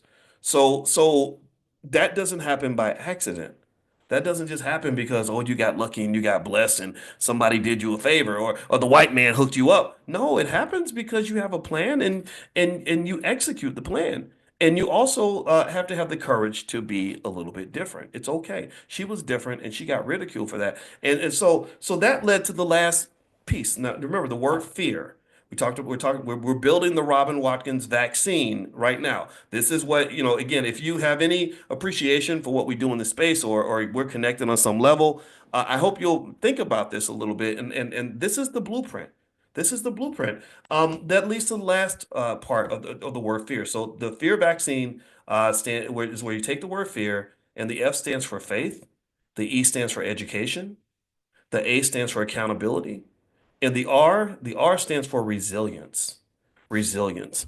Resilience is a simple idea, but it's not readily implemented very often. And it's not implemented as much in the Black community sometimes because we have a heavily traumatized community, and studies show that people that are heavily traumatized have a hard time sticking to things.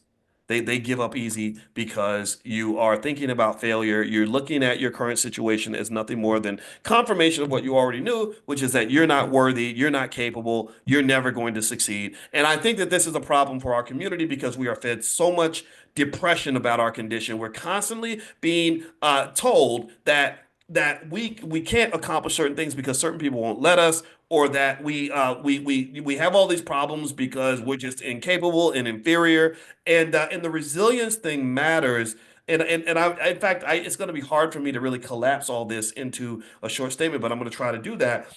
Resilience matters because resilience sometimes that's really literally all that matters. Resilience matters because there are so many situations where that's all that matters. It's not that it's on the table. Resilience is the damn table. It is. It is. Has anybody heard this? Where they talk about how millionaires are basically regular people who just didn't give up. That there are so many people who were gonna be millionaires, but they gave up on the 10th try, and they if they'd gone to the 15th try, they would have actually gotten there. Resilience is everything. And so to sort of remember this with my mother, one thing I can say in terms of resilience, in terms of the way it manifests itself, is that to this day, my sister is the only person I know who actually went to medical school, flunked out, and then went back to medical school again and finished. She did that. And that was because of resilience. That was because my mother just said, keep trying, never give up, keep trying, never give up. My grandmother at my graduation read a poem called Don't You Quit. You know, you might get tired, but don't you quit. Blah, blah, blah. You don't, but don't you quit. So that resilience piece was absolutely essential. Um, she was married to my father for 50 years. A lot of people joke. It's fun. It's really actually quite poetic in the sense that she had her 50th wedding anniversary a month before she passed. So they made it to the 50-year mark. And what's interesting about that is that there are so many people out there who say that they want the same thing. There's so many people who admire that. They say, "Oh my gosh, that's so romantic. That's so beautiful. I wish." And we just kind of giggle when we hear it, you know. I'm like, oh, so you think it's romantic, huh? You think it's all just peaches and cream, don't you? You think y'all just gonna be cute and in love every day for the next 50? Is that what you think it is? You think it's a Disney movie, don't you? And it's not a Disney movie. It's not cute. It's not some beautiful, smooth little process. It's a hell of a grind. It's a hell of a, it is one of these things. It reminds me of running a marathon. If you remember back in 2019, me and my wife ran a marathon together, and I was very proud to have completed a marathon because I never thought I would ever do one. And even though in the pictures I look comfortable, confident, happy, and just complete, like just glowing because I just did this amazing thing, the reality was I felt like complete shit. I did not, there was nothing fun and joyous about running a marathon. It was hard as hell. I was tired. I was mad. My body was like, what are you doing to me, you crazy man? It was not a romantic process. It was hard. It was really unnaturally difficult and very painful. And but resilience made me say, okay, let's just keep moving one foot in front of the other until we get to the finish line and until we achieve this goal. And when I crossed the line, I didn't feel the way I thought I'd feel. I didn't feel just energized and excited. I was like, man, I'm so tired. Oh my God, I can barely walk. And in a way, that's what I think about when I process the 50 years of marriage with my parents, is that um, it was amazing and just powerful. But the thing that makes it hard for most people is that in many cases, the people that benefit the most from your commitment, when you make a commitment at that level, the people that benefit the most are not you and the other person involved. It's really all the people that benefit from the fact that you sacrificed to create a stable institution in a Black community that's lost its institutions. You created a stable family in a community that's lost most of its families. Do you understand? You've given. just this amazing gift. And I want to say, I want to give a shout out. If you've been married, everybody who's married, shout out how many years you sacrifice. Because I want to applaud you. I want to really applaud you and commend you because you are to some extent you're unfortunately you're kind of becoming these unicorns that actually care more about family and community than you actually just care about your personal happiness every moment of the day. I'm not saying you can't be happy after 30 years or 40 years or 50 years. I'm not saying that at all. I'm saying that it's hard. And when I think about my father, I think about this man who chose to take care of me when I wasn't even his real son. He was handsome. The ladies loved my dad. My mother was a young mother. She could have just gotten rid of me and then spent her weekends twerking and drinking for the next X number of years. She could have literally, wiping me away before birth would have been a great way to get rid of her problem. She wouldn't have had to confront my grandmother, who's old school. You know how old school grandmas are. She didn't have to deal with being chastised by the community. She didn't have to deal with all the knowledge. She could have easily just said, "Let me just make this baby go away so I can get back to being a teenager and living my best life." But she didn't do that. She made a sacrifice, and she also used resilience to say, "I'm going to make sure that my kids are not going to end up like a lot of these kids out here." I remember when I was 5 years old and we lived in Texas. My father's a military man, and we lived in Killeen, Texas, on the military base. And my mother says she told me the story. She said that that there was this young white girl who was my school teacher when I was 5, and she said, "I got to tell you about your son." And she said, okay. And the lady said that your son has a lot of energy. He gets up, while I'm teaching, he'll stand up, sit down, walk around, he'll be singing, he'll be talking, playing with the other kids, and just doing everything except doing what he's supposed to do. And she said, so one day I decided to play a trick on him. And the trick I played on him was I was going to let him just do his thing and ignore him, and then I was gonna basically embarrass him. So she says that. So one day she's teaching, and I start doing what I normally do. I'm standing up, sitting down, walking around, talking, playing, whatever. And she then says, "Okay, Boyce, so tell me everything that I've been teaching on the board for the last 10 minutes." And she goes, "Do you know that your son recited back to me every single thing that I was teaching? And I didn't even think he was listening." And she said, so here's what the lady said. She said, and this was God bless this young lady. She said, I have to warn you, because my mother was very young at the time. She was about 22 at the time, maybe 21. And she goes, black boys like him, they want to put them on medication. She says, your son does not need medication. Your son is fine. He's very smart. So do not let them do that to your son. And so my mother stuck with that. And so for many, many years, she would just fight with these school systems. They would come back and say, "Well, your son's test scores, your son made all F's on his report card, and his test scores show that he's got the intelligence of a mediocre monkey." And so if you look at the chart, ma'am, the other kids are here, your son's down here, right? And she didn't go for any of that. She said, "Okay, we're gonna get him some extra help. We're gonna, I don't care what they think. Like literally, they wanted to put me in the special ed programs. They wanted to put me on the medication. Who knows? Maybe I needed the medication. I don't know. I told you, I think I do have ADHD, but I've managed it. I think I've done okay in life. And so what my mother did also for many years was, in addition to saving and protecting me from the very system that we know destroys millions of black boys every year, she eventually became a counselor to other young mothers, many of whom went through the teenage parent program in Kentucky, like my mother did.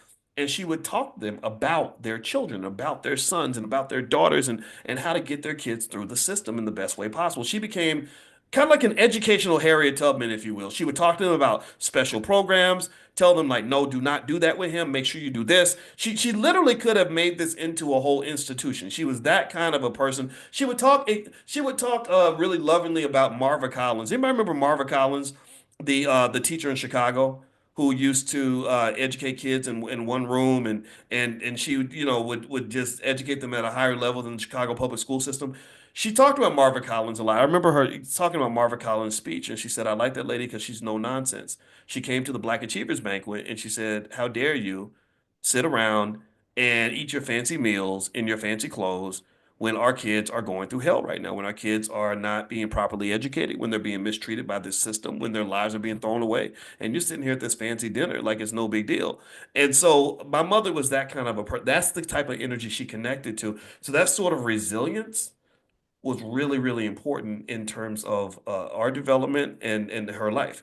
I remember last point I'll share last story I'll share about my mother, and I thank you all for hearing me as we went through this. Is I remember when I was 27 and I was in graduate school, and I was very I was a little demoralized because because I didn't have a family where a lot of people went to school for a long time. We didn't have doctors and PhDs in the family.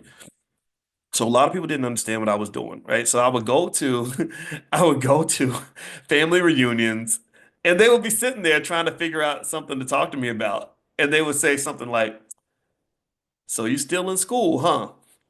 And, and that was because I'd just been in school for so long and people were like, "When's this gonna be over? Is he lazy or what?"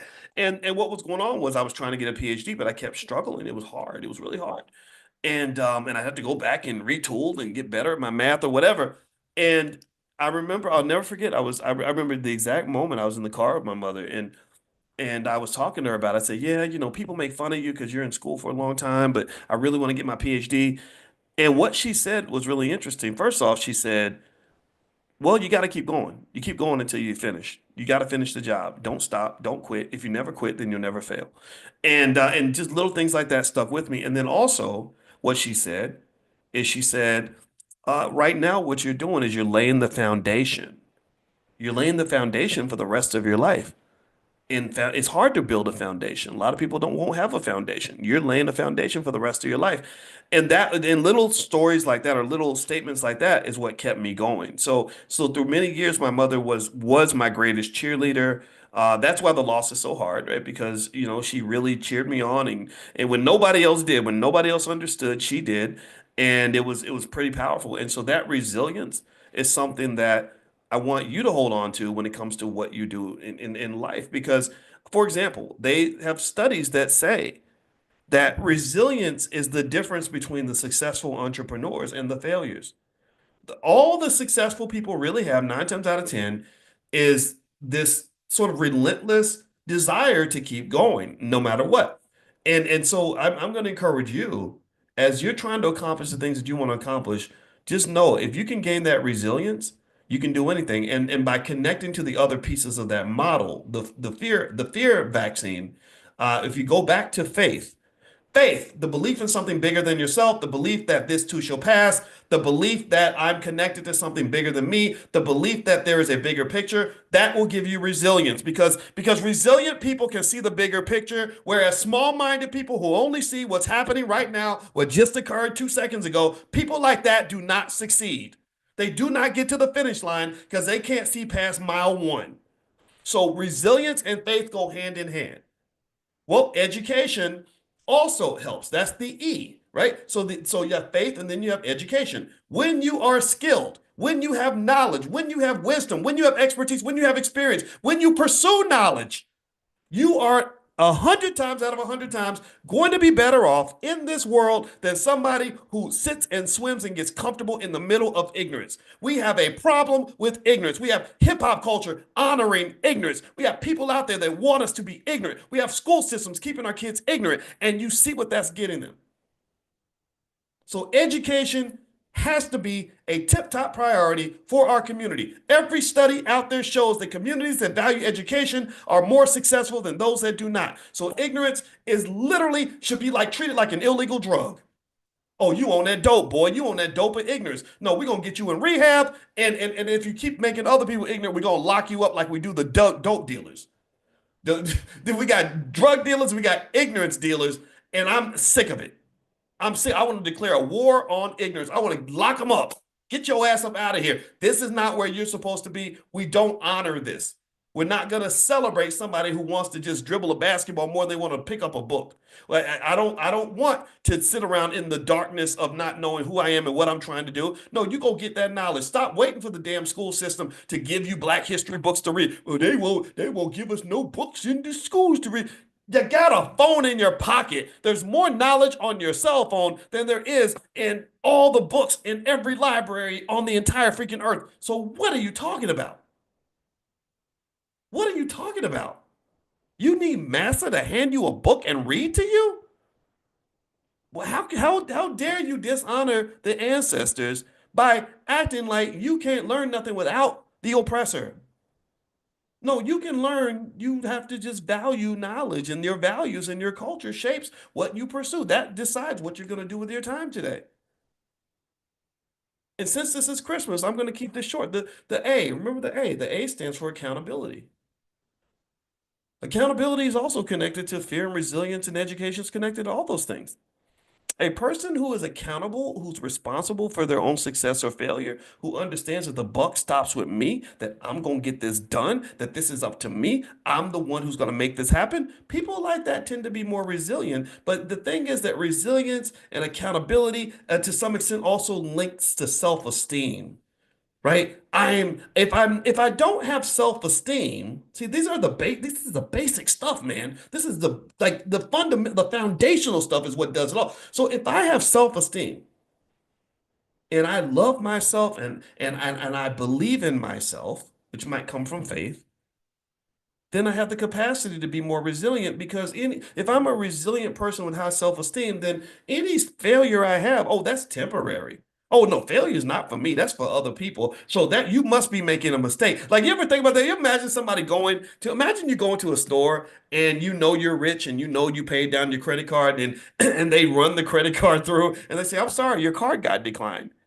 Well, what do? You say, well, no, that must be a mistake. No, run it again. You gotta run it again, right? Because that's not me. Other people can, but no, when it comes to success and I'm swiping the credit card of success, oh, I know God gave me an infinite bank account. I know that oh, God blessed me with a massive credit limit. So clearly you must be making a mistake because that's not who I am. That's for you, but that's not for me. So my point is to say that self-esteem piece is critical. People that have high self-worth and know who they are, like you need to know who the hell you are.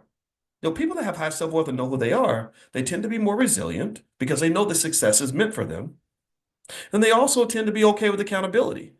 Because yeah, of course the buck stops with me. I am powerful. I am great. Here's the thing. This is interesting. My mother was not a arrogant person, but she was a powerful person. She is a powerful person. She's so powerful that she's never going to die. She's so powerful that she's right here in this room. She's so powerful that everything I'm sharing with you came directly from her. So, so she was a powerful person. She wasn't arrogant, but she was powerful. Well, why was she powerful? Partly because of the F in the fear model. She had faith. She's connected. She's wired into God. Nothing's more powerful than that.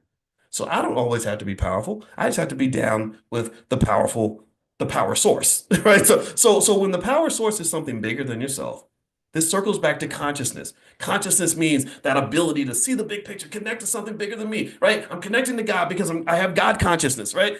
That consciousness is critical in terms of the fact that it will give you things like the faith, which feed into the self-esteem and the accountability and the resilience. Like I'm not afraid of taking accountability because I know I got this.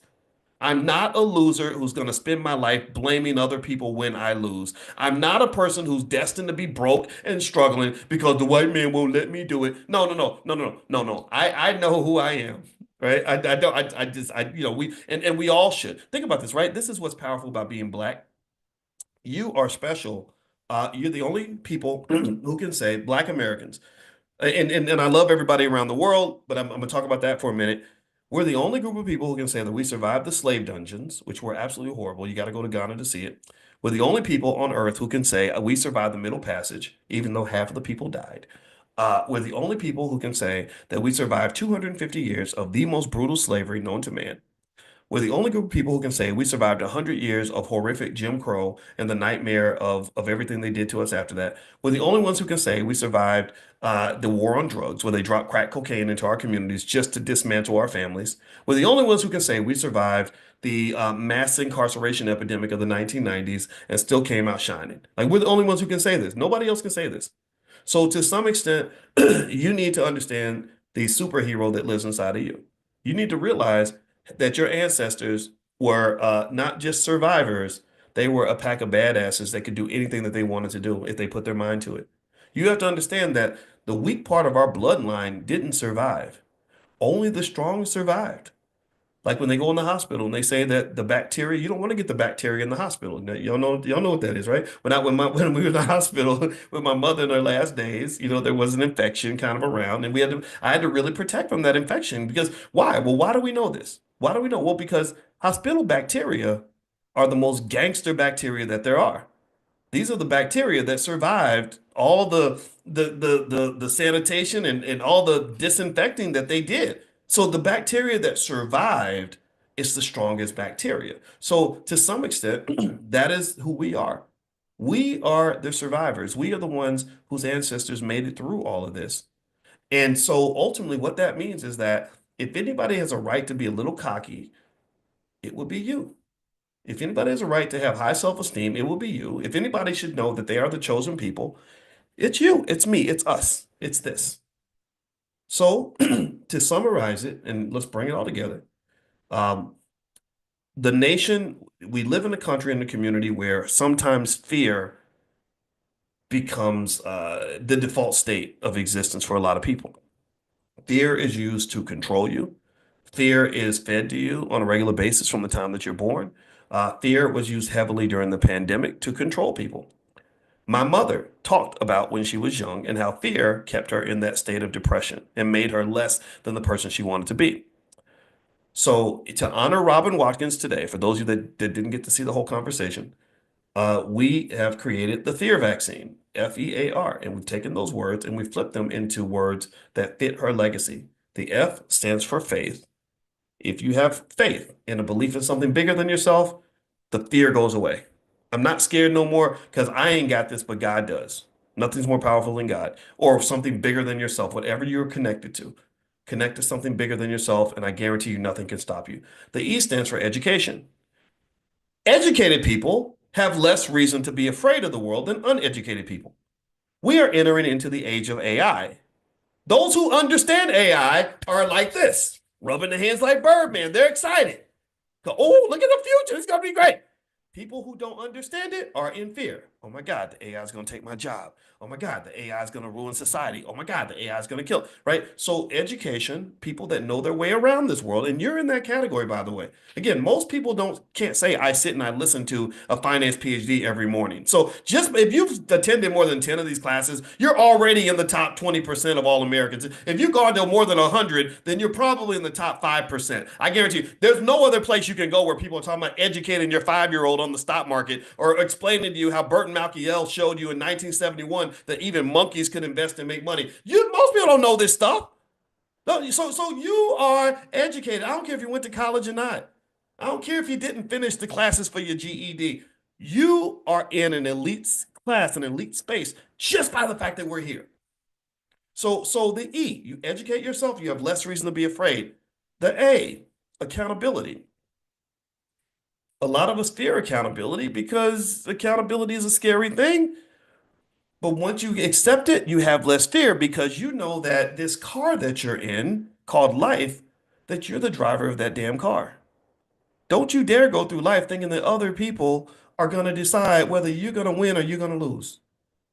Don't go through life hoping that other people decide that they're going to come around for you. No, no, no. You come around for you. If you can't change the people around you, then you got to change the people around you.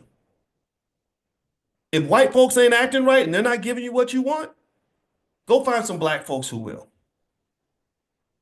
You cannot go through life without being accountable. And even if it's not true, even you're always better off taking accountability, even if you can't control everything. So what does that mean? That means that, okay, look, I don't know what's going to happen. I can't make everything happen the way I want it to, but I can control what I do every day. And that's the most I'm going to do. We talk about this even with investing. I tell you, I say, look, the market's not going to be consistent. The market's going to be a drama queen. It's going to go up and it's going to go down. So the variable of consistency has to be you. Accountability must stop with you. The buck stops with you. Accountability will go a long way toward being successful. And it was that those lessons of personal responsibility that really made the difference that my mother taught me. My mother was like, no, you're responsible for that. You're the one that can get that done. Don't be blaming other people. Don't be. In fact, one time I got into a situation where I had a friend I went to the store with, and he stole a candy bar, and I didn't say anything because I didn't want to be a snitch. And then this little sucker, let me tell you what he did.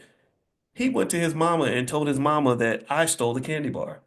And so his mama calls my mama and says, "Your son is a thief."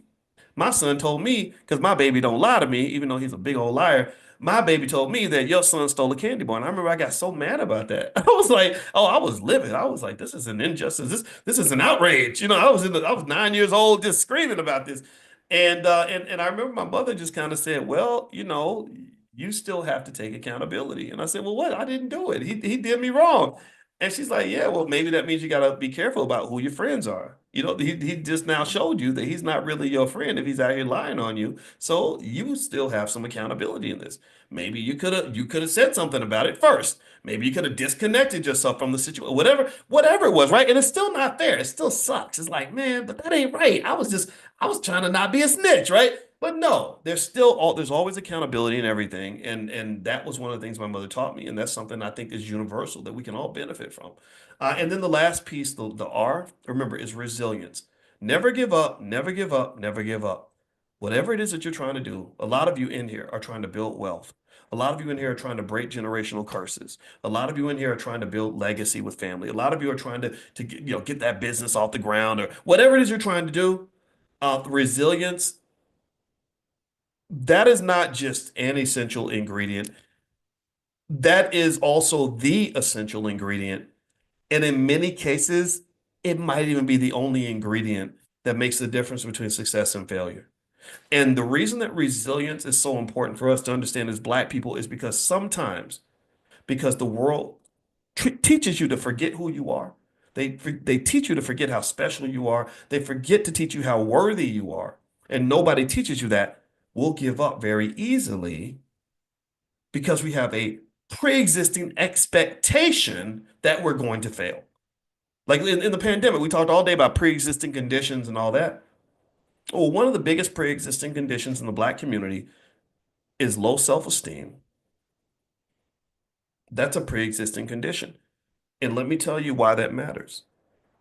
If you're talking about building this wealth thing, let's end on wealth, because this is what I promised you, and I told you I wanted to connect this to. Thank you for allowing me to share my mother with you, but also I want to make sure we walk away with our economic lesson. One thing you have to understand about risk is that risk doesn't mean the story is always going to end well for you. Risk, we talk about risk a lot. I studied risk extensively under Professor Renee Stoltz at Ohio State University. He's one of the leading risk management experts in the world. So I meditated on risk. I had to understand risk from a deep mathematical, probabilistic standpoint. And the thing about risk, and you know risk too, you know it because you know when you're in a risky situation. You know when you're taking a chance, right? You've known these things, right? So the thing about risk that people forget when they're telling all these feel-good stories about, you can do it, go start your business, is they forget that that even though there's a lot of sunlight at the top, when you achieve the success, there's like this deep canyon, this deep dark abyss called failure. And many of us don't succeed. Many of us, when we start our business or we go out here and we try to conquer the world, we don't always make it. And the thing is that when you're assessing whether you're going to take a chance or not on yourself, you're seeing a little bit of both. And what you see is determined by what you're conscious of. Oh, there's that word consciousness. See, what you got to understand is that we've talked about this. This is why my wife, Dr. Alicia, who's a therapist, that's why we created that Black Financial Therapy Department. We're the first ones to ever do this. No one's ever created a Black Financial Therapy Department. We developed the Black Financial Therapy Department for one major reason. She helped me understand how deep our trauma goes and the effects of that trauma. And so here's what trauma does to your risk consciousness.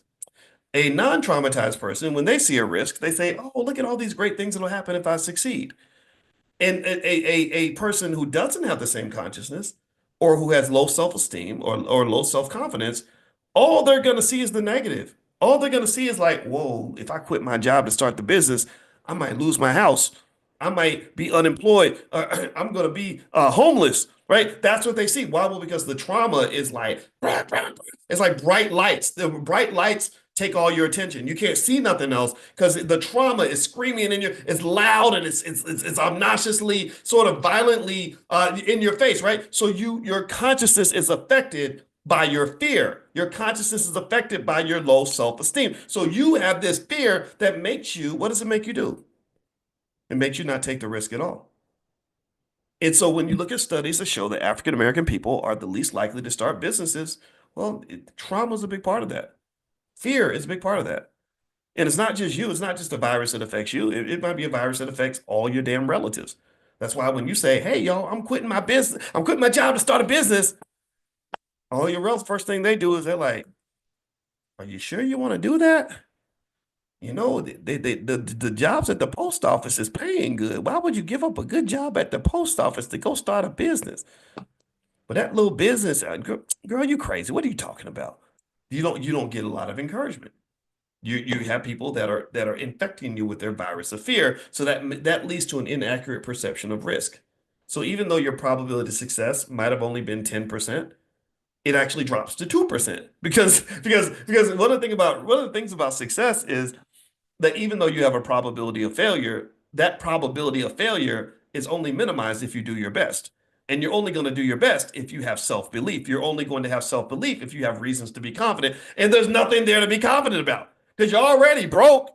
You already aren't sure what's going to happen next. You already have all this confirmation that you don't know what the hell you're doing. And then you got your damn relatives, the people that are supposed to love you, who are pushing you further down into the abyss of fear and failure. So it doesn't tend to work. Either you don't do it or you do it and you half-ass do it. You don't have resilience because the first 8 times you fail in the process, you're gonna say, "Oh, I tried 8 times, and I guess I wasn't supposed to succeed anyway."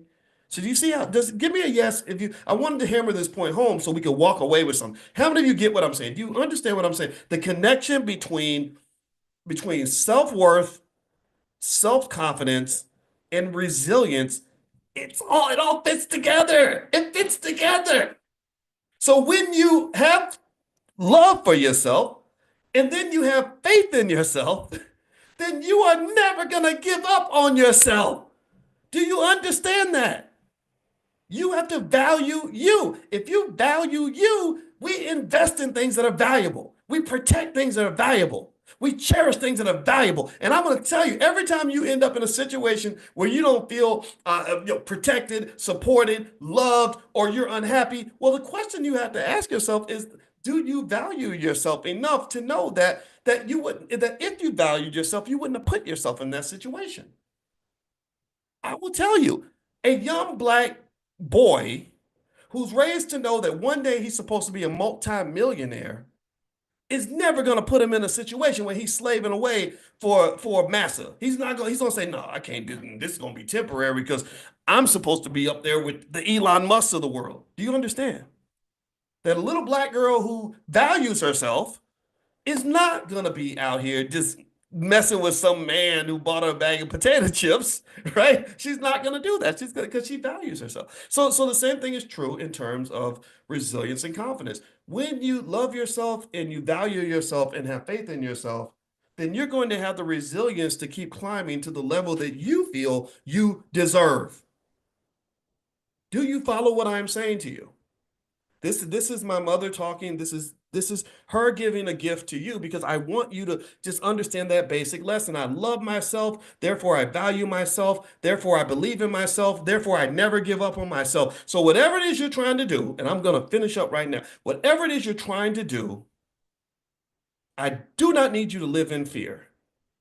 I need you to take what I'm going to call right now the Robin Watkins fear vaccine, faith, education, accountability, and resilience. And you go climb that mountaintop and you keep going until you get what you know you deserve. Do the work internally to acknowledge and to convince yourself that you deserve the best and then have the resilience to pursue that. That is the difference between people that have what they want out of life and those who do not. I'm finished. I want to say thank you for hearing me out and spending time with me today. I'm honored by that. Also, thank you for your condolences. I appreciate that. I have to admit to you that I don't really need condolences anymore. I need congratulations right now. I need congratulations on the fact that I was blessed with the most wonderful woman in the world is my mother. I was blessed with the opportunity to sit next to her and talk to her and reflect on the fact that we took on battles together and we conquered a lot and we won. And I sat next to her on her deathbed, just like in a movie. And I just said, Mama, we did it. We did it. And I had tears, you know me, I'm a big baby when it comes to my mama. So the tears coming out, and I said, Mama, we did it. We did it, Mama. We didn't let fear stop us. We didn't let no haters stop us. We didn't let society stop us. We did it. So you go to heaven. You just know that we left it on the court. We got it done. We made it happen. You have my back, and I'm gonna say thank you so much. And so just like we came in together by ourselves, nobody else was there in the hospital. Not one other person was in the room. She had to wait on the corner with me for somebody to come pick her up after they let her out of the hospital. That's how isolated we were. I said, just like we started off together, we're gonna go out together. Just like you have my back and you chose to give me life, I'm gonna have your back and I'm gonna take care of you to the last minute. I'm gonna take care of you beyond.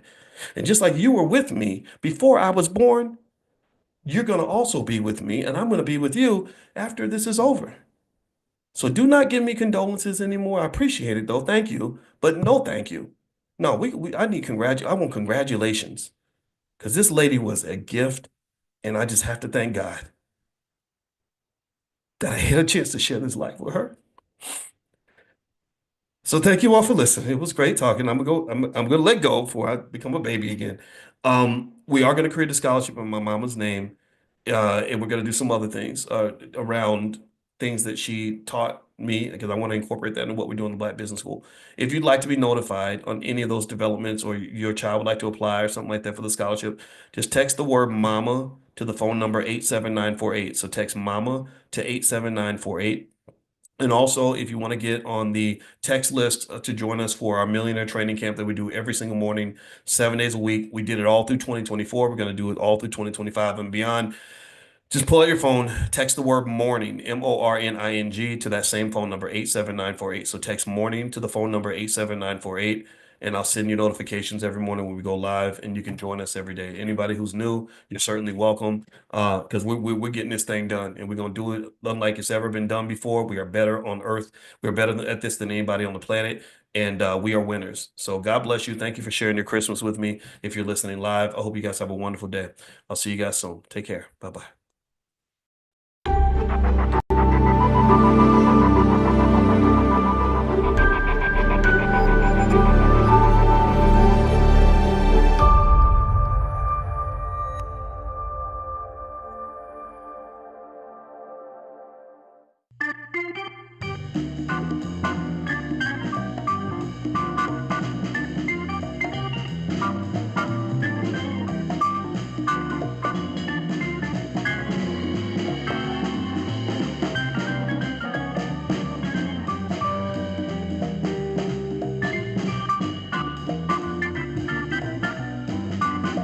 It snowed on Halloween last year, but that don't stop people from going out. From 4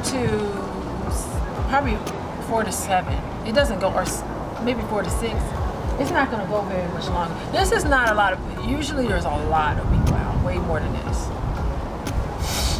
So there's some people staying home, which is fine with me.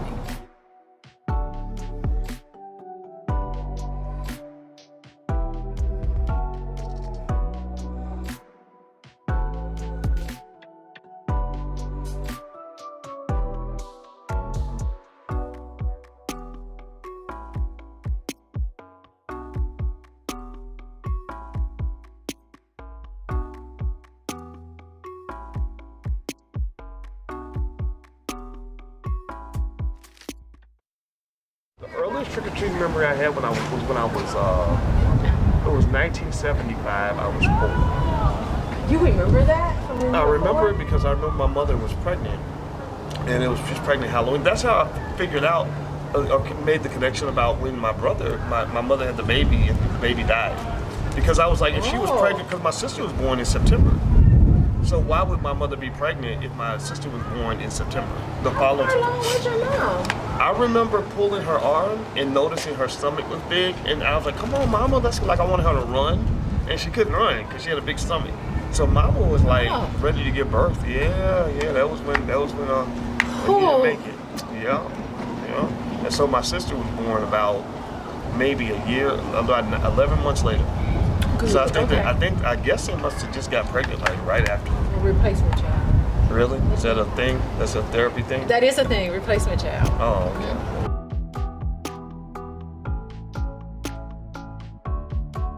The thing is that it just you have a hole, you have a gap there, emotional need. So usually people do all sorts of things, but having another baby is one of the things to feel that need in. Wow. I think it helps you deal with the grief, but then you don't want to put all your hopes and expectations on it. But you come around after a while. I never went trick-or-treating. My mom would drop me off at this church. Me and my friend, we just get dropped off at this church, and then we would spend hours. I don't know how she knew to pick me up. There was no cell phone, nothing. She would just drop me off at a church, and then I would bob for apples, and they had like little stations. They had a haunted house down there. I don't even know what church it was. And then after a while, I would just look up, and there she was, standing there, and I was like, okay, I guess it's time to go. Do you know what time Kristen Talana gonna get here? It's like 5 o'clock. What time is it? No, it's like 5:30.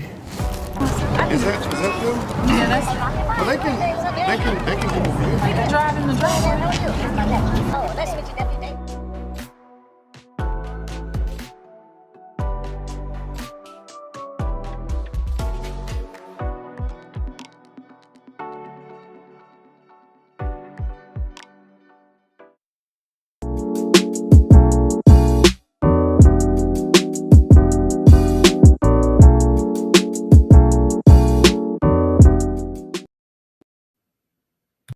Hey, what's up, everybody? How you doing? My name is Dr. Boyce Watkins. Welcome to drboycetv.com, the home for intelligent Black people.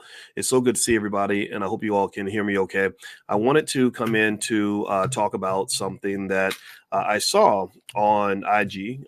There's always financial lessons everywhere that I think we can all learn from, things that we see that can actually help us to understand money a little bit better. And before I move on, though, I'd like to ask you if you could hit the thumbs up button, thumbs up, share, subscribe. We don't get corporate backing. We're not trying to be mainstream and all that stuff, but we are looking for intelligent Black people.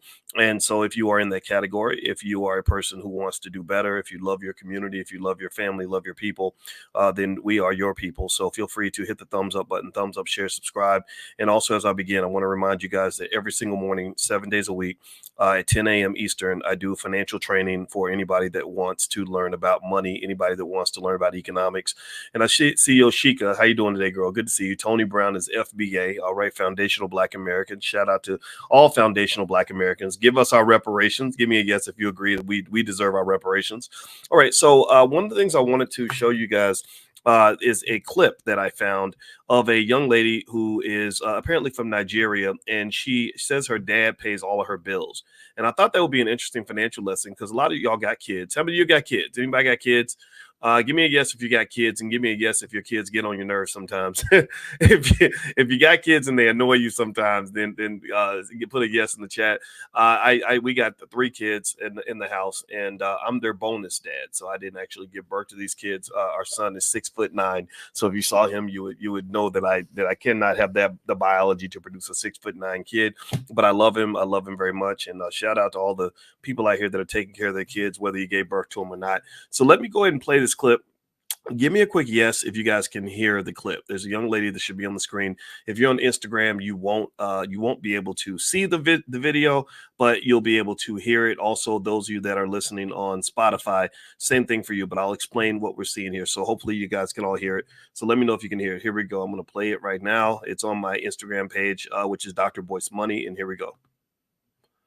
Oh. And what do you do for a living? I vibe.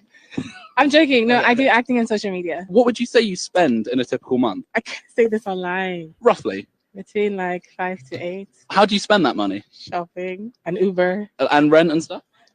My dad covers my rent. How much a month are you paying in rent then, or is your dad I paying? pay yearly. My dad covers. I'm Nigerian. For everyone out there, you know, in the culture, that's just how we are. But yeah, my dad covers everything. My dad covers my life. How much do you think you need to earn a year to be comfortable living in London? I don't know how it works in terms of like how much people make in this country. I can't lie to you. Me personally, I need a lot. I need a lot because I spend a lot. I need a lot. How much do you earn a year? I don't really have like a base for how much I earn. If we're talking about what I get from my dad, Yeah. I can't say. Unfortunately, I have to keep that one to my chest. Above 100K? Just know I'm enjoying life, and that covers my life. How old are you? I'm 23. And what do you do for a living? I vibe. I'm joking. No, I do acting on social media. What would you say you spend in a typical month? I can't say this online. Roughly. Between like 5 to 8. How do you spend that money? Shopping and Uber. And rent and stuff? My dad covers my rent. How much a month are you paying in rent then, or is your dad I paying? pay yearly. My dad covers. I'm Nigerian. For everyone out there, you know, in the culture, that's just how we are. But yeah, my dad covers. Okay, I'm gonna stop sharing right now. I hope you guys let me know if you were able to hear that. Give me a yes if you were able to hear that. I know some of you on Instagram. Dr. Boyce Money is my Instagram page, so feel free to follow me there. I'm gonna go live on Dr. Boyce Money in the mornings when I do my morning class. So if you want to follow there, you can. Let me know if you guys can hear that. Okay, so here's what was going on in this video. This young lady basically says that she's 23 and her father pays all of her bills, and she spends $5,000 to $8,000 per month. And she said mostly shopping. And here's the thing. I think that that was inspirational. First off, let me ask you all a question. How many of you give me a type the word good if you think that that's a good thing. Type bad if you think it's bad that a 23-year-old can do whatever she wants because somebody else is paying the bills. So give me a good if you think that's good. Give me a bad if you think that's bad. What do you all think? I'd be curious to know what you all think about this interesting thing. Okay, I see a bad from Angela Africa. Okay, Vanessa says bad. Jay says good. Jay says she's honest. Yes, honesty is good. Kim Hitchcock says bad. Okay, Emma says bad. Who else? Okay, April says yes and no. Okay, that's interesting. All right. Let's see. Moyo says good. Yoshika says I'm torn. Yeah, you know what, Yoshika, I'm with you. I am torn. Todd Buchanan, you said both. Yeah, I'm gonna give the short answer on this. Again, in my simple opinion, I'm not an expert on being a dad. I'm considered an expert in finance, but that does not mean I know everything. So I'm not a know-it-all. First thing you learn when you get a PhD is how little you actually know. So your opinion really does matter to me, and I like hearing perspectives because I like learning from you. Let me go ahead and give you my answer. So the Dr. Boyce answer to whether this is good or bad is that the answer is both. It is good and bad. So what I'm gonna do is give you some pros and cons so that when some of y'all are doing well, some of y'all are making money. You're gonna have kids out here that are gonna, go out in the world and they're gonna say, anybody. I don't know if y'all remember the Cosby episode where one of the kids was like, "Yeah, Dad, we're rich," and he was like, "No, we're not rich. I'm rich." and so it's kind of like sort of letting kids know, like, "Hey, I learned it. I figured it out. I got it out of the mud. You have to get it out of the mud too." A lot of us have families like that. But then there's that other extreme of saying, like, well, just because you got it out of the mud, just because you struggled and strained and stressed to get ahead, that does not mean your kids have to stress. Just because you were traumatized does not mean your kids have to be traumatized too. And I think that that's the balancing act, right? That's what we're all grappling with as first generation, middle class, upper class people. Give me a yes. In fact, let me just do a quick check. How many of you, give me a yes if you are kind of considered first generation of middle or upper class in your family? Give me a yes in the chat. If you started off poor and now you become successful, you started from the bottom, now you're here. All the people that are in that category, put a yes in the chat. And I'm going to put myself out there too, because I was, born to a 16. Well, my mother was 16 when she got pregnant. When we was 17 when she gave birth to me. Shout out to the mothers that they gave birth to their kids even when they didn't have enough money, because I know Planned Parenthood had another plan for me. They didn't even want me to be here talking to you. I'm not going to lie. But anyway, my mother had a really hard time. When I was a baby, we did live in the projects. I didn't know they were the projects, but that's where we lived. It's called the Sal Place. And so money was really tight. It was really hard. We had to kind of work to get ahead. And in the midst of that struggle, we picked up a lot of excellent values when it came to work ethic, delayed gratification, hard work, consistency, all that stuff, long-term planning, right? So I learned that from my family. Well, you know what? Our kids are some suburban kids. Suburban black kids don't have those same skill sets all the time. Suburban kids don't have to go through some of the challenges we might have went through, some of the life or death experience some of us went through, and or just all the other things. And I'm kind of glad they don't, right? I'm kind of glad they don't have to struggle like we do. But at the same time, there's some sort of there's a type of strength you gain from struggle. Okay, let me know if you get what I'm saying. Like there's a strength you gain. There's a set of abilities, superpowers you get. If you watch any Marvel movie about any superhero, they will tell you that that superhero got their superpowers from some really difficult experience. They were challenged by the experience, they overcame it, and because they overcame it, they became very powerful. So a lot of you have your innate superpowers because you did come out of the mud and you did go through hell in order to create your own heaven. I learned that heaven is a place I had to build. Heaven was not a place that someone was going to ever give me. And that resilience has been beneficial to me. And that's something I love for the children to inherit. But the truth is, they're just not. They're not going to ever really, they're going to be who they're going to be, but I don't know if they're going to be who we are. Right. So anyway, with that said, though, here are some pros of what I see. First of all, if you have kids that are able in their early 20s and 30s, or early 20s at least, to be able to live their lives without financial stress, you'll find that they're able to focus on activities that build their long-term career. They won't have the immediate stress of financial burdens. A lot of research shows that early support in a young person's career can lead to positive long-term outcomes. So if you take that financial burden off of the plate for them, they're able to make long-term decisions as opposed to making short-term decisions, putting out short-term fires. You know what I mean? So I remember when I was 23 and I was working hard. I was a straight A student. I was trying to get my PhD, but I would have to distract myself from my long-term career building activities so I could get $500 to pay the rent. Okay. That was not beneficial. That was not something that was not a character building experience necessarily. That was something where if somebody had said, hey, let me write this check for the rent so you could focus on school, that would have benefited me because it wasn't like I was going to take the money and go out and become a thug or go out and start gambling with it. I was going to pay the rent with it. So that is one benefit. Also, when you delay financial stress, research shows that young adults face significant financial pressure in early adulthood. Give me a guess if you've noticed how many young people are on TikTok literally crying and breaking down in tears because they can't pay the bills. Has anybody noticed this?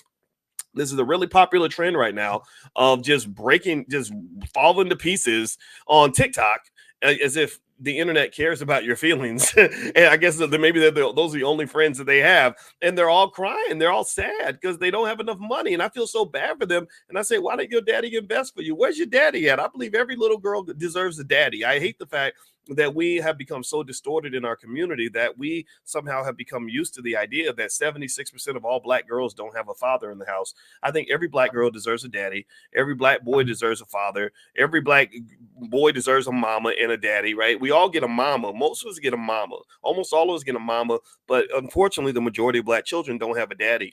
And if they do have a daddy, a lot of daddies can't do for them what this young lady did. So I think a lot of young women were watching this and really happy for her because they were like, gosh, I wish my dad was able to do this for me. So, to all the daddies that are being good daddies, shout out to you for holding up the standard. I think that we should be the protectors and the providers. I provided for kids that wasn't even mine because I just believe deeply in the ability to be there for our kids. And we're not there for our kids. And that's why they struggle. As much as we might want to point fingers at them and be mad at them, a lot of them are just making it the best way they can. It's a complex world. We didn't teach them nothing. We ain't leave them nothing. We don't leave them any assets. We got people that die and leave a damn GoFundMe account. All that is unacceptable.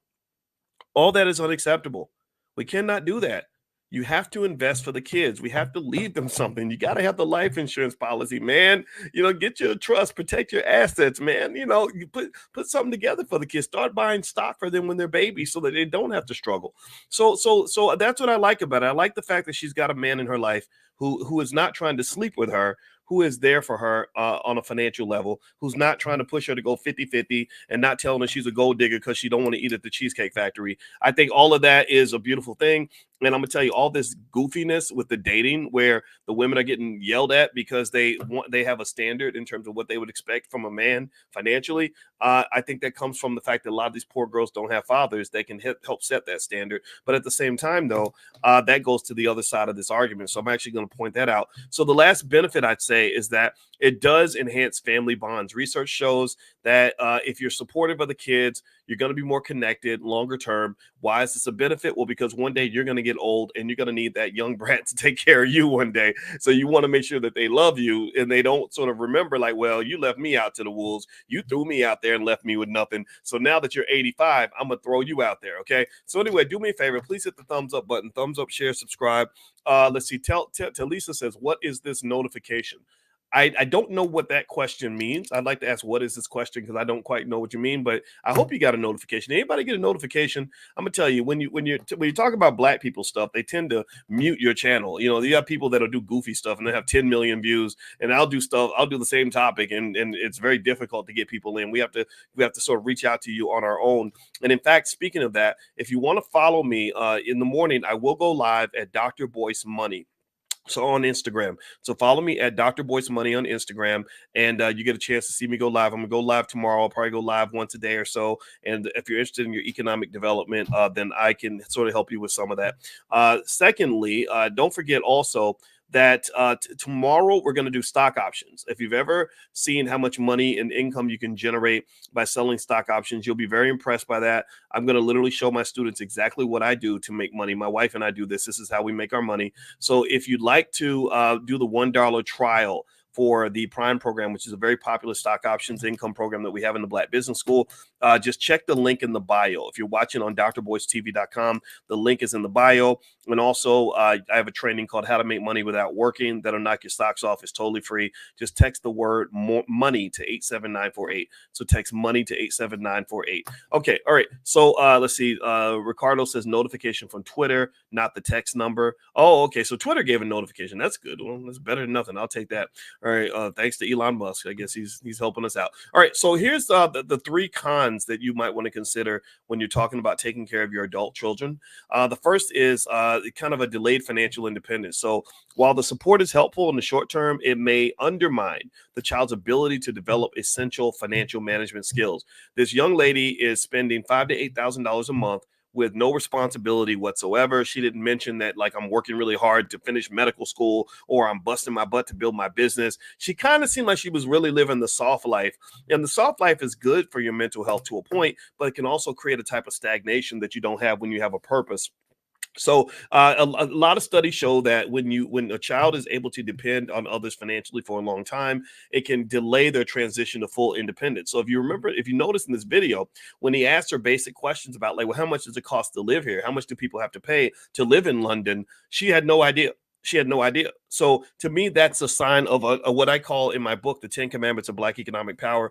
I refer to that as economic immaturity. The economic immaturity showed itself in the sense that she didn't even know what people pay in bills to live in that place. So what if one day she has to pay the bills? What if one day daddy's money runs out and he can't do it for her anymore? She's going to kind of be stuck. That's going to be a real problem for her. And so feel free to go grab a copy of the book, actually, The 10 Commandments of Black Economic Power. You can go to drboycebooks.com, and I'll even sign your book for you. And actually, our 17-year-old, we don't give our kids the soft life. They work for us. So our 17-year-old is actually the one who will send you your copy of the book if you want to order one, and she'll even have me sign it for you before we send it out. So feel free to go to drboycebooks.com and just search for the word autograph, and you get autographed copies of my books. All right. So the next reason why you want to be really careful about that soft life sort of thing is that it can create a little bit of entitlement. Okay.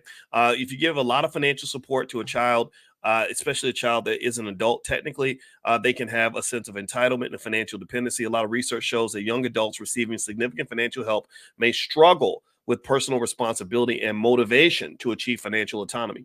Now, let me explain it like this. How many of you remember just being hungry? How many of you became successful because you just really wanted it and you felt it? You felt the fire in your belly. You woke up with it. You went to sleep with it. You were hungry like a Rocky movie. Hey, anybody ever have that feeling? Anybody just sort of go through it where you're just feeling like, I got to go do this. I got to make it happen. Ain't nobody here for me. I got to go get this, right? Give me a yes if you've gone through this. I know that was my experience all through my doctoral program.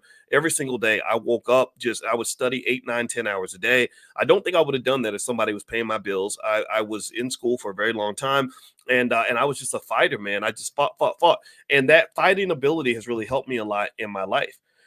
I'm not scared of nothing. I'm just not scared of nothing. I ain't scared of nobody. Can't nobody get in my way and make me flinch. I'm going to fight until the end, until the finish line, because that's what I was trained to do. And I got that through what I call God's training camp. And that's where you want something, you feel like you deserve it, you worked hard for it, but you still didn't get it because the universe has decided that you're not worthy of it yet, right? The world does not give you what you want. The world does not give you what you want. The world gives you what you deserved. The world typically gives you what you earned. Now, sometimes there's exceptions. Sometimes people get lucky, sure, but we're not going to sit around and hate on that. It's random luck, but you can't rely on luck forever. Typically, life gives you what you pay for. So if you don't get what you feel like you deserve, that means you didn't pay a high enough price. That's what it is.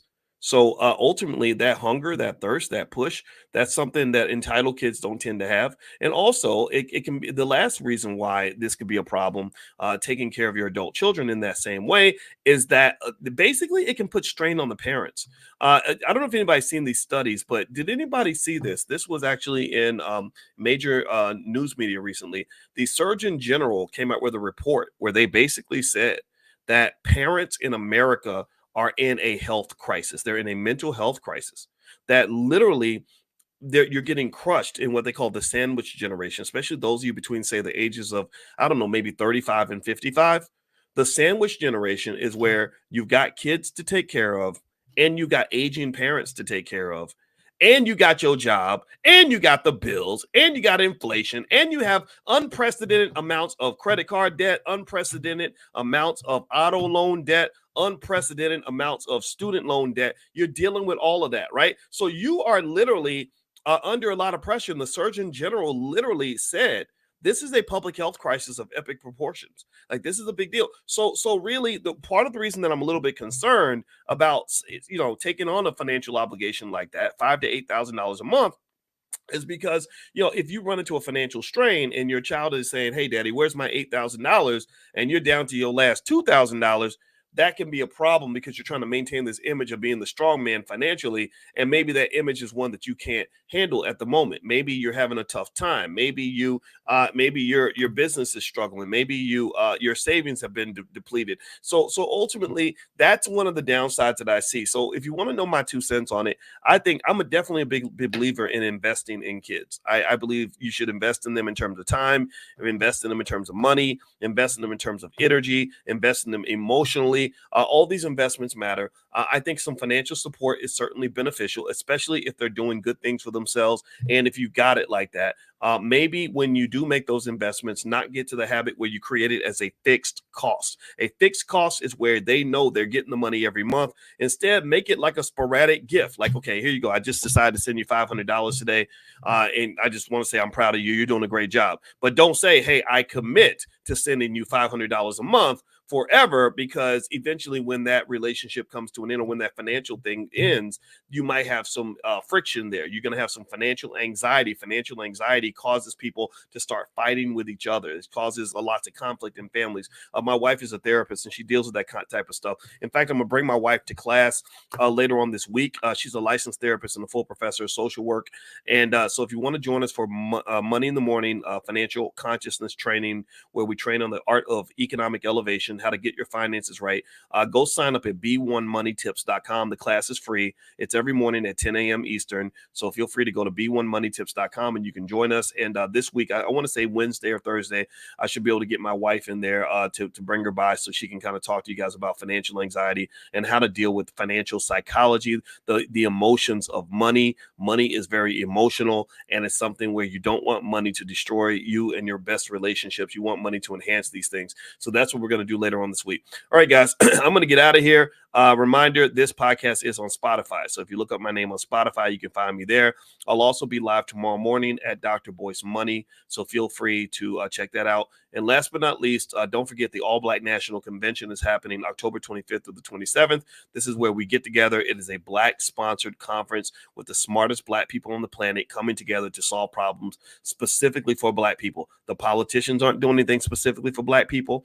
The corporations are not doing anything specifically for Black people. The government ain't doing nothing specifically for Black people, but Black people are doing things specifically for Black people. So if you're into that kind of thing and you want to be around other people that are looking for solutions for their families, that want to build wealth, that want to educate their kids, that want to build a stronger community and want to just connect with each other, go to allblacknationalconvention.com. That's allblacknationalconvention.com. We usually have hundreds and hundreds and hundreds of people there. We're almost out of tickets. We're going to sell out. We always sell out every year. So you may want to get your passes now. I don't expect there'll be any passes available at the door. So I hope to see you guys in Chicago, October 25th through the 27th. So anyway, I'm out of here, guys. God bless you. Thank you so much for listening. I hope you guys have a wonderful day. And don't forget, if you want to do the $1 trial for the stock options income program, it ends tonight at midnight. You can actually look for the link in the bio. It should be in the bio. So have a good day, everybody. God bless you. I'll see you soon. Bye-bye.